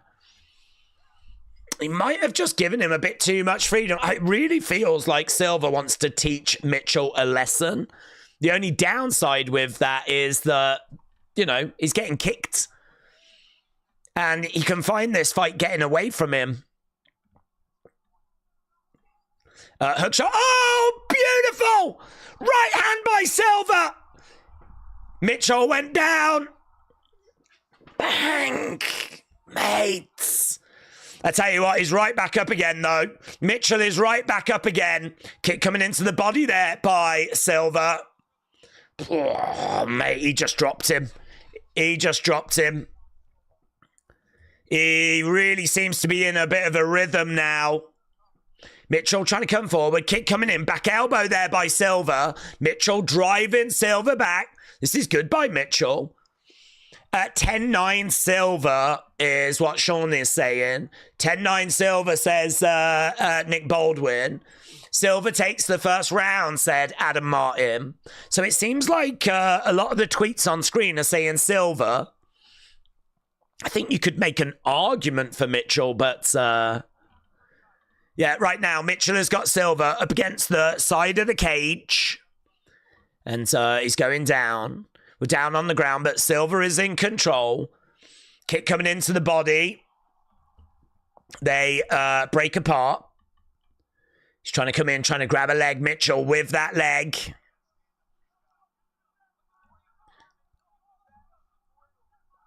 Silva, right, we're both standing.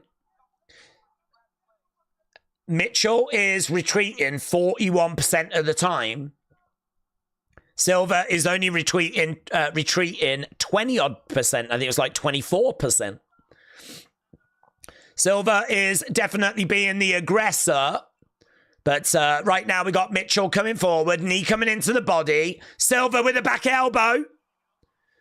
Back elbow. Didn't really get all of it. Hook shot coming in there by Silva. Jab straight down the middle. Yeah, a couple of nasty elbows. Mitchell going for a low kick. It's a real dogfight, this. You can really... It's got that vibe that they just really do not like each other. Now, a little dig into the body there by Mitchell. Kick coming back again. Silva backing away. Mitchell grabs Silva, drives him back against the cage. Silva reversing the position.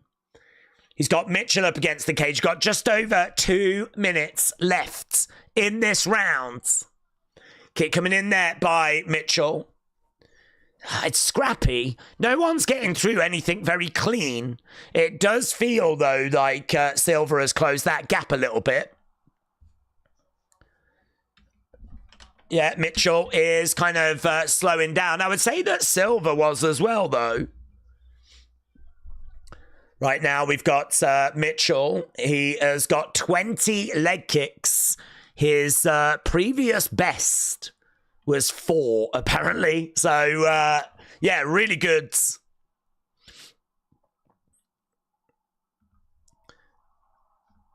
Kick coming in there by Mitchell. Oh, goodbye, Silva. Going to the body. Going upstairs. Mitchell, though, grabs the legs, drives Silva up against the cage. Right now, we go down to the ground. Oh, that is tight. Oh, he taps him. Silva. May manages to find a choke. Silva gets it. Mitchell taps.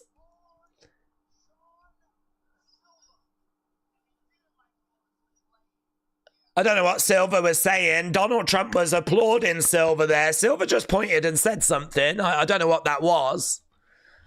I don't know that anyone understood what he said, but Silva has picked up the victory.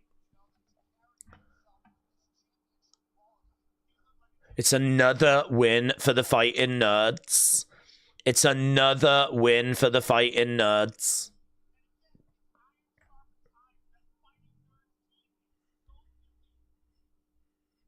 Iron sharpens iron.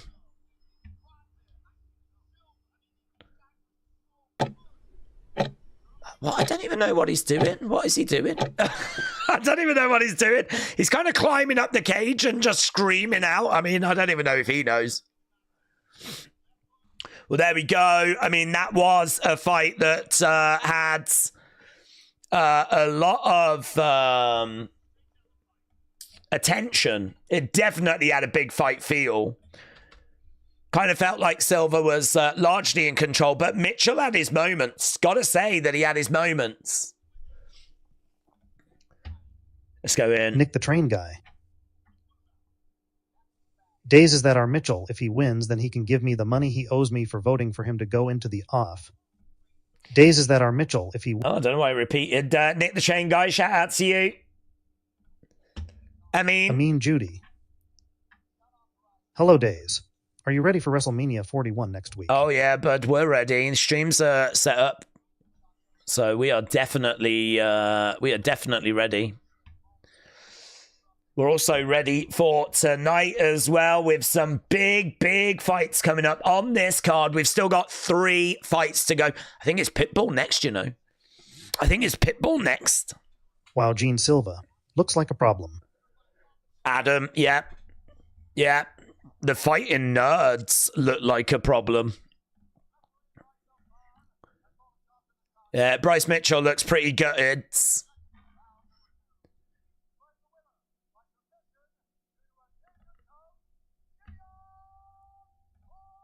So Bryce Mitchell applauds as Silva gets the victory. And there we go. Joe Rogan has got his Fighting Nerds glasses on. I don't know where he's going. He's just running around the cage, jumping on the side of the cage. Is this guy okay?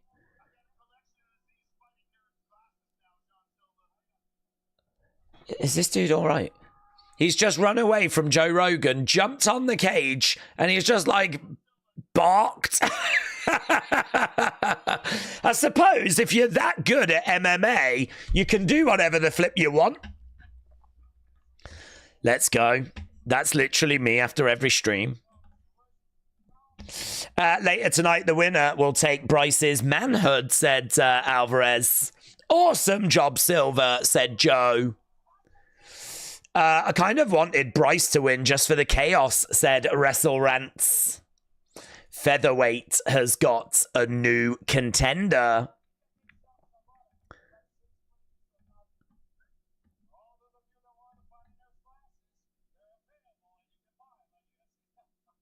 There you go. If you want Fighting Nerds glasses, they are available. So Joe Rogan's like, coming into this fight, there was a lot of negative energy. I didn't even notice that. Apparently, Bryce didn't want to touch gloves.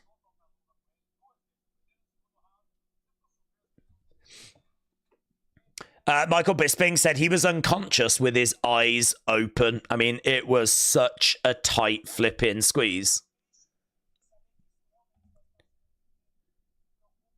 Actually, what is going to be next for him? What is going to be next?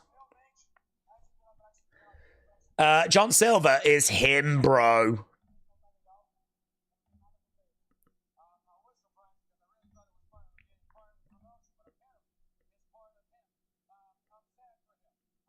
John Silva said, I really thought it was part of the game, part of the promotion, but it seems like that is just who he is.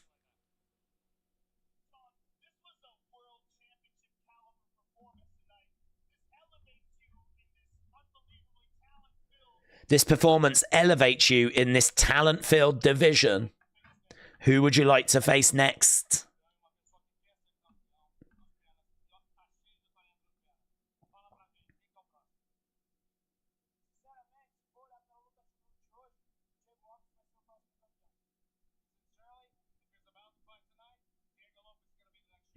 Wow, Diego Lopes.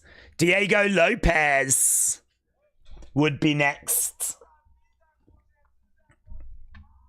Right, Days, we found a long-lost Dudley from Dudleyville in Silva. Yeah, those Fighting Nerds classes are really fun. Those Fighting Nerds classes are really fun. Right, so now we're going to change our attention to Yair Rodriguez against Pitbull. If you are watching and you've not left a like, leave a like.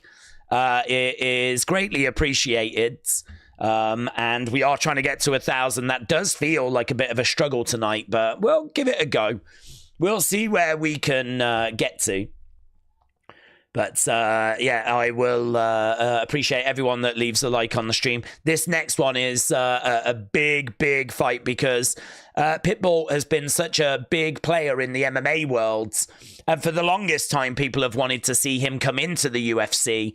And we are at the point where we are about to see it.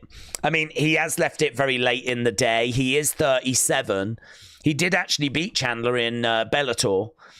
He's got some really good wins on his records. Multiple-time champion at lightweight and at featherweight over in Bellator. Hits hard. He is not the biggest fighter in the world, but he likes to stay in your face and apply pressure. Don't know that we're going to see prime Pitbull here, though. I think we're definitely on a decline. I don't know if this is just him coming in, seeing what he's got left, seeing what he can achieve. I don't know. He regards himself as the best featherweight in the world.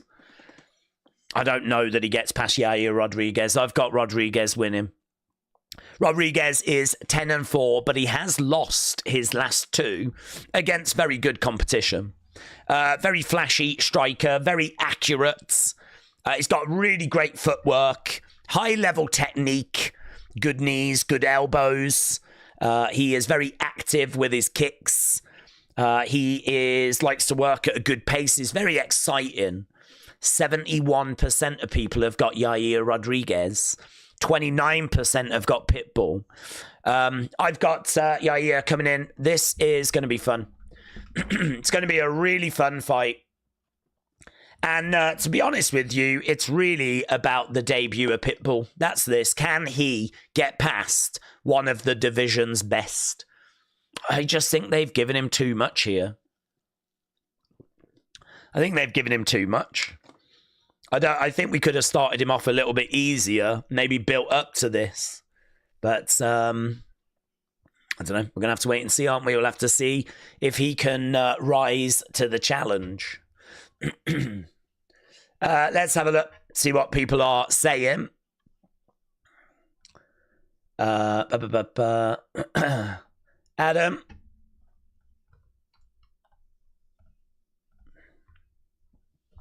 Adam KDZ. New member. Bilal Muhammad is the worst man, can't stand the guy. Adam, shout out to you. AB Jobson. AB Jobson. Member. I go for Yair Rodriguez at minus 165. He has a gifted training style and an opulent 5-point palm, exploding heart technique. Rodriguez ought to unsettle the Cutman. Trust me. AB Jobson, shout out to you. We got another one here.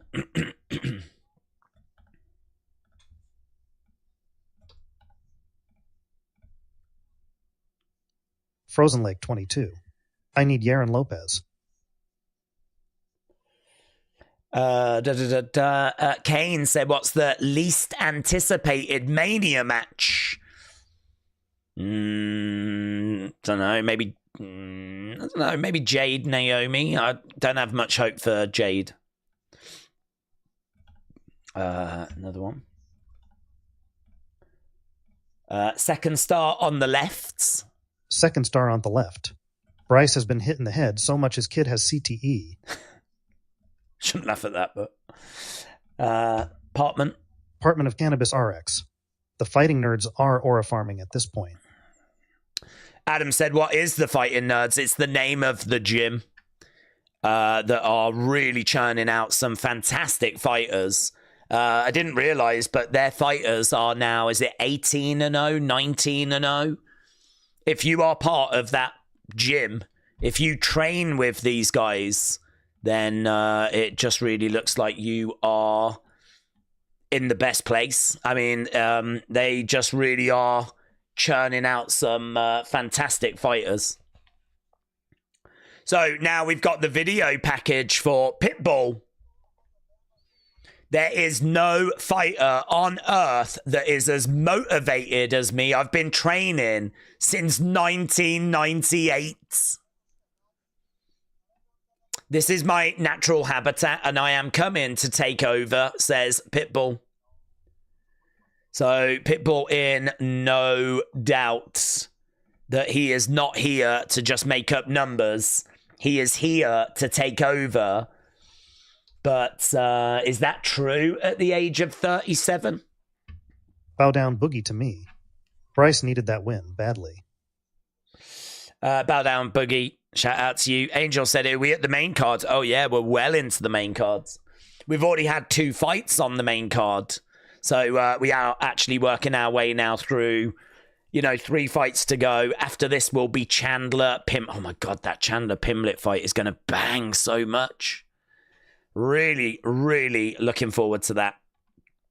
And then the main event for the vacated championship. Really looking forward to that as well.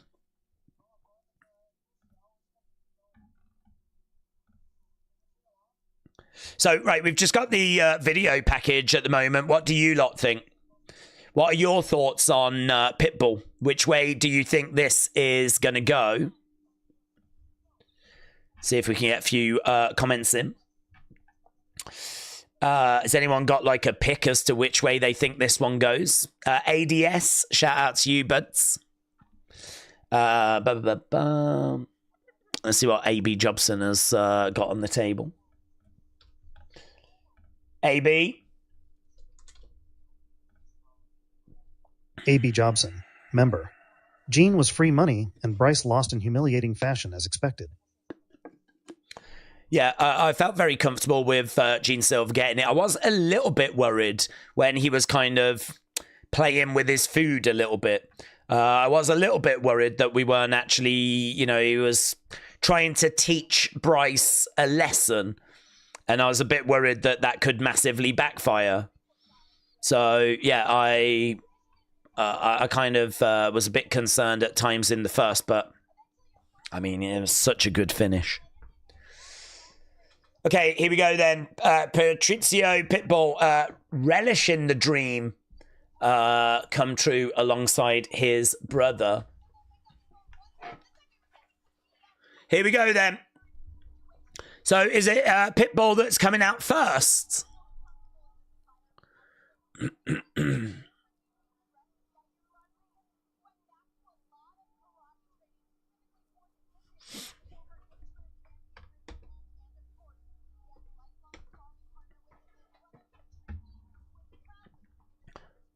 Okay, so one of 4 former Bellator champions. He's made his way down. Okay, I think Yair is a bad matchup, said Wacko Magician. For Pitbull, but he has surprised me before. So not sure who to pick. Yeah, I sort of wish that...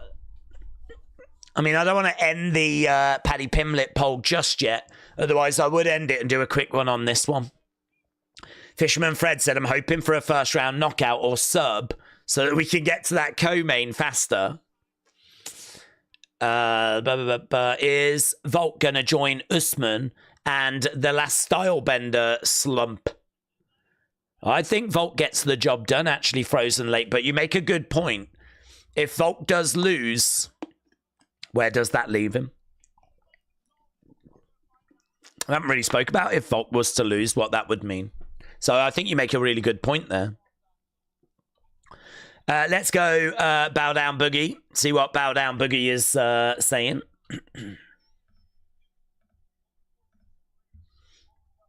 Bow down boogie to me. Would actually like to see Pitbull win since Asakura lost for Rizin, Would be cool for fans to see UFC able to lose again to other leagues. Yeah, this is one that people have really been waiting for. I just do fear that it's a bit too late in the day. Pitbull finally in the UFC cage is beautiful to see, but Yair is no joke. I mean, he is, like, I think I just saw that he's got 24 finishes. So 12 by knockout, 12 by submission. I mean, this guy really can cause problems everywhere.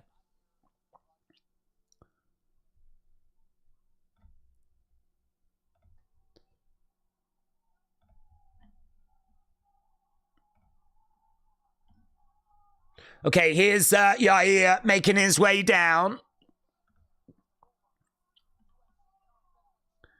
Should be a good fight, this.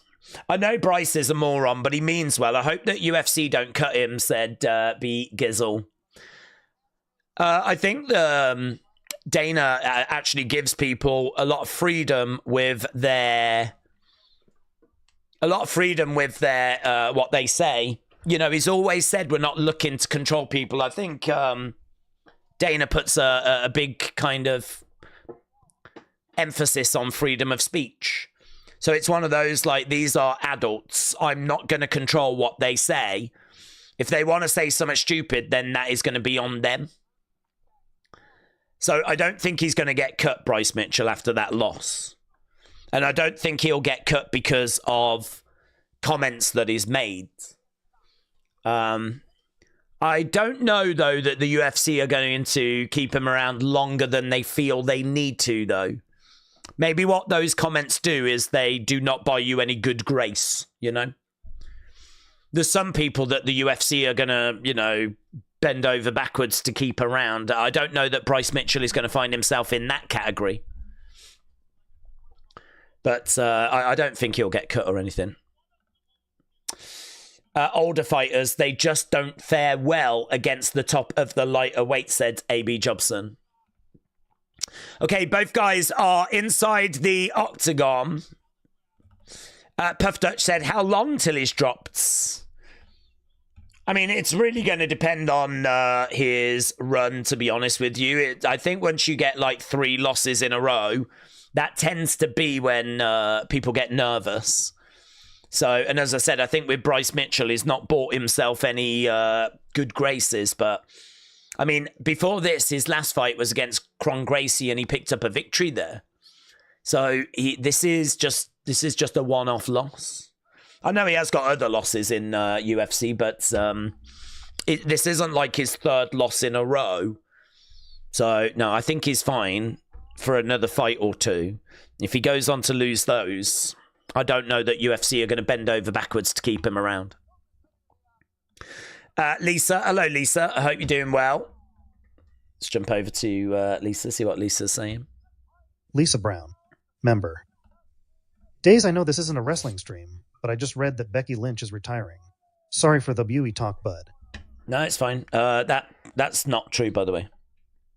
Becky came out at a comedy show and she says, I'm not wrestling at the moment. It's WrestleMania this weekend and I'm not wrestling at the moment. Maybe I'll return, something like that. But it was all tongue-in-cheek, quite, you know. I've seen the actual clip of it. So, and of course now you've got people coming out going, Becky said she's not wrestling anymore, she's retired. People, you know what people are like.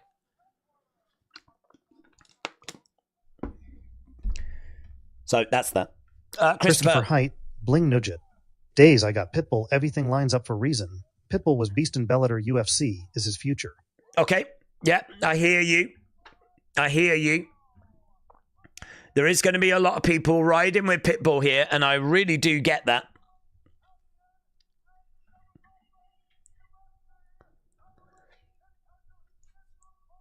Okay, so Yair Rodriguez just getting his intro, and we're going to be underway with this one real soon.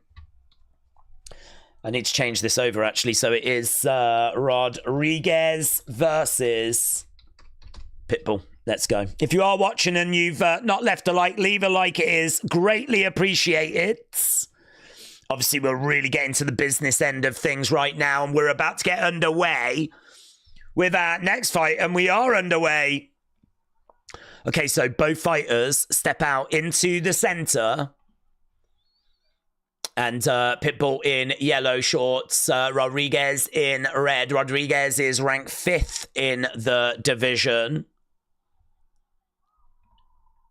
And right now, jab coming in there by Pitbull.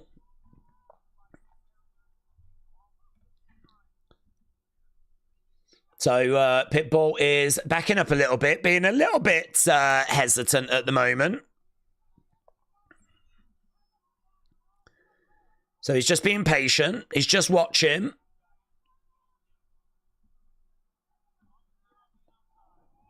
Right now, we've got Rodriguez just edging forwards. Pitbull circling round both these guys in the middle. Kick coming in. Pitbull tries to grab the leg. Right now, again, we've got Rodriguez trying to find a way forwards.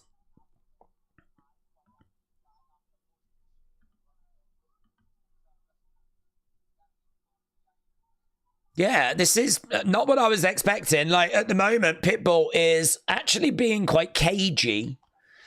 He's in there and just kind of backing off. He's not really engaging too much. There's a low kick that comes in there by Pitbull.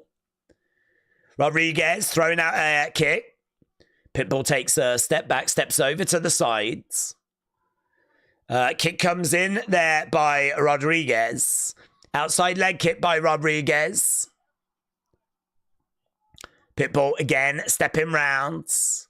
Rodriguez standing his ground. Pitbull on the outside. Kick coming in there by Pitbull.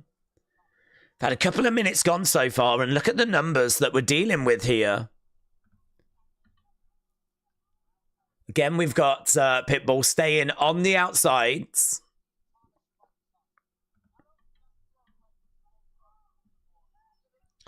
Yeah, Dean Thomas is saying that he doesn't like this slow start for Pitbull. It is a very slow start. There's a right hand that comes in there by Yair Rodriguez, but Pitbull must have a strategy. Clearly, this is all part of a game plan. He is very confident. He is very cool, calm, collected. Oh, there's some nice kicks there by Yair Rodriguez. I mean, you can't say Rodriguez has built much of an advantage up here, even though Pitbull is not being very aggressive. Right now. Standing his ground in the center. There's really not much to talk about. Pitbull's just standing in the middle. Rodriguez is staying on the outsides. Rodriguez flicks out a kick there. Pitbull backing away. Rodriguez. Oh, that kick got through. Head kick there by Rodriguez. That did land. Jab coming in there by Pitbull. Pitbull standing his ground in the middle. Another kick coming in there by Rodriguez. Again, knee coming in. Looking for a takedown there, Pitbull, but not able to find it.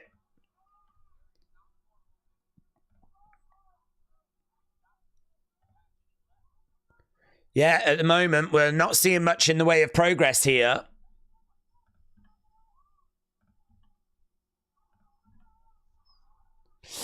Days, hope you're well. Lisa, shout out to you. He's a bit gun shy, said Alvarez. He really is, you know.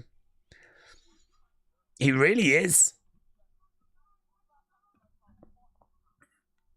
So right now we got Pitbull in the middle with Rodriguez.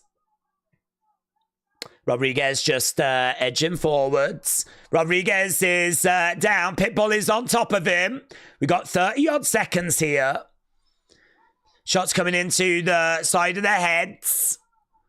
Can Pitbull make something count here? Rodriguez is defending. He's got 20-odd seconds to try and defend this out. Shots coming into the side of the head. Yeah, it is true. Joe Rogan said this is not enough for him to win this round. There we go. End of the rounds. That's really frustrating. I would love to bring you loads of stuff about things that are happening, but nothing is happening. And this is not the fight I was expecting to see, to be honest with you. Let's get a few thoughts, see what people are saying. Why do you think he's gun shy? Member. I think I might have just topped the Dudley boy earlier. Chadwick Dudley has a brother. He does UFC and wrestling streams. Days Dudley. Nick, shout out to you, buds. Thika 239. Member. Just sounds like they've NVR watched Pitbull fight lol. AB Jobson. Member. Best case scenario, Yair wins and Diego loses. Then it'll set us up perfectly for that fight in Mexico. Well, I mean, yeah, at the moment, it's, I think what Alvarez just says here. Juan Alvarez. Snoozer. It is a bit of a snoozer, that first round. You can sort of forgive that, though. I mean, this means a lot to Pitbull. Is he overthinking it? Bling nudge it. Days Rodriguez has advantage fighting in UFC Octagon. Pitbull used be in circle cage. Mm-hmm. Let's be patient. Maybe it's new cage. Mm-hmm. Okay. Yeah, I hear you, Christopher. I hear you.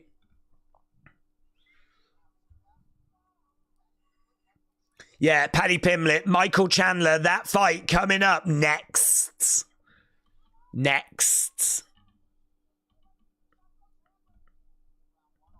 Kick coming in there by Pitbull.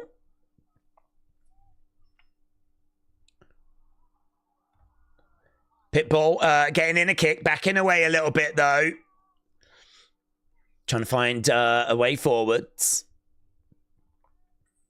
Yeah, Rodriguez. Pitbull again staying on the outside. I mean, I'd imagine Dana's looking at this and just really scratching his head, to be honest.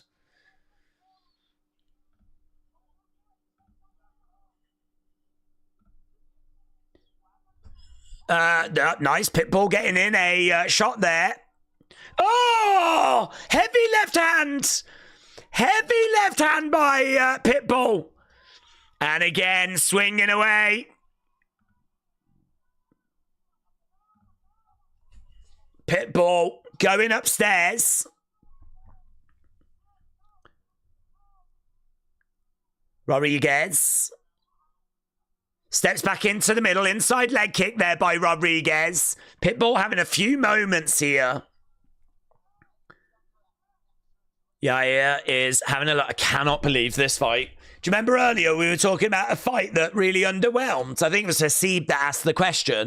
So far, I'm looking at it. People have been waiting for this guy to come in for so long. And now here he is, and it is an absolute snoozer right now. He is putting a bit more pressure on, though. I will give him that. Kicks coming in there by Rodriguez. Trying to go upstairs.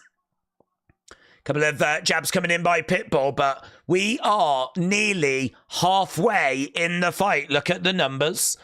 13 significant strikes to 8. Takedown by Pitbull. Rodriguez is in a seated position, going over by the side of the cage. But he gets right back up to his feet. Right now, we've got a kick coming in there by Rodriguez. Right now, we've got inside leg kick coming in by Rodriguez. I tell you my question for you. What do you think the score is? That's what I want to know. Who do you think is winning after 2 rounds? When we get to the end of this round, get your scores in. I sort of feel like this round is quite close. There really is not much in this. Swing and a miss there by Rodriguez. 15-9. Kick coming in there by Rodriguez. And again, bang, bang. Okay, that was good. And again, third one. Pitbull just edging forward. Jab coming in. Rodriguez going back to the center. Okay, we're warming up. inside leg kick. Inside leg kick there by Rodriguez. Both guys in the middle.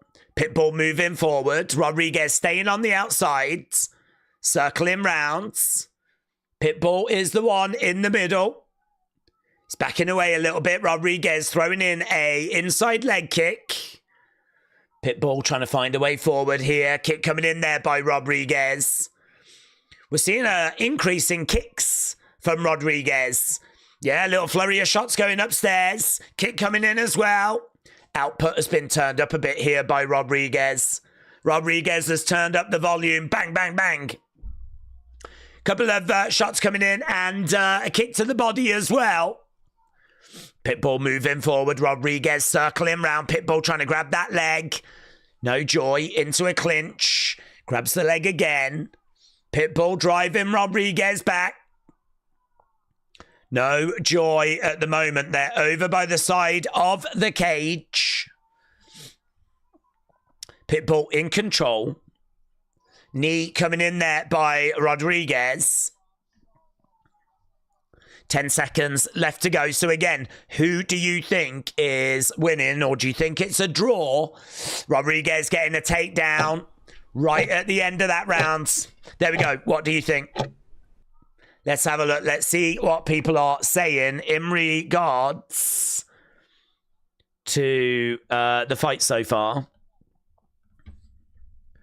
I certainly don't think Pitbull is winning. Maybe you could make an argument that he gets around, but I actually think it might be 2-0 Rodriguez now. A.B. Jobson, member. I didn't watch Pitbull back in the day really boot in capping this fight. This is how he fought every single time. So are they talking about some prime Pitbull from back in the day or what?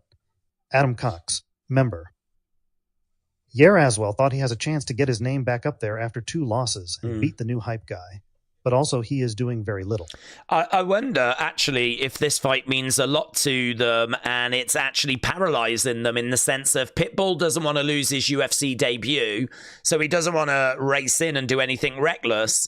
But then equally, Yair, as you said, has got 2 losses. He's kind of coming into this and is in a bit of a vulnerable place where he's not going to get cut because his losses against the very top of the division, but you know, to lose to someone that's just coming in is obviously not a good situation to be in. And I wonder if that is kind of harming the fight in some way, you know? I don't know. Not the fight I was expecting. I think it is Rodriguez that's getting it at the moment. Rodriguez 2-0, said Kane. A.B. Jobson has got it 2-0 as well. 2 rounds to Rodriguez, said Jason. Rodriguez is winning 2-0 to Rodriguez. Yeah, I mean, everyone's saying the same by the looks of it. Everyone's got Rodriguez at the moment. Kick coming in there by Pitbull. Again, we got Pitbull just moving forward. Pitbull really needs to find a finish here.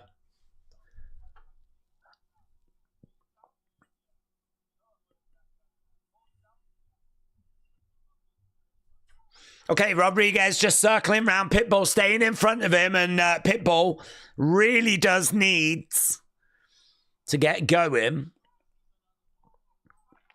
And there's no sign of it at the moment. Again, kick coming in there by Rodriguez. Digging into the body. Hook shot coming in there by Pitbull. And again, that was a nice shot. Nice right hand. Oh! Getting through! Yeah, a couple of shots there by Pitbull. Rodriguez felt those.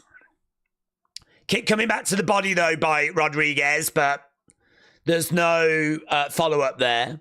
Stays on the outside. Pitbull is right in front of him. We got just over 3 minutes to go. This is round number 3. Obviously, Chandler Pimblett Chandler Pimblett is not going to let us down. Our next fight is going to absolutely bang. I've got no doubt about that.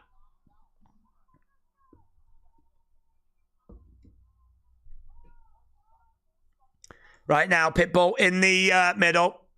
Knee there by Rodriguez. Oh, they both hit at the same time. Pitbull down. Rodriguez on top. Pitbull is still with us, though. So Pitbull is down. Rodriguez on top. Shots coming into the side of the body. Yeah, this is big for Rodriguez. This is really big for Rodriguez because I think he was winning the fight anyway. Just raining down these blows. Yeah, is really laying in some ground and pound. Pitbull grabs him. Oh, my God. Elbows.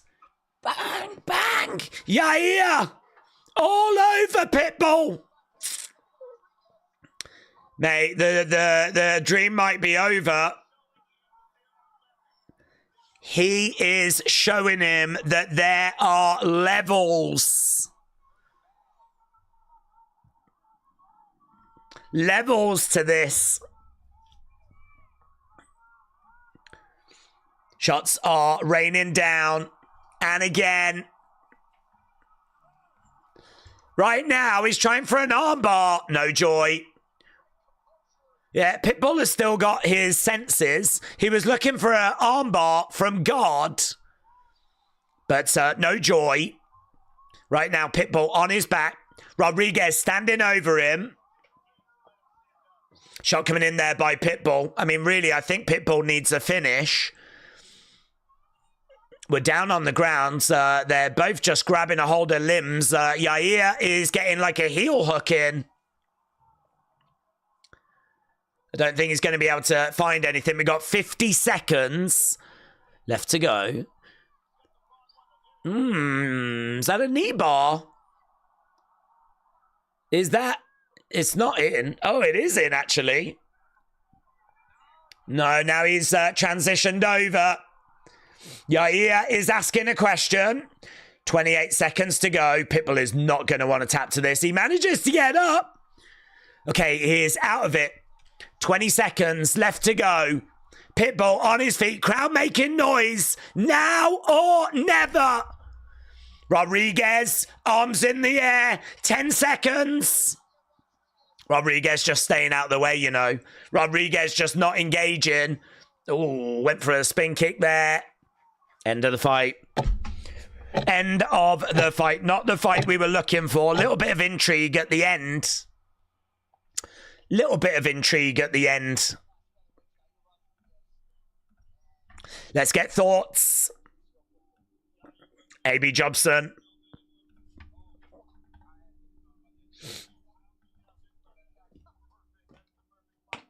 A.B. Jobson. Member. Yair looks good, fighting very measured, and Teed is solid. Pitbull coming on strong in the third. Espen said, I'm starting to see a pattern here with the level of Bellator with Chandler and Pitbull. Well, you know, UFC do pride themselves on being the best, and there's definitely times where they've not always had the best, but I think Pitbull absolutely would have been a problem in this division going back a good few years ago. I just think at this stage in his career, it's way too late. Way too late. And really, there was a couple of moments in the fight, but by and large, he's just been outclassed there. He's just been outclassed. Again, let's get a couple of comments. Listen, don't worry about it. Chandler, Pimblett next. Don't worry about it. We're going to eat good. If you are watching, leave a like. We're at 632. We definitely need to give that a little tickle. So, yeah, a little bit lower than where we'd like to be. Hannah WWE. Days. If Khan wanted to have you as his personal right-hand man where you have to have stream AEW, do Unseen, and talk good about TK for biggest money, would you accept? You can still stream WWE LOL. Christopher Height, Bling Nugget. Days. I'm thinking Pitbull has already lived the champion lifestyle for so many years. So maybe the passion isn't what it used to be for Pitbull. Does old school versus new school. Pitbull's passion gone. Maybe. I don't know if it was a lack of passion or if it was a game plan, but that is not the fight that I was expecting. And, you know, it is what it is. 3-0. Yair said ADS. Yair does get his hand raised. Yair for BJ Penn said wrestle with Andy. John said send Pitbull back to Bellator. Anto said Chandler beat a novice hooker who's improved vastly and an old Tony. Bellator just ain't there, says Anto. Yeah, Hannah, I don't know, but do I? I mean, it's not going to happen, so I'm not going to worry about it. Right, Yair is being interviewed. Here's AB. AB Jobson. Member. I think the speed youth advantage is going to be too much for him to overcome, and Yair is going to give him a rude welcoming to the UFC. Well, he did. He did. Pitbull's music is okay, but I think his fighting style just doesn't match up to UFC caliber, said Second Star on the left. It is true, Pitbull has got some bangers in his discography. Ruben said Chandler by first round KO. Volontera said it is what it is, and it's disappointing. Elite GB said I hit my like a couple of hours ago. Elite GB, thank you, my friends. Yeah, it just tends to help with the streams. I mean, I think it's really good the way that YouTube do it. Like, you guys do have like a degree of power where it does seem to kind of help the streams be seen in the search, which helps more people find us, and obviously ultimately that helps the channel. So I think it's good. I think it's good that you guys have got some power in your hands, you know, and it does seem to make a difference. Normally when the streams are performing well, like, you know, we're getting good likes. I don't know. I haven't looked at the views on this one. But it has felt a little bit, I don't know, quieter. I think the undercard just wasn't as strong. And to be honest, it wasn't as good. Definitely some of those matches on the undercards, if you missed them, you really didn't miss anything. But this main card has actually been okay. I mean, that last fight, not so much. But we've had some good stuff. John Silva, you know, put in a really good performance. Dominic Reyes, oh, what a finish. Brilliant finish by Dominic Reyes. So, yeah, I mean, look, so far of the main card, I've predicted 2 fights. We're doing good. We got 2 fights correct so far. Actually, I think we may have got 3 fights correct. Yeah, 3 fights correct. So we got Rodriguez, we got Silva, we got Dominic Reyes. Can we keep the streak going? I've got Paddy Pimblett and I've got Alexander Volkanovski. So Pimblett and Volkanovski, not the bravest picks in the world. Let's not paint a picture that's, you know, that's inaccurate or anything. They're not big, bold picks, but I do have Paddy Pimblett and I do have Volkanovski. Okay, that is, I don't know who that woman is, but she is with, is that RFK Jr.?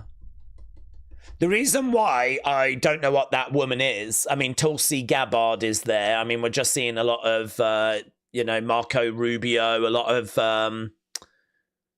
of politicians are there because Trump is there. But there is a woman that was there that Trump seemingly ignored. And I don't know if people are going to pick up on that in America. But there was a bit where she put a hand out and he didn't shake her hand. I don't know if he just missed her. But she sort of went, okay, great. And I don't know who she is. That's the kind of thing I could see some of those like late night shows picking up on and the odd news outlet picking up on. There's Chandler, not that it matters. But I like to bring you breaking news. I like to bring you fight commentary and also politics. There's Paddy the Baddie.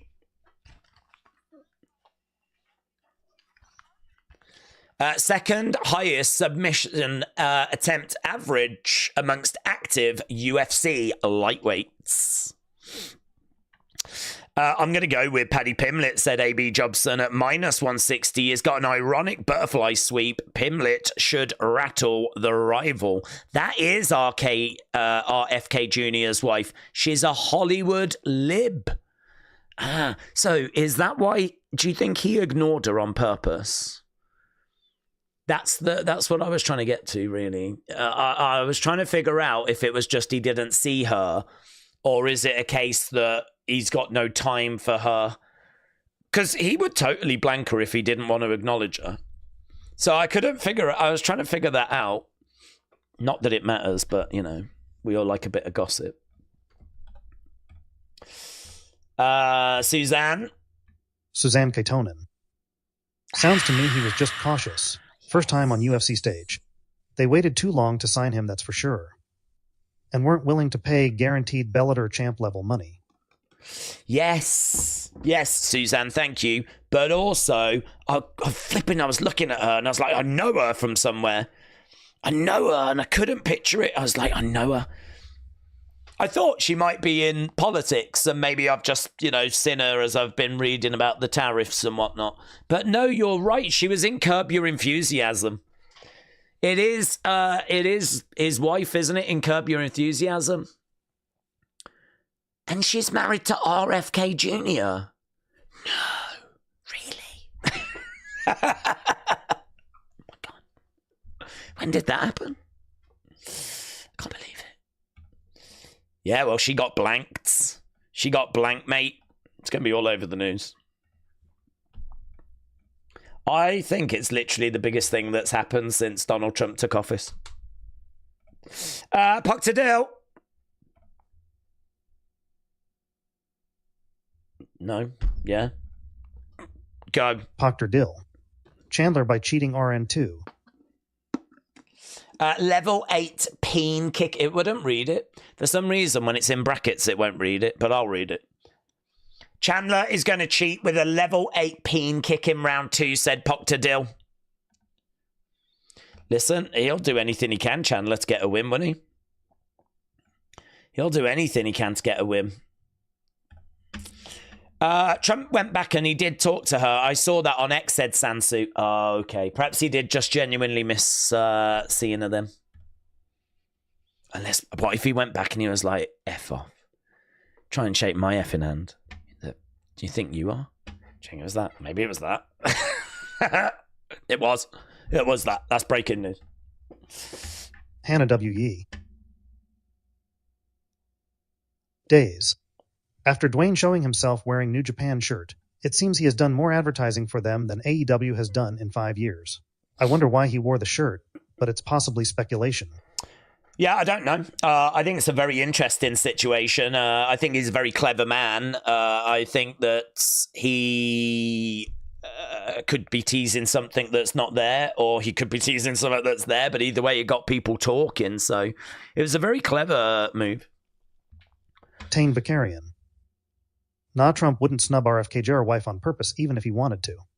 Orange man, just old lol. Yeah, he probably did just miss it, yeah. He probably did just miss it.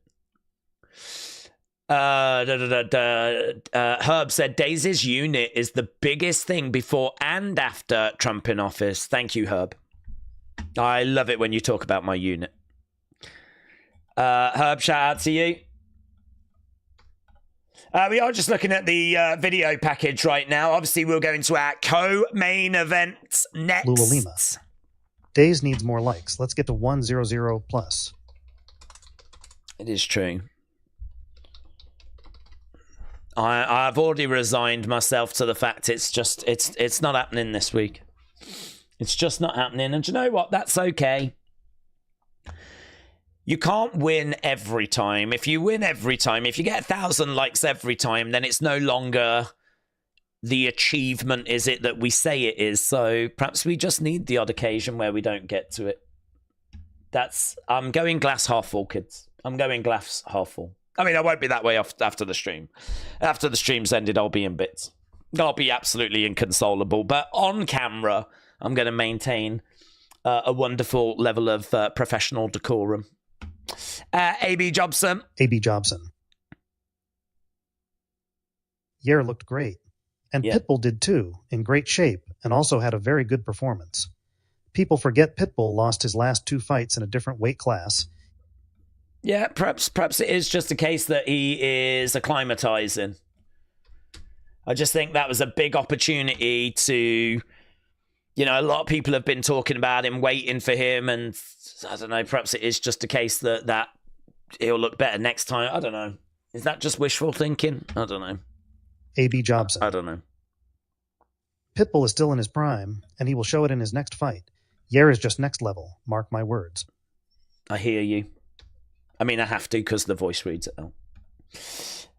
Second star on the left. Second star on the left.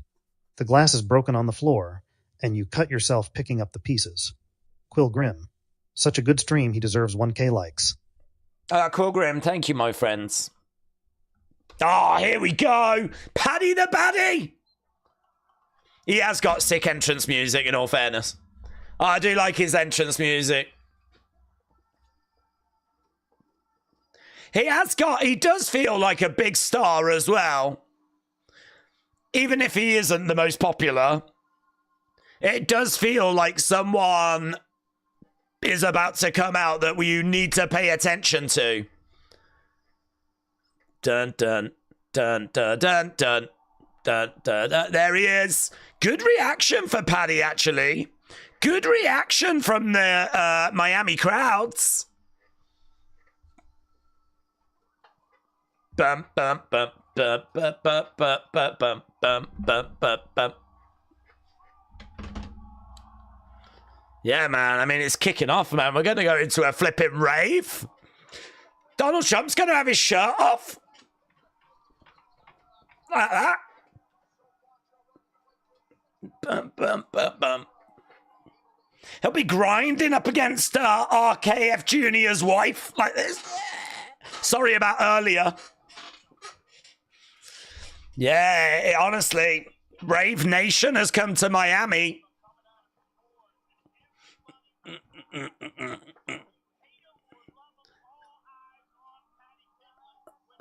Head up, where's your head?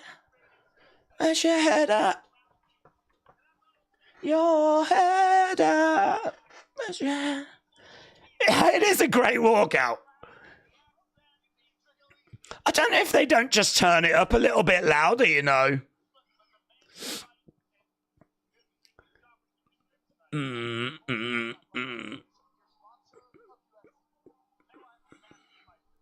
Yeah, this is a big fight. This is a 5-rounder, said Wacko Majid. It is a 5-rounder, this, yes. It is a 5-rounder. Paddy is going to pee off Chandler fans, said second star on the lefts.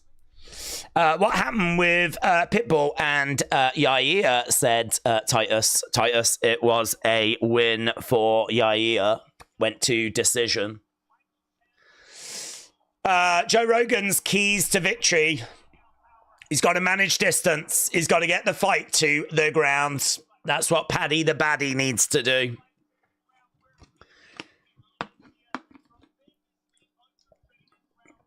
I tell you what, he's really relaxed. I mean, I suppose that is like an advantage of having this as kind of like your walkout music. It just gets you into a vibe. But he's loving it. It's years since I've looked forward to a fight as much as Chandler versus Paddy Pimblett.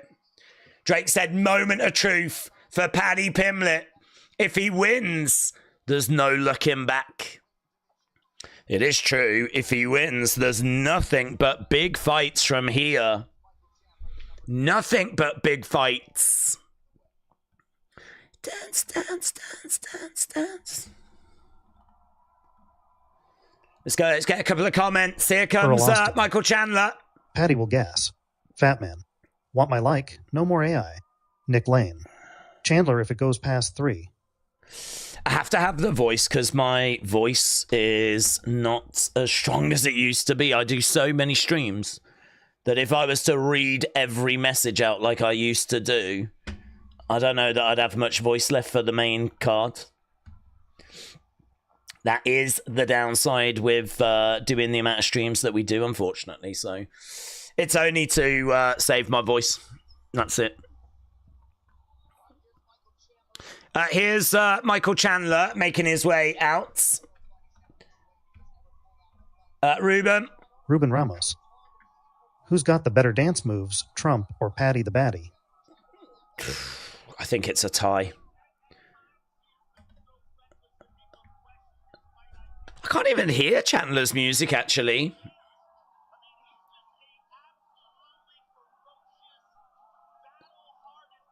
It's not, it doesn't hit. I wonder if the UFC do turn up Paddy's music a bit. They certainly had a moment where they sort of let it breathe, you know? The presentation definitely felt a little different for Paddy, like, sort of felt a bit like a main event. They just sort of let that moment breathe a little bit. Anyway, Michael Chandler has made his way down. Here's Suzanne. I don't understand why Rhodes loved Paddy so much. Only thing I like about him is he's friend with Meatball Molly. He's too cocky and needs a humbling from someone. Fat Man said, fair enough, here's my like. Thank you, my friend. Did you see how I read it out? Fat Man, I will give you my voice. And I appreciate the support, thank you. You actually took us over 700, so... And in many ways, that's what I was hoping to do tonight, guys. I think that's a goal achieved, actually, so yay, us. Okay, Michael Chandler, he has got to start fast. He has got to clear the underhooks. Let's go. I'm so excited for this. Really has got that big fight feel to it. Sometimes the co-mains can be more exciting than the mains. I don't know that this is one of those occasions, but it certainly is. Very exciting. Brett said Paddy is going to get hurt badly. Tim said, I am so ready. Darren, shout out to you, my friends. Appreciate it. Paddy's road to stardom is a bunch of has-beens, says C. Perry. I mean, it is true. There's not like loads of names there. Will the same be said for if he gets past Chandler? I fear that it might, because Chandler's got a lot of losses on his records. So I do worry that even if he gets past Chandler, there'll be a similar conversation. Don't know. This is clearly the biggest fight, isn't it? Clearly the biggest fight of Paddy's.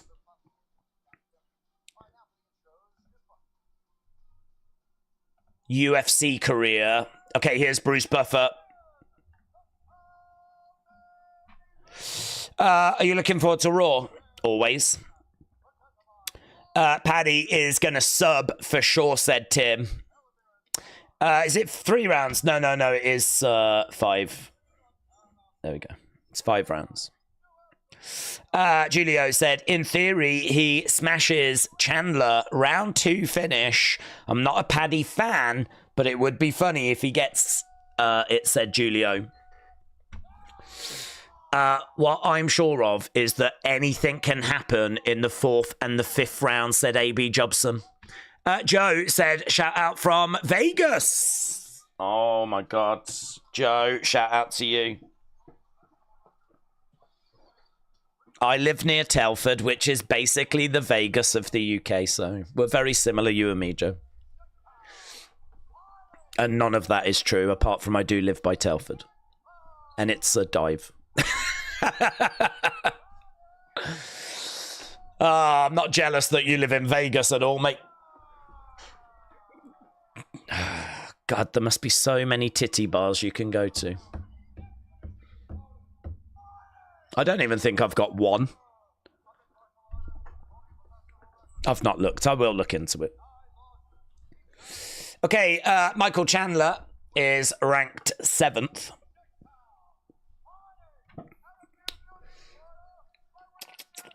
Paddy versus Money Maikano if he wins, said C. Perry. Shout out from Hawaii. Oh. Well, I'm jealous of you for different reasons. I don't know if you've got titty bars. I'd imagine you probably do. And they've probably got excellent rhythm. Okay, here we go. We're about to get underway.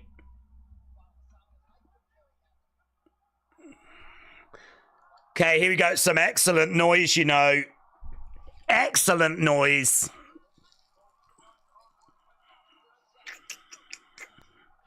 Here we go. Obviously, we know Chandler's bringing great wrestling, but Paddy is excellent on the feet, on the ground. Outside leg kick there by Paddy Pimblett. Conor McGregor said that he was watching this. I mean, probably not a massive surprise, but indicating that he would be interested in the winner. Yeah, a couple of leg kicks coming in there by Paddy Pimblett. Chandler in the middle. The size difference between these two is obviously quite dramatic. Not as dramatic as earlier with Sean Woodson, but Paddy is considerably taller here, as most people are against Michael Chandler. Heavy leg kicks, you know, coming in by Paddy the Baddie. Oh, and he gets a lovely little right hand off as well. Chandler right in front of him. Another leg kick. Paddy is right up against the cage. Couple of shots coming in. I think Paddy is getting backed up a little bit by Chandler. Oh, he went for a kick. Chandler takes the back. Takedown by Chandler. Paddy is down. Paddy is down. Now, Chandler is really strong. Really strong. It's going to be hard here for Paddy to find a way of getting back up. He finds himself down. Knee strike coming in there by Chandler. You do not want to be in this position with Chandler. Right now, Chandler round the back of Paddy Pimblett. He's just dragging him as well. Just dragging him. I don't know what he's trying to... I think he's trying to get a hold of the wrist. Yeah, he has got to take advantage of this.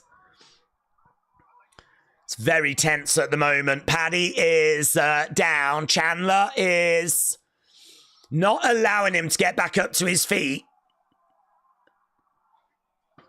Elbows by Paddy. Paddy on one knee. Chandler round the back of Paddy Pimblett. He is trying to find a way of getting back up to his feet. No. He is up, but Chandler picks him up. Drags him right back down again. Shot coming into the side of the head there by Chandler. And again, Paddy back up. Paddy back up. We're over by the side of the cage. We're on our feet. It's very interesting. It's a very interesting fight. Chandler was not able to really make that position count. Paddy's done really well to get back up, actually, because Chandler is very strong. He was round the back of Paddy, so for Paddy to be able to get back up... Oh! Jumps up. Yeah, he is looking for a triangle. Didn't get it. Chest to chest. He's on his back right now. Paddy is back up on his feet and he breaks away. Yeah, crowd are loving this, you know. Crowd are loving this. Both guys on the feet in the middle of the octagon. There's a lovely right hand there by Paddy. Uppercut misses. I tell you, Paddy is filled out. Paddy doesn't look like the thin kind of kid that I feel I've seen before. Oh my God. That is a lovely right hand straight down the middle by Chandler. That granite chin of Paddy was tested. Kick coming in there by Pimblett. Nice right hand there by Pimblett as well. Hard to score this, you know, because there's been a lot of control time for Chandler, but he didn't do much with it. I feel like Paddy is opening up a bit of an advantage on the feet here. 16 significant strikes to 2. Jab coming in there by Paddy Pimblett. We've got Chandler on the outside, circling rounds. 16 significant strikes to 2. Pimblett can just keep building this lead. Building this lead. Both jabbing at the same time. Chandler on the outside. Paddy swing and a miss there, looking for a hook shot. Big knee coming in. That was big. Oh, he was trying to find a finish. He was really trying to lay in some shots there, but Chandler got out of there. End of the round. Nice shake of the hands. What are people seeing? Let's go over to the chat. Let's have a look, see what people are looking at the moment. Darren. I think it's a hard one to score. He had control time, Chandler, but he didn't do a great deal with it. That is quite a wide gap of 22 significant strikes to 4. Darren Osborne. Just wait and watch Paddy do what he does. Well, let's see. This is 5 rounds. Suzanne Kynan. We had one strip club in our city, and it's now a safe hose program for victims of human trafficking. Well, that's... I mean, I will support any women, to be honest with you. As long as they get their boobs up. Elite GB. Chandler thinks he's wearing out Paddy. Paddy wearing Chandler out. Elite GB, shout out to you.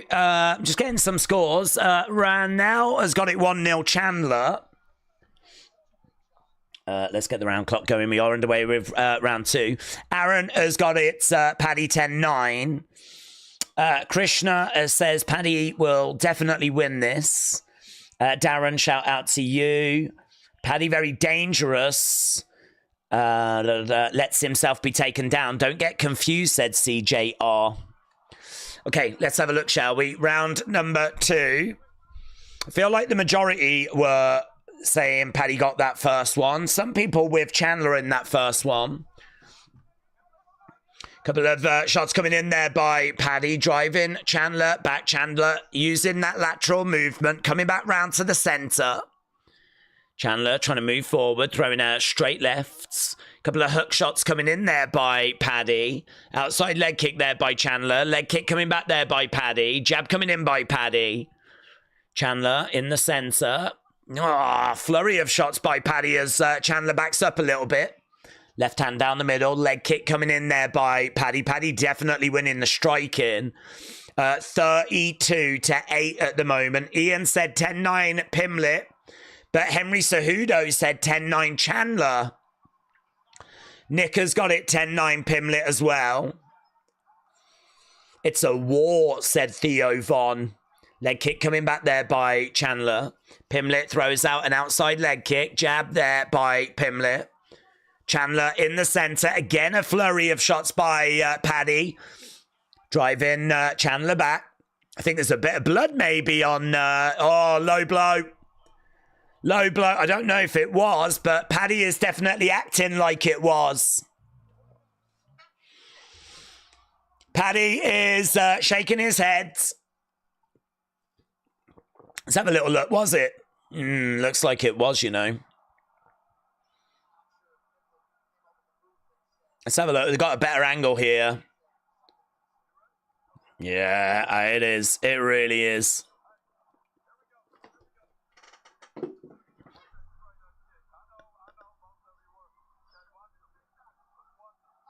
Yeah, Chandler's like we were going at the same time, but don't matter. We are back underway. Okay, they engage in the centre, in a clinch. They break apart. We've had 2 minutes gone of round number 2. Couple of nice straight right down the middle there by Paddy. Kick coming in upstairs there by Paddy as well as Chandler continues to move forwards. Both guys exchanging in blows. Chandler grabbing a hold of Paddy, driving him up against the fence. Chandler right now round the back. He's managed to get Paddy down. Paddy, though, trying to get back up to his feet. Can Chandler find a way of making this count?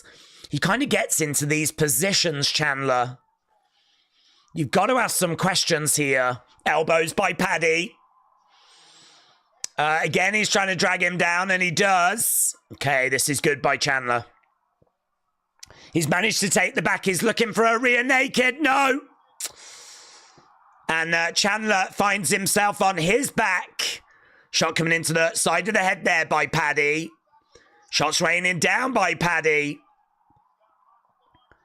He is looking for an arm triangle here, but the squeeze is not applied.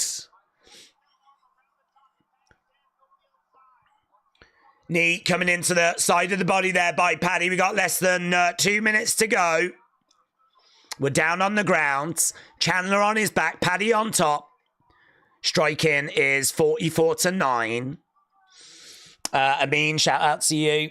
Should be next week. Knee coming in. This wrestling game playing by Chandler is horrible, said Wrestle Rants.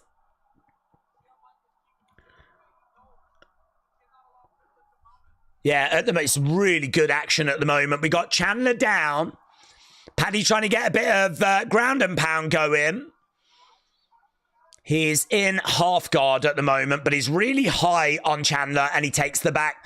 Paddy takes the back. Paddy takes the back. He's got 58 seconds to try and find Summer. Oh, he's raining down elbows. Paddy the baddie. Chandler down. Bang, bang, bang. Fully mounted.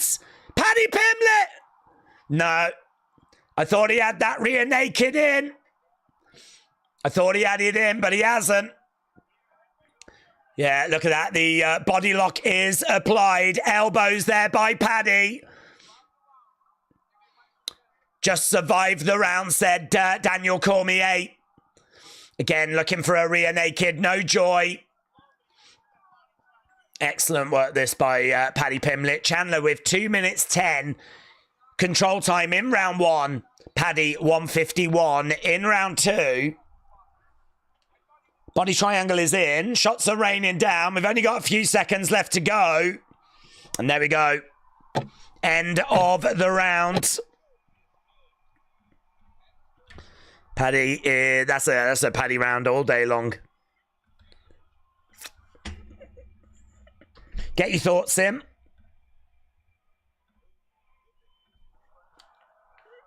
Elite GB. Paddy don't want Chandler to get a breather. Mistakes are about to be made. I didn't realise this was 5 rounds, said John. Manny's Manic Media said it's always funny when there's a kick in the nuts. Yeah, I do feel better whenever I see someone going through that pain because I know it's not me. Chandler is going to make a poor decision soon, said Shane. Hannah said, have you ever been to Mexico? There are lots of men and women that you can meet for a fun time. I have been to Mexico, but I was too scared to speak to anyone. Elite GB said, Paddy, don't want Chandler to get a breather. Mistakes are about to be made. Okay, here we go. We're about to get underway.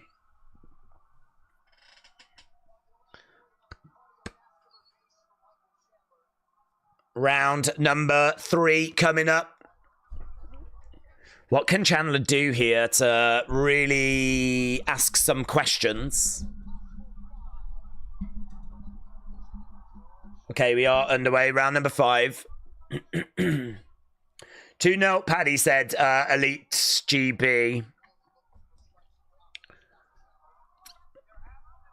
Okay, here we go. We've got, knee there by Paddy. Blood coming down the face of Chandler. Oh, he's running. He's running. He's trying to get out of there. Oh, lovely shot by Chandler. Chandler's got blood pouring down his face. Pop, pop, pop. Paddy the baddie. Letting the hands go. Grabbing the leg. Drives Chandler over by the cage. Takedown. Paddy getting Chandler down. Paddy Pimblett round the back of Chandler. Oh, rear naked. He's looking for it. Yeah, that cheek is really busted open, you know, of Michael Chandler's.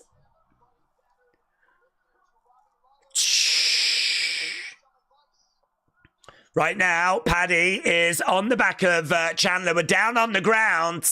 I think it was that big knee, wasn't it? Oh, look at that. That knee.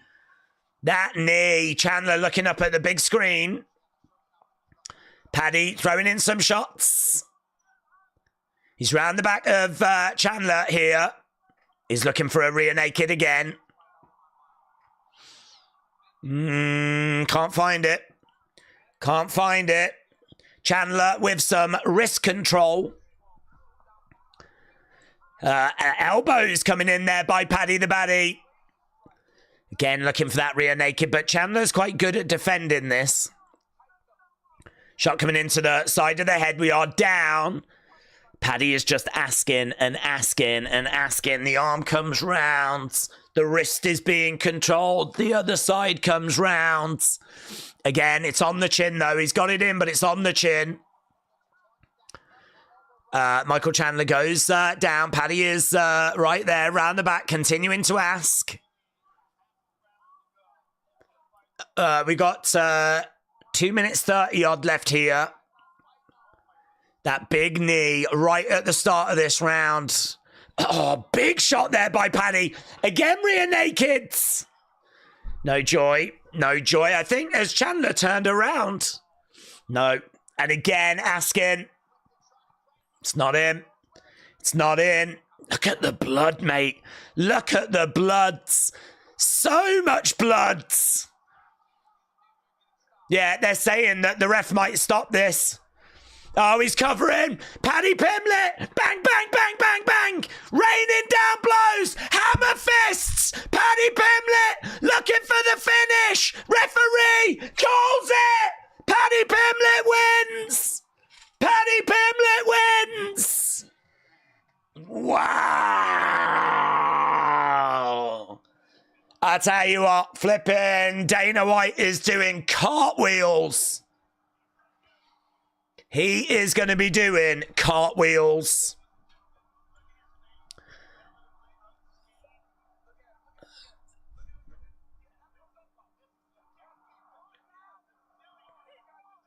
What now, says Paddy Pimblett. What now? That is a career best performance from Paddy Pimblett. And he has got that aura when he comes out. He's a big star. Paddy Pimblett is a big star. And that is a performance that's going to open some eyes. It's opened my eyes. Honestly, that's a better performance from Paddy than I was expecting. Bang. Paddy Pimblett beats Michael Chandler. And that is going to set up a big fight for Paddy and a big fight for UFC. I mean, I don't know what you do next. I don't know who the next opponent is. We were talking about it earlier. I don't know where that's going to leave Michael Chandler. Paddy Pimblett is definitely a step down from Charles Oliveira and your Poiriers and your Gaethjes and... Oh, he was really raining down those blows. He's going to talk shiz to Dustin. I bet he'll say he isn't a legend, said Second Star on the lefts.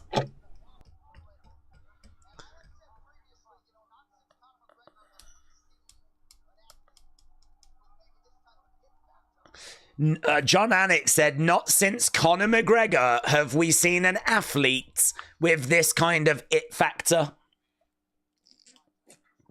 I mean, I think he's a bit more cringe than Conor. Conor had some really great lines.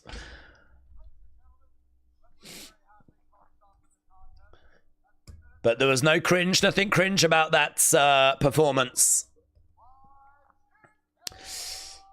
Why this whole effing card was a bunch of 30-year-old dudes in their prime versus 40-year-old wash-ups, said Apartment of Cannabis RX. Lot of questions coming into this fight tonight, and you had nothing but answers, said Joe Rogan. I really like Michael Chandler. I think he's an amazing person, a really good person. I would not have minded if he'd have found a way of getting the win, but...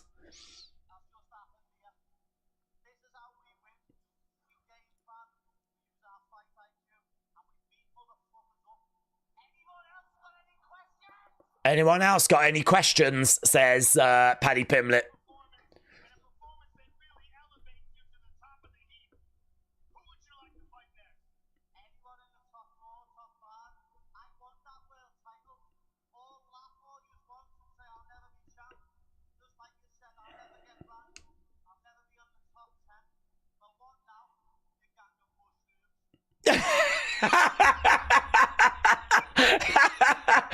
I've never heard that. What now, you gang of mushrooms? You said I would never be ranked. I would never be in the top 10. There's Gaethje.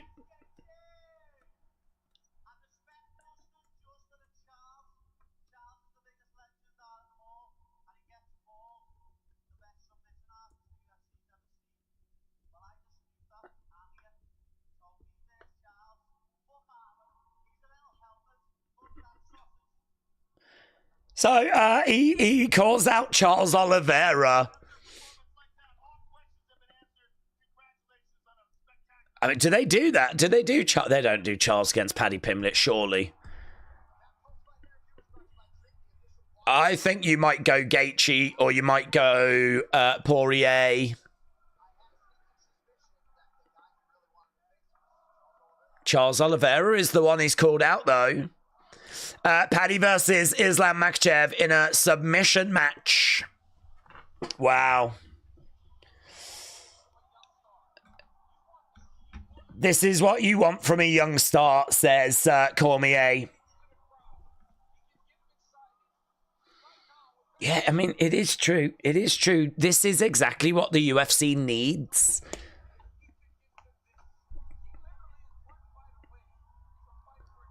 When he came out, he had an aura. I know that he's cringe. I know that he's not everyone's cup of tea, shall we say. But he does have star power. Positively hostile. Never believed that would happen. Very surprised. Still think Paddy is a moron. Yeah. But good performance tonight. I think that will be the general consensus. Adam Key. Mushrooms. Mushrooms. Mushrooms, you bunch of mushrooms. Well, there we go. I mean, that's the fight we were waiting for, and it really lived up to expectation. Really enjoyed that. And again, I want to stress nothing but respect to Michael Chandler, because what a great person. Great fighter. Always brings it. You always know that you're going to be entertained. I don't know like where he goes from here. Hopefully they can find some really fun fights for him so he can just kind of, you know, see out his run. But, I mean, he really has moved some distance away from the title now, hasn't he? So, I don't know. There's still, for someone that brings that kind of entertainment, though, there's still definitely a place on the card for him. Ted Cruz. There is Donald Trump. Hello. Hello. Oh, is that Elon? I didn't know Elon was there. I didn't see Elon. Elon's there apparently.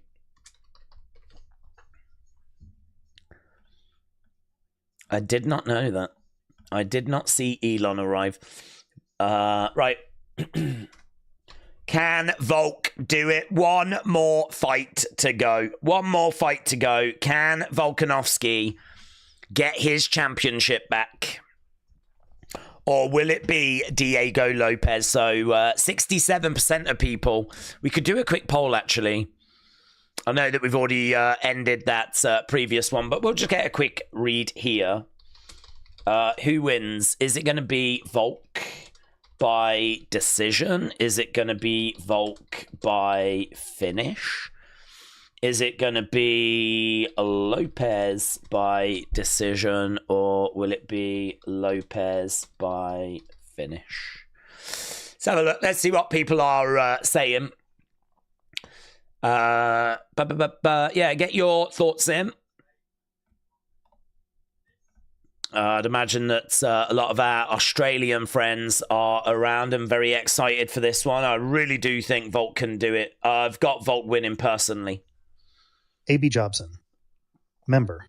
This fight is a good lesson in not dismissing a fighter simply because they have glaring holes. Christopher Height, bling nudge it. Days, let's see Volk get his title back. I think he will. I've got Volk getting this, buds. I've got Volk getting this.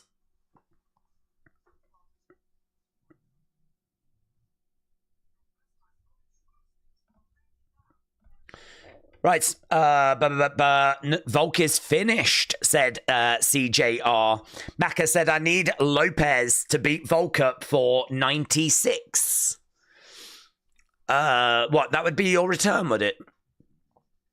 I mean, look, he's got a chance. It's very close on the odds. 67% of people think Volk's going to win this. 33% think that it's going to be Lopes on Tapology. Volk comes in as a minus 150 favourite. There's not much to that. Lopes at plus 125. So, I mean, there really is not much in it. Obviously, we've seen that Volk has picked up a few losses. He's actually on a 2-fight losing streak, but I mean, you can't really read a great deal into that because he has, of course, been facing nothing but big names. Diego Lopes is no pushover, though. 5-1 and on a 5-fight win streak. And he's going to give everything here. He is a finisher. He has got power. Lopes is a real problem. For the longest time, we've looked at him as a potential future champion. He can fulfill that tonight. I don't know. Is Volk done? Is Volk washed? I think there's still enough in the tank, but I think there's still enough in the tank. Let's see what Shane has got to say. Get your thoughts in. We'll get a few read out as we're building our way towards this main event. Shexney. Lopes isn't quite as powerful as he's made out to be. Rather frail frame. Volk by DEC seems appropriate. Volk by decision. I elect... Let's go over here.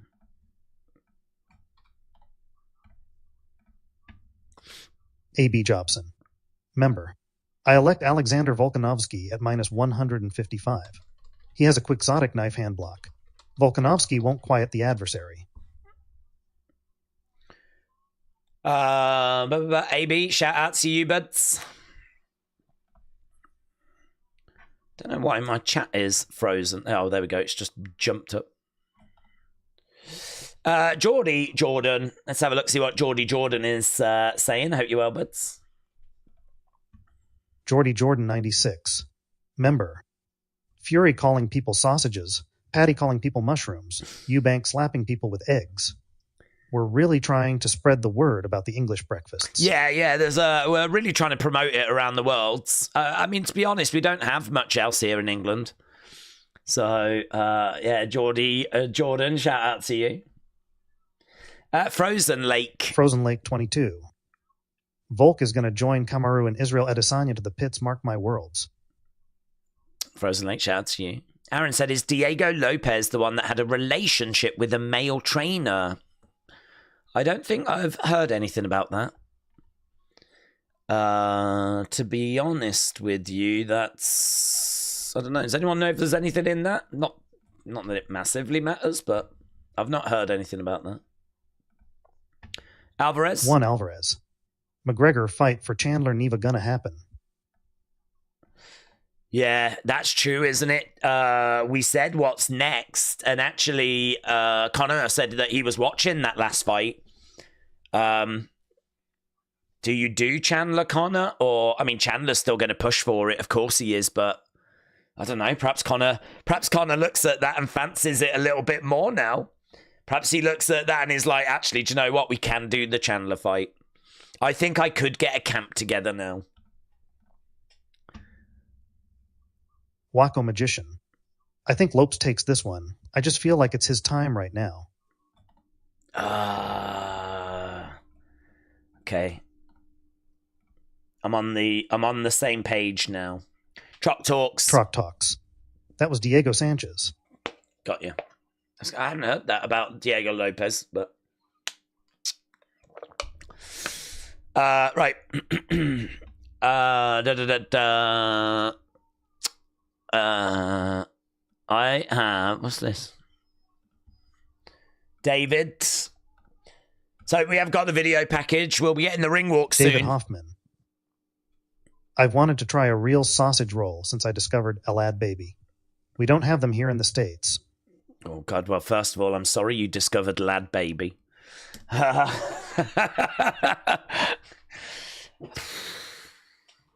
They kept putting out Christmas songs that were for charity, but it was all about flipping sausages and sausage rolls. And I sort of feel like the joke was funny at first, and then they faced a bit of a backlash because people were like, we don't need another song about sausage rolls. So, I mean, I don't know that you're massively missing out. I don't know that you're massively missing out. They are a kind of a comfort food, really. But, you know, I can't say it's better than, say, a burger or something like that. Positively hostile. This is a must-win for Volkanovski. Not sure where he goes if he loses. Might be the end. I don't know that it would be the end, but I do agree that there is some pressure there. Legend Football. Try this sausage roll. Try this sausage roll. Nice. Okay, here is Lopes then. He is making his way out. He's got a big smile on his face. If you are watching and you've not left a like, leave a like. It is greatly appreciated. We are battling our way towards 1,000, and it has felt like a struggle tonight, so any help is greatly appreciated. Here is Lopes making his way down. So, main event time. Yeah, I do agree with that. He really has kind of felt like a future champion for quite a long time. So, can he realize that now?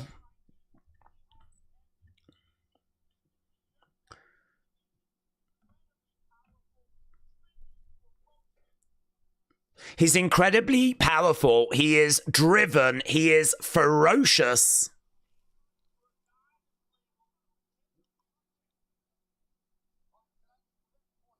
So, a few words being had there with Lopes.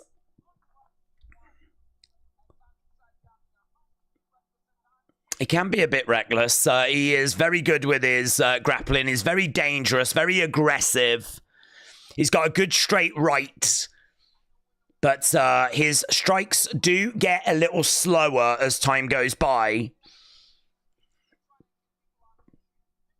He's on a 5-fight win streak. He's got good momentum. There is a bit of a question mark around his cardio, though. And if he's going to be able to carry all the way through 5 rounds. We know that Volkanovski can certainly do that. Volk bring in a lot of skill, a lot of volume. Maybe not too much in power, though, for Volk. But he is bringing a lot of skill. K33 said, Volk said he'll be an active champion. He won't retire. Yeah, what if he doesn't win, though? What if he doesn't win?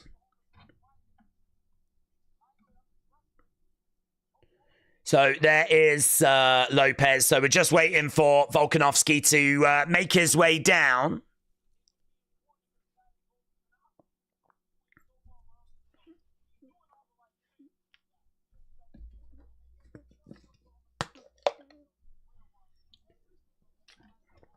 Second start on the left said, let's go, Volk. Right.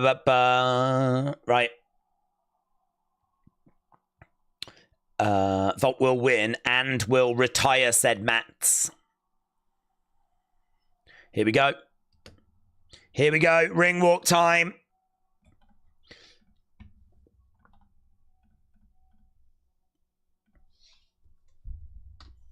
Come from the land down under. Tane Vakarian.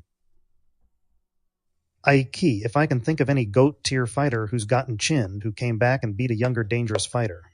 I'm sure there is, but I can't how anyone can pick Volk.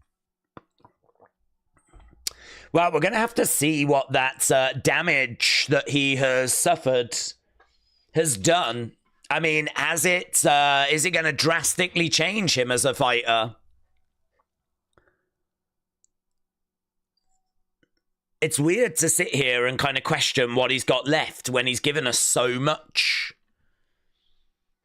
But that is a question that is being asked at the moment, and we're about to find out. Here he comes. Volkanovski walking out into the arena.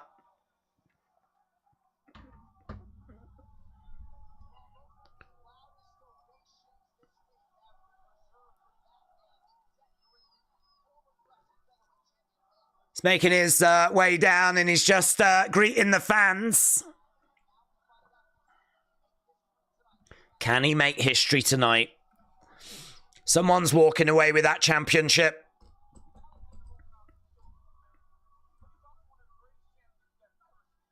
Cormier calls Volkanovski one of the greatest champions that we have ever seen.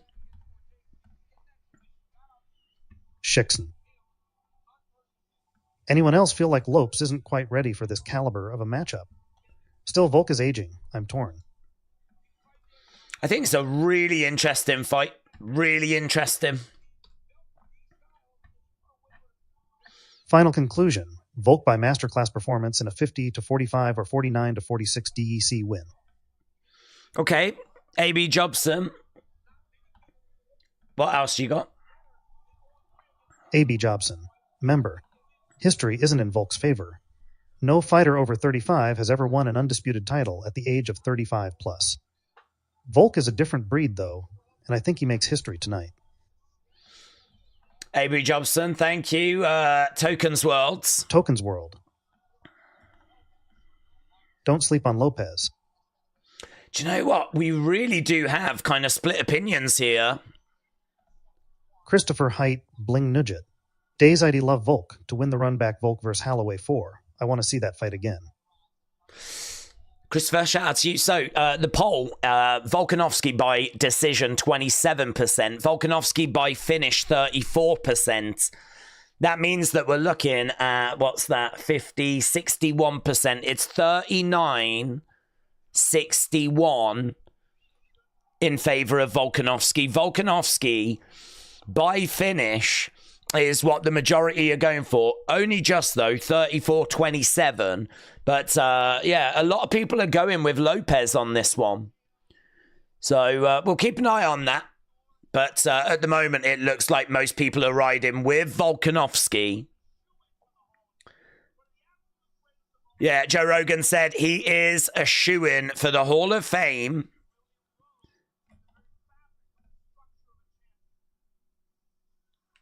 But can he add to that legacy tonight? I mean, look, whatever he's got, he's going to give it. Whatever is left is going to be in that octagon. He's a hard man to bet against. That's how I feel about Volkanovski. It's a hard guy to bet against. Mango Monkey. Massive Lopes fan, concerned for late rounds, though, if Diego lets it get there. Mango Monkey, shout out to you. Is this a changing of the guard? We see these fights a lot, don't we? These changing of the guard fights. Is this a changing of the guard? Yeah, I really do understand why people are split on this one. I really do understand.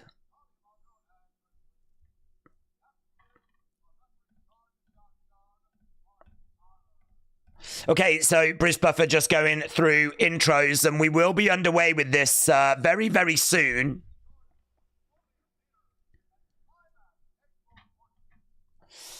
Obviously, Lopez has got elite fight ending ability, and Volk's chin is in question, but Volk's 2 KO losses have come against arguably the 2 best pound-for-pound fighters in the world right now. That is the big reason why I don't want to write him off, because the quality of opposition is so high that it doesn't feel right to just write him off. Let's get a couple of more comments as we're just waiting to get underway with this. Christopher Height, Bling Nugent. Day's fun crazy fact about Conor McGregor has won UFC titles but never defended the UFC titles he won. Crazy, huh? That is crazy. That is crazy. Judah Chivian. I think the greatest of all time, regardless of weight class, is GSP. Yeah, George St. Pierre is definitely in that conversation. I don't know how many people are in that conversation. You might say John Jones, Khabib.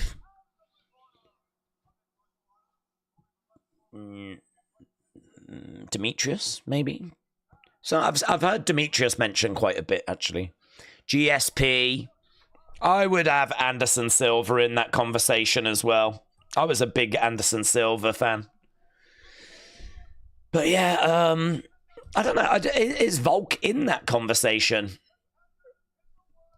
I think it's kind of hard to put in people now in a GOAT conversation. I just sort of feel like in my mind, Anderson Silva, GSP, John Jones, they're all such big stars.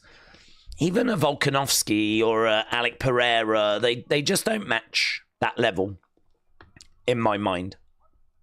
Even a Islam Makhachev isn't that level in my mind. He's getting there, though.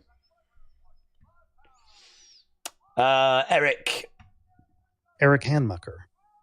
My sausage roll might be small, but it sure looks tiny. Thank you, Eric.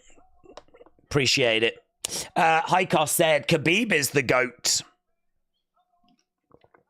Triple C beat DJ, said Uncle Jim too. Days, if Diego wins, could you get his haircut? My hair isn't long enough for his haircut. Put in Khabib up there with GSP, and Mighty Mouse said, Thane, it's not one that I subscribe to be honest. I don't think he belongs at that level, but I think the majority or a good chunk of people would put him at that level. I don't think he defended his belt enough against high-level competition. He's got some great names on that resume, but I don't know. I think he needed to add some more. Anyway, here we go. And we are underway. Main event time. So, obviously, Volkanovski in green, Lopes in black. And this is our main event of the evening. Okay, so we've got leg kick coming in there by Volk. Lopes is in there, and we've got Volkanovski with a low kick, trying to go upstairs. You know what you're going to get with Volkan, that is volume and skill and technique. What you're going to get out of Lopes is power, finishing ability. I mean, if you're Volk, do you just chip away, take him into the deep waters, test out that cardio? I feel like there are definite game plans that you can employ here if you are Volkanovski. Kick coming in, back elbow, back fist, no joy. Lopes is being very respectful in the early stages. Obviously, this could potentially be a long night, so wasn't really expecting them to come out of the gates that quick. Volk is just looking for openings and opportunity. Oh, Lopes.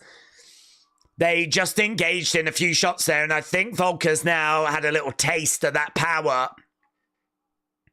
He's okay. He's still in there. I mean, he's still having a little look, but you can just see how good those strikes are by Lopes. Volkanovski again circling around Lopes in the center. Jab coming in there by Lopes. Outside leg kick there by Volkanovski.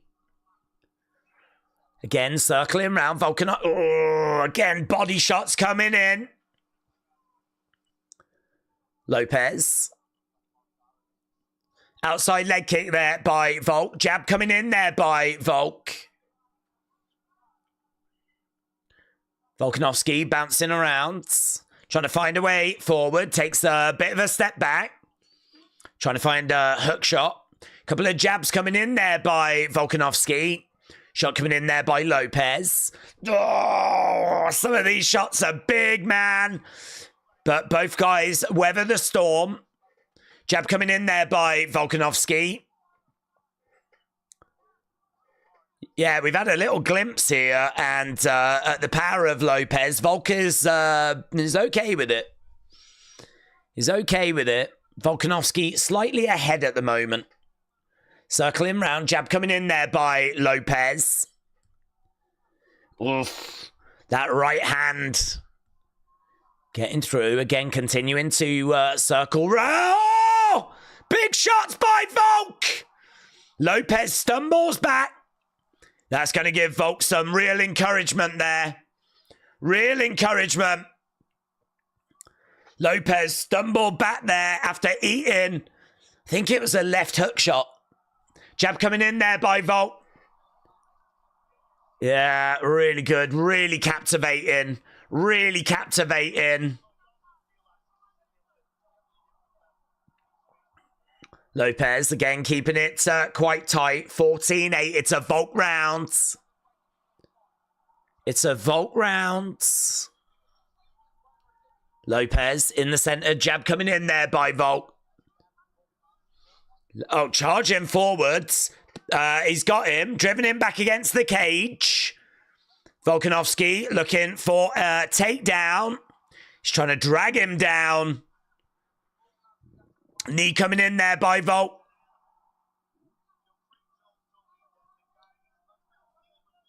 Yeah, he is really strong, but actually Lopes doing really well here. It's Lopes that drives Volk up against the side of the cage. He's trying to get him down. No joy. Round the back. Volk all over Lopes. We're over by the cage at the moment. Shot coming in. It's a Volk round, this. He's getting some nice shots in, actually. Oh, gets him down. He's raining down a few blows. We've only got 15 seconds. I don't think he's going to find a finish here, but he is raining down some blows. Volk looking really good, you know. Volk looking really good. I think Lopes is busted. There we go. End of the round. That is a big statement round for Volkanovski. That is a big statement round. He looks really good in there at the moment. Lopes is going to have to give Volk something to think about. Wrestle Rants 327. Let's go. Now both fighters are respecting each other's talent. Yeah, they are. Hykso's Mystery Channel. They are. The money and hype surrounding Conor McGregor made Khabib more famous for the pre-COVID era. I think Khabib was a fantastic talent, and I don't know if he'd have stuck around longer what he would have gone on to have achieved. I can understand people praising him for how amazing he was and what he achieved. But I think to get into that greatest of all time conversation, for me, there's just some unknowns. For example, Charles Oliveira, I think Khabib would have won, but I would have loved to have seen that fight. Just like how I wanted to see him against Tony Ferguson at the time. But that's by the by. Round 2. Here's Wrestle Rants. Lopes is quick man. I will say Vogue looks to be in his best shape. But Diego is the hunger lion. This should bang. Oh, hello. We've got Australia in the house. Hykso's Mystery Channel. It's 2:40 p.m. in Sydney. I'm in the backyard. It's a beautiful sunny day, about 26 degrees Celsius. I am loving the call. Just puffing on a fag, sipping a mocha latte with ice cream on top. Living your best life, mate. Shout out to you. Your guy is doing you proud. I mean, I'm guessing you're with Volkanovski. He looked really good in that first round, and all the tweets have gone 10-9 Volk. Right now we are underway with round number 2, but it's obviously a little cagey again. Volk circling rounds. Lopes in the middle. He's throwing out a couple of straight shots, straight jabs. Volk with some heavy blows. I mean, the thing was that Lopes showed Volkanovski a lot of respect. And really, after that first round, I mean, you can only continue to show respect, really. Nice shot coming in there by Lopes. Volkanovski continuing to circle rounds.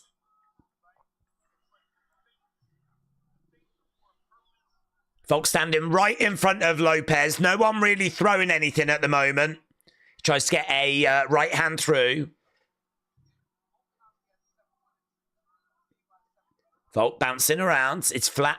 It's gone flat. Oh, that was lovely. Came in, bang. Big right hook shot there.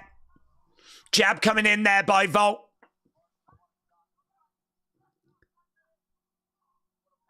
They're both in the middle right now. We're seeing a lot more output by Volkanovski.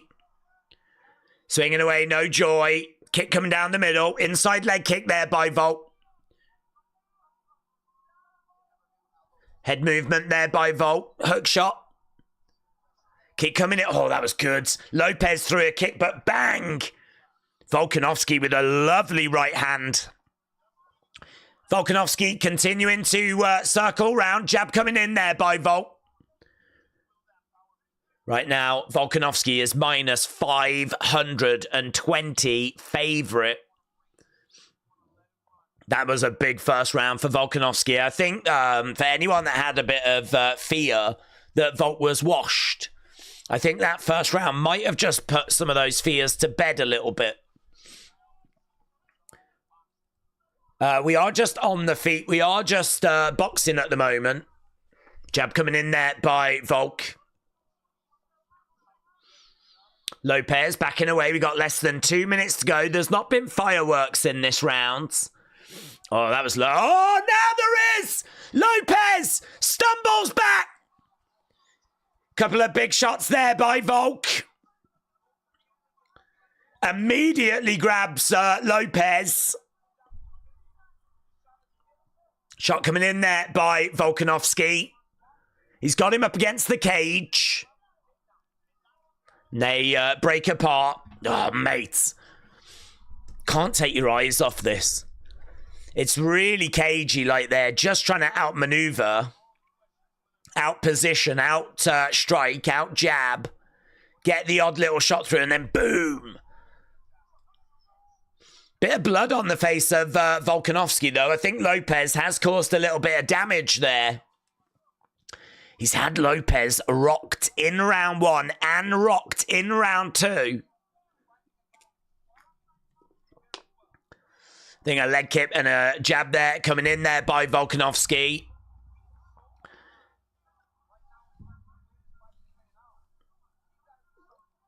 Cormier said Lopes is so behind right now. He's got to do something big. There's a big right hand there. Jab coming in by Volkanovski. I sort of feel, though, that Lopes has got the ability to crack Volk and, you know, turn this thing around. Oh, lovely. Love that little left hand there by Volkanovski. No! Volk goes down! Volk goes down! Oh, knocked down there by Lopes. Mate, you kind of sensed it. You kind of sensed that Lopes was still in this fight. Yeah, he's upset. He got dropped. I don't know what that's going to do to the scores. Psh, isn't that funny? We were literally just saying about how you feel Lopes is still in this.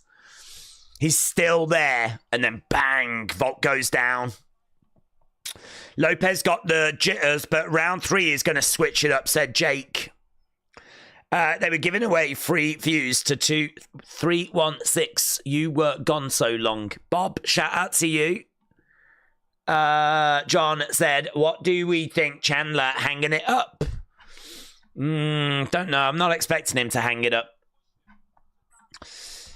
Yeah, what do we think? Still 2 rounds down, in my opinion, said Anto. I'm getting nervous. I've got Volk at over 1.5. He needs to keep jabbing and moving. Not down for Lopes, said Daniel. Yeah, not down for Lopes, but I think Volk was upset with himself that he got caught. He's got a bit of damage on his face, though, Volk, but round number 3. We're getting real close to those championship rounds. Getting real close to those championship rounds. Here we go, round number 3. It's really tense, this. Really compelling. Right now, we've got Volkanovski throwing out a jab. If you are watching and you've not left a like, leave a like. We're at just over 800. Again, we got Volk circling round. Lopes in the middle. Continuing to circle round. Round 2, 10-9 Volk, said Scott. So even with that knockdown, people are giving it Volk. Ryan said, we've got to fight. Volk is cut, he is, said Mike's MMA picks. Jab coming in there by Volk. Lopes in the center. Jab coming in there by Lopes. I mean, this is on the feet. They're keeping it standing, keeping it boxing. Jabs there, coming in by Lopes. Swing and a miss there by Volk.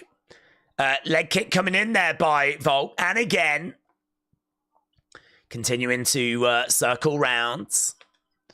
Outside leg kick there by Lopes. Trying to let his hands go.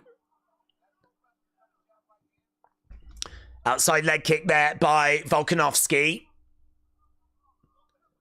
Oh, that was a lovely right hand by Volk. Lopes standing in the center. I mean, look at the numbers. 56 significant strikes to 26. Nick said if Volk loses, do we think he'll call it a career? I really don't know, you know, maybe. He would be a couple of fights away from the title at that point. And really, what else has he got to prove? Kick coming in, but this is a good performance so far. Jab coming in there by Volk. Oh, he really sat down on that hook shot.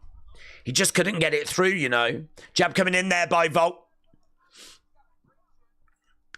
Lopes in the middle is not thrown as much. Lopes has only thrown 71 shots. Volkanovski 125. They're both getting shots through now. Both guys getting shots through. Jab coming in there by Volkanovski. We've got just over 2 minutes to go. Lovely head movement there by Volkanovski. Jab lands though. Left hand jab. Volka's definitely been getting tagged here. But he's been tagging as well. Lopes in there, trying to find a way of getting these jabs through, trying to find something big. Both guys have felt the other person's power. Lopes has been rocked. Volka's been down. Backing up a little bit there by Volkanovski. It's very cagey still. It doesn't really feel like the fight's going to change from this. I think we're going to keep getting this. Still plenty of output, though. 67-31 is not bad. Jab coming in there by Volk, but just fell short. Hook shot's heavy. It was literally head down. Couldn't get it through, though. Yeah, looks for a takedown. Lopes stuffs it. We've got just over a minute to go. Come on, Volk, said Aaron. Chris said, I could see Lopes knocking Volk out. Well, he had him in a bit of trouble at the end of the seconds. It definitely feels like that option is there. Yeah, takedown defense has been good so far. Only 1 of 6 that Volka's got. So Lopes takedown defense is checking out. There's not loads to kind of really score in these rounds at the moment. I mean, 71-31. It might be Volk taking this just. Volk continuing to circle round. There's a wheel kick that doesn't land. 20-odd seconds to go. He tries to get a right hand through. Kick coming in. Oh, that was lovely by Volk. Love that. Love that right hand. Blocks a head kick. 10 seconds left to go in round number 3. Championship rounds coming up. Volk again taking a step back. There we go. End of the round. Get your thoughts in. We're going to round 4. Let's see what Bob's saying.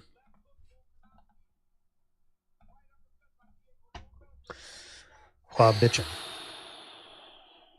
C. If Volk wouldn't have used that old man gimmick, he would have had the confidence he needed in his last fight.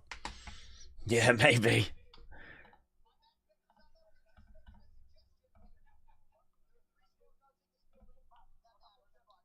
Jamie Elliott. Days is the truth. Chris Stevens 10-11. It's showing up, but Volk might have the points. Wrestle Rants 327. Lopes is a star in the making. He is talented. Second star on the left. Volk. Yeah, I think Volk is ahead here. I've got Volk winning. I don't know if we're looking at 3-0 or 2-1, but probably 3-0. In the chat, I'm seeing lots of 3-0s. Josh with 3-0. SoCal said 3-0. Anto's got it 3-0. You never know with the judges, though. I do think that that last round was quite close. There wasn't really loads that was in it. But, I mean, look at this. 73-33. He's managed to get a takedown. He's got more control time. I mean, the numbers are saying that he's winning the fight. We just know that it doesn't work that way. It's done round by round, of course. Oh, some heavy shots coming in. But honestly, for me, Volk should be ahead here. 3-0, 2-1. Phil has got it 30-27 to Volk. Adam has got it 29-28 to Volk. Sean has got it 30-27 to Volk. Outside leg kick. Jab coming in there by Volkanovski. What can Lopes do? I didn't hear what his corner said to him, so I mean, he's got to know that he's down. Oh. Circling round here, Volkanovski. Jab coming in there by Volk. Lopes again standing in the middle as Volkanovski continues to circle. Jab coming in there by Volk. Lopes right in the middle. Jab coming in there by Volkanovski. Kick coming into the body. Oh, heavy shots by both guys. Really heavy. Both just ate something there. Lopes in the middle. Volk on the outside, circling round. Lopes having a little look. Leg kick coming in there by Volk. Leg kick coming back there by Lopes. We got 3 minutes 30 on the clock. Round number 4. Shots coming in there by Lopes. Volk goes back to the centre. He's having a little look again as Lopes backs up. Jab coming in there by Volkanovski. No, scrappy. Lopes trying to reset. It's just hard, isn't it? I mean, I'm really waiting for Lopes to really do something. He did manage to get Volk down at the end of the seconds, and he has been providing output, but he just can't match the volume. So he's got to do something of significance if he can't match the volume. And we've seen not loads of that out of Lopes.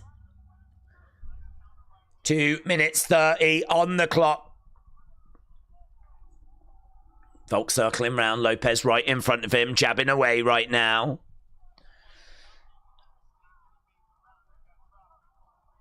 Yeah, again, circling round. Oh, that's a lovely right hand there by Volk. Oh, but I think, did Lopes catch him? Lopes might have just caught Volk. Yeah, Lopes has. Volk in a little... Oh, he's struggling with his eye. Volkanovski's struggling with his eye a little bit. Mate, Lopes is actually landing some pretty big shots here. Ah, he's having to dig deep. He's on his bite. Yeah, he is throwing just to try and keep him away. I think there was real trouble with the eye. Lopes is all over Volk right now. Yeah, he's in there. He's all right. He's just circling rounds. Kick coming in there by Volk. Blood coming down. I don't know if it was an eye poke or something, but he really was struggling with that left eye. That was a big moment, but it's settled down a little bit now. That was a big opening for Lopes. That was a big opening for Lopes there. He just couldn't find anything to really capitalize.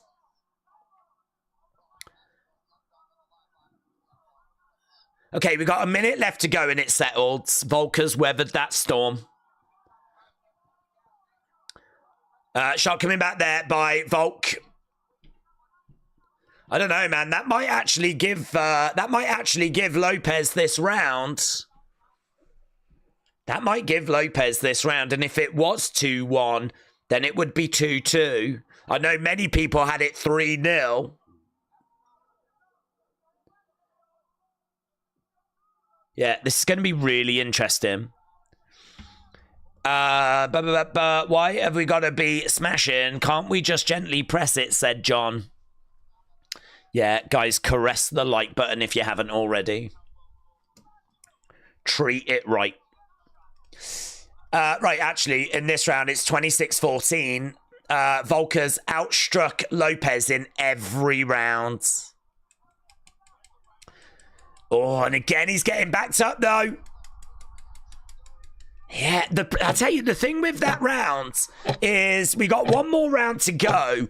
Even though Volk has got the volume, the better shots, I think, are coming from Lopes in that round. I think the better shots are coming from Lopes.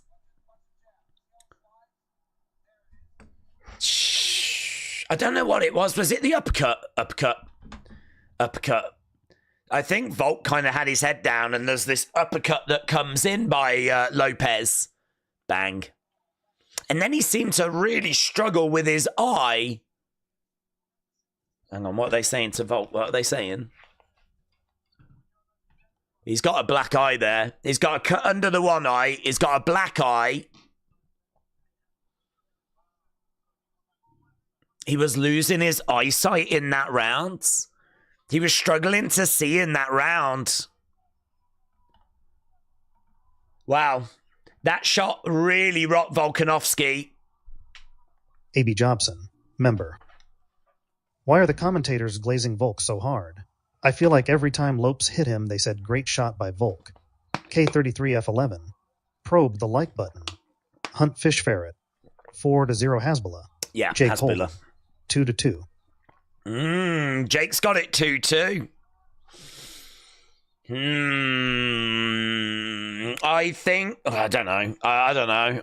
It could be 2-2. Genuinely, some people will have this 4-0 to Volk. Some people will have it 3-1. Some people will have it 2-2. I don't feel like Lopes is winning. I think Volk might be edging it, but I don't know that you give him that last round. I think the better work was done by Lopes. Yeah, Joe Rogan just said it could be 2-2 if you think about that knockdown in round 2. I don't think either guy can be confident. I think both really need to get something from this final round. It could be 2-2. It could be 3-1. Okay, here we go. Let's have a look. Final 4 minutes. Jab coming in. Hook shot there by Volkanovski. Lopes. Heavy shot there by Lopes. Jab coming in there by Volk. Jab coming in there by Volk again. Some shots coming in there by Lopes. Lopes is advancing 43%. Volk is only advancing 5%. Jab coming in there by Volkanovski.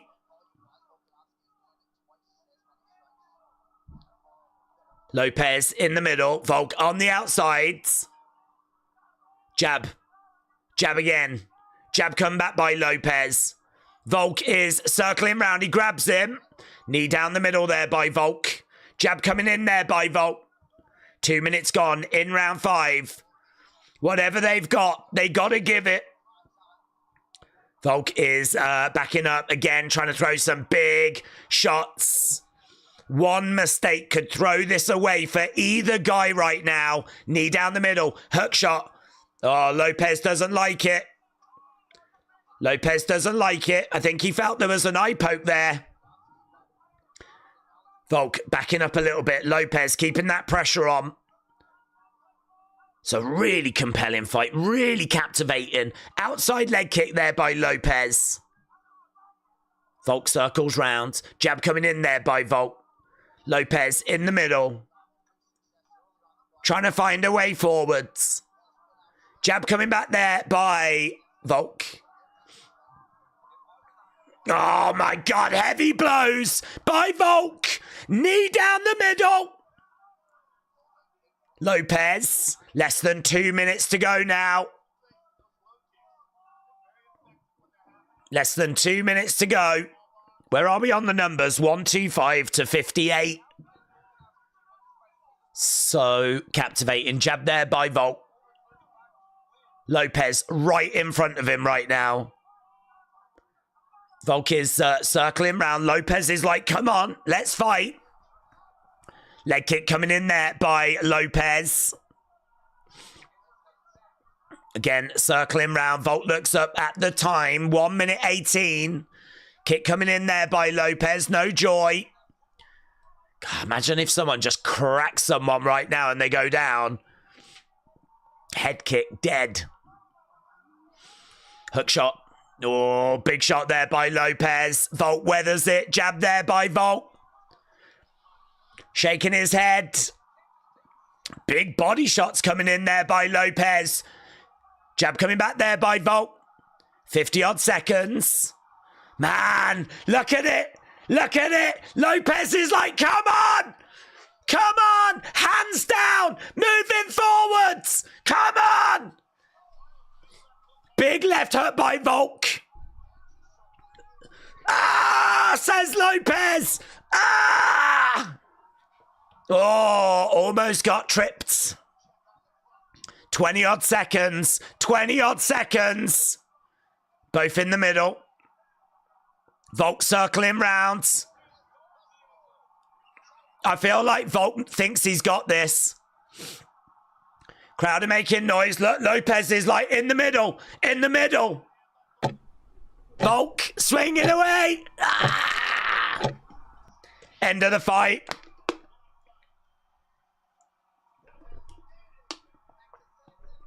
Do you know what? I feel like Diego Lopes at the end there showed that he's got cardio, that he came to fight, pointing in the middle, you and me. I don't think Volk really wanted to do that, to be honest, but he did throw some shots. Diego thinks he's got it. Volk thinks he's got it. John's got it 4-1. Lopes is useless. Draw, said Adam. Let's have a look. Let's see what people are saying. It's going to be Anu. Unless it's a draw. Jobson, member. Why are the commentators glazing Volk so hard? I feel like every time Lopes hit him, they said, great shot by Volk. K33F11.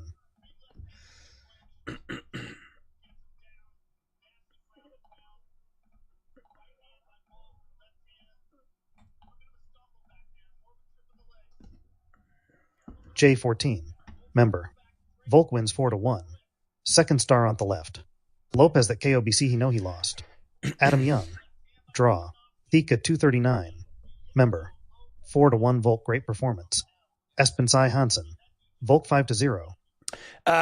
Let's do a poll, shall we? That would probably make sense. Do a poll and we'll see who you lot think won. Who won? Is it Volk? Which I think is going to be the majority. Is it Lopes? Or is it a draw? Look at the stats. There's no way that he won, said SoCal. It's definitely Volk, said Josh.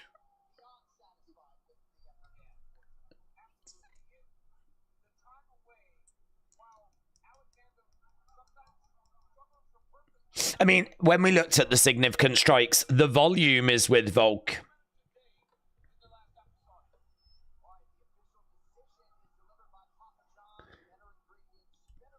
Here we go. Here we go.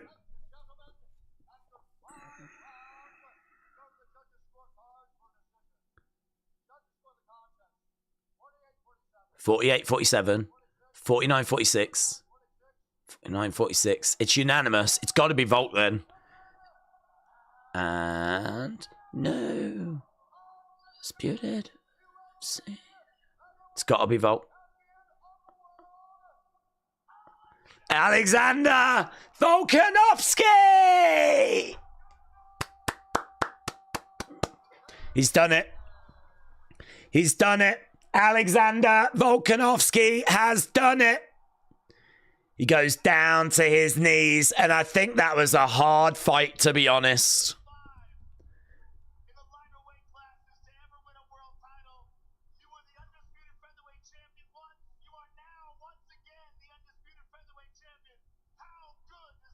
How good does this feel? It's good to be back, says Volk. There's Adesanya.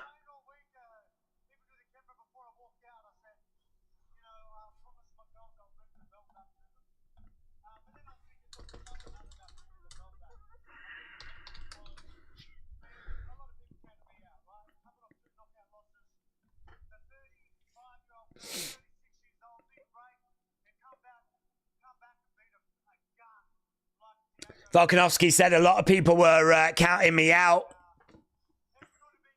but it's good to be back.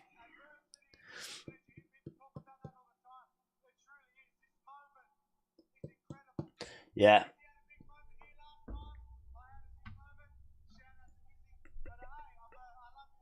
So there we go, 49-46, 49-46, 48-47.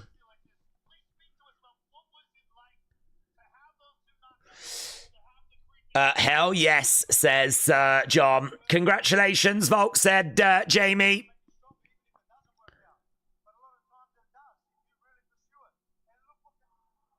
Yeah, Volk does it.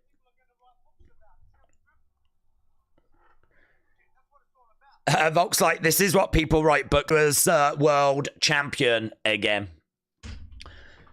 Lopez is obviously gutted, but, you know, he gave a good showing. I don't think there can be too much argument about the fact that he just fell a little bit short. Actually, if we have a look at our poll, then we can see that Volk got 88% of you say Volk won that, 8% for Lopez, 3% a draw. So I don't think anyone's feeling too cheated with that result. So, yeah, there we go. That was UFC 314. So a big thank you to everyone that's joined us tonight. Really appreciate the support as always. We will, of course, be back in the future for UFC. And there's some big, big shows on the horizon. So appreciate it. Enjoy the rest of your weekends. Thank you for everyone that joined us. And I'll see you again next time. Bye for now.